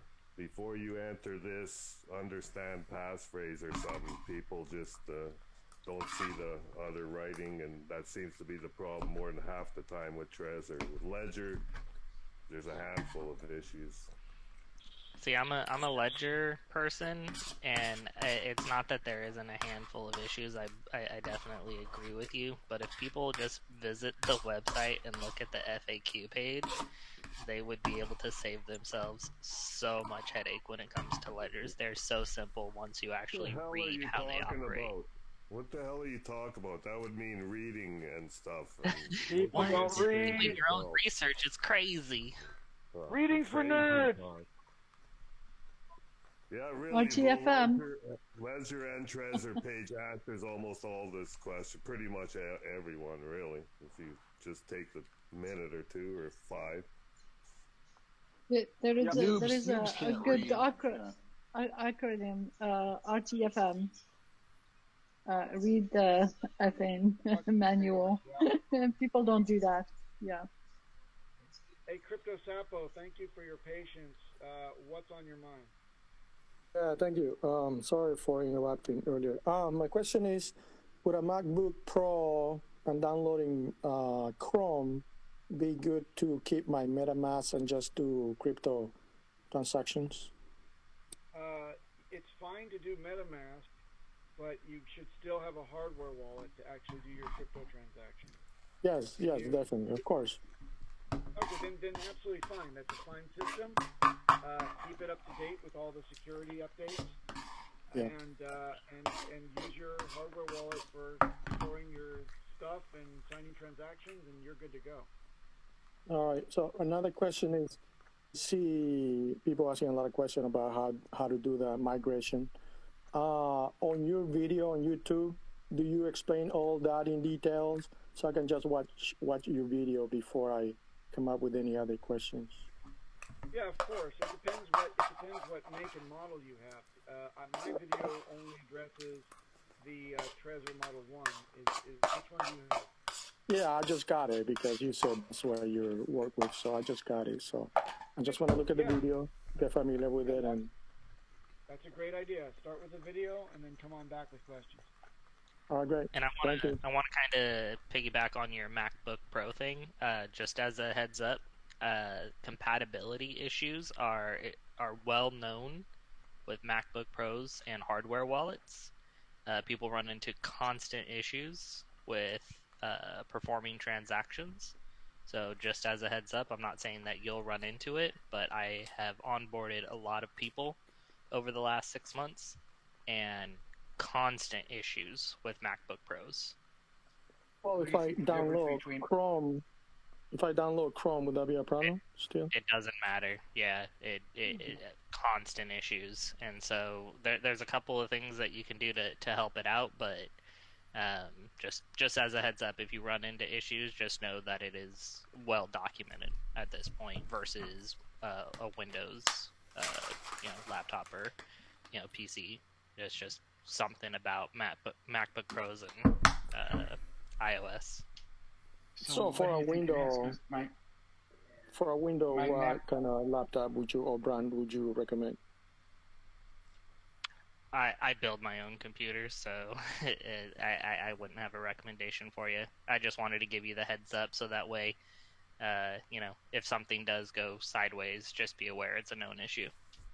So I've got a Mac Mini. I have a Mac Mini, and it runs fantastic, never a hiccup. And I don't know why it would be a difference in a MacBook Pro. It's all the same stuff, right? Like I said, that's just the issue that I've personally ran into, and through my research and everything, talking to people here in chat, going out and looking at Reddit pages, etc. MacBook Pros specifically are highlighted to have those issues consistently. And with all the people that I've onboarded like a dozen people, and I would say I think it was 3 or 4 of them had MacBook Pros. All of them had issues performing transactions. Not send and receive functions, but swapping functions is where we ran into a lot of issues. Can you just quickly highlight a few of the issues? I think I have some friends that have MacBook. I guess I have to assume they have them. Just briefly, what are the issues? Yeah, it just so when you link your hardware wallet to MetaMask, everything goes fine. But when you go to perform the transaction, it gets just caught in a vicious loop. It won't allow you to do it. It'll stop the transaction. It'll just sit there on the screen where you click to confirm. Nothing. Even after you confirm it through the hardware device and everything, there's just something that doesn't register it from the hardware device to the MetaMask. I'm not sure if it's because the software was up to date, everything was current. Just constant issues. There's a stupid security setting you have to take on those MacBooks. Well, hold on a second. Oh shit! Hang on a sec. I've done my fair share of supporting people through this mess too, and I would agree there's a lot more junk to deal with the MacBook Pro. But what I found is, more times than not, people are connecting the USB cable into a hub that then goes into the MacBook Pro. And this is what is usually the culprit. If they have an inline connector that Hold on a second, we'll look at them to get into the actual device, that usually clears it up. But an actually inline cable from a trusted manufacturer is usually what 100% clears it up. So it's usually a connector issue and the power directly into the device. That's what I found. Yeah, multiple cables, different. I need to pause this. And like I said, different people that I've onboarded that use MacBook Pros. So it wasn't just one person. And I just I looked everywhere for resolutions, talked to people such as yourself. I don't think I dealt directly with you, but everywhere that I went, everybody in every forum and every thread had mentioned some version of it, and people experiencing issues from connectivity to processing transactions, and it was just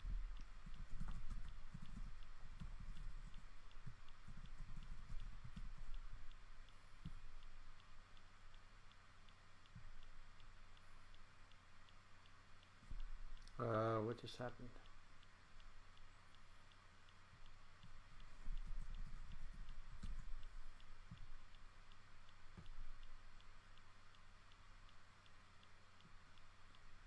Why am I hearing nothing but clicking? The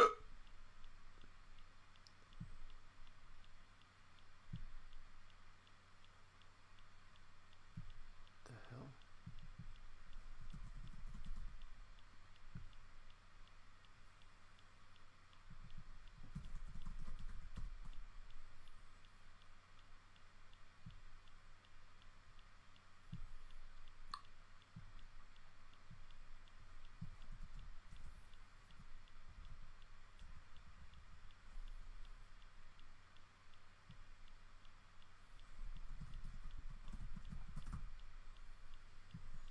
Why am I getting nothing but clicking right now? What is that?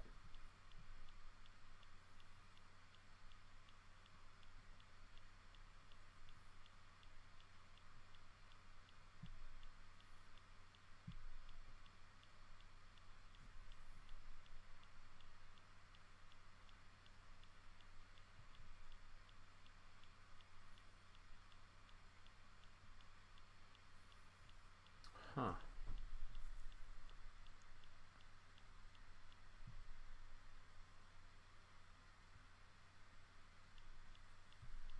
That is so weird.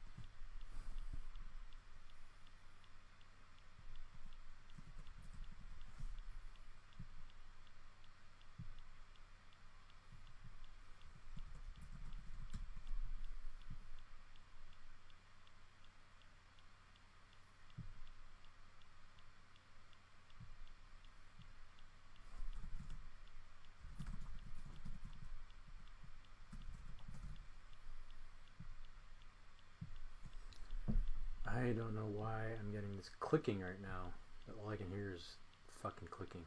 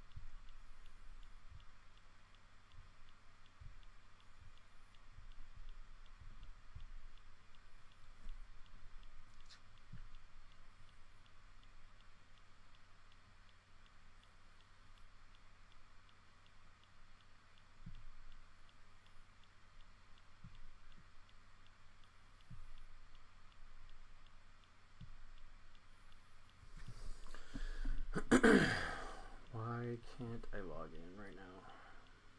So confused.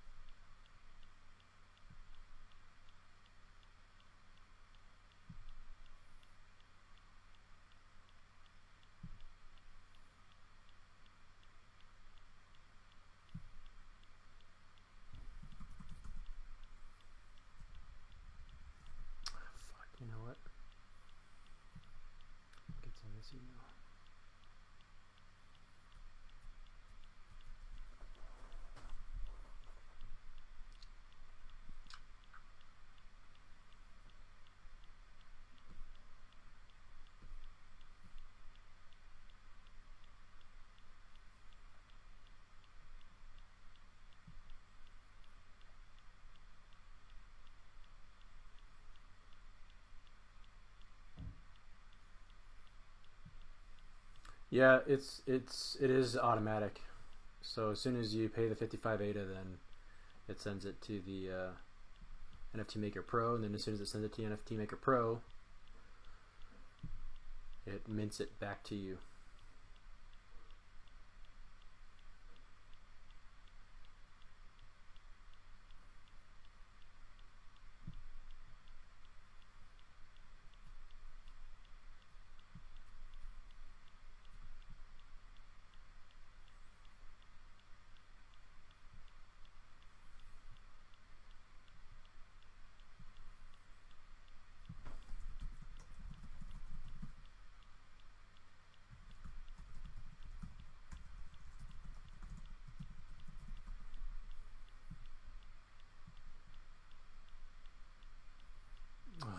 Dude, come on.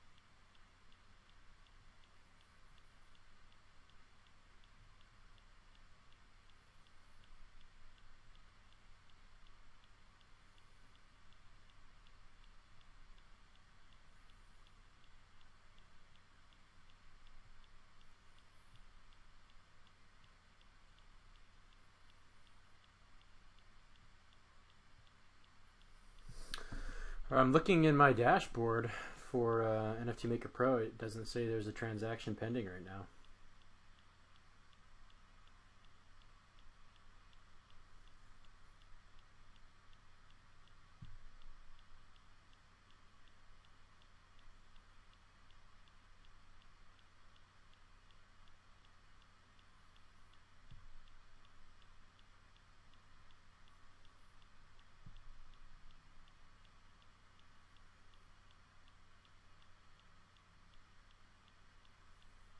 See.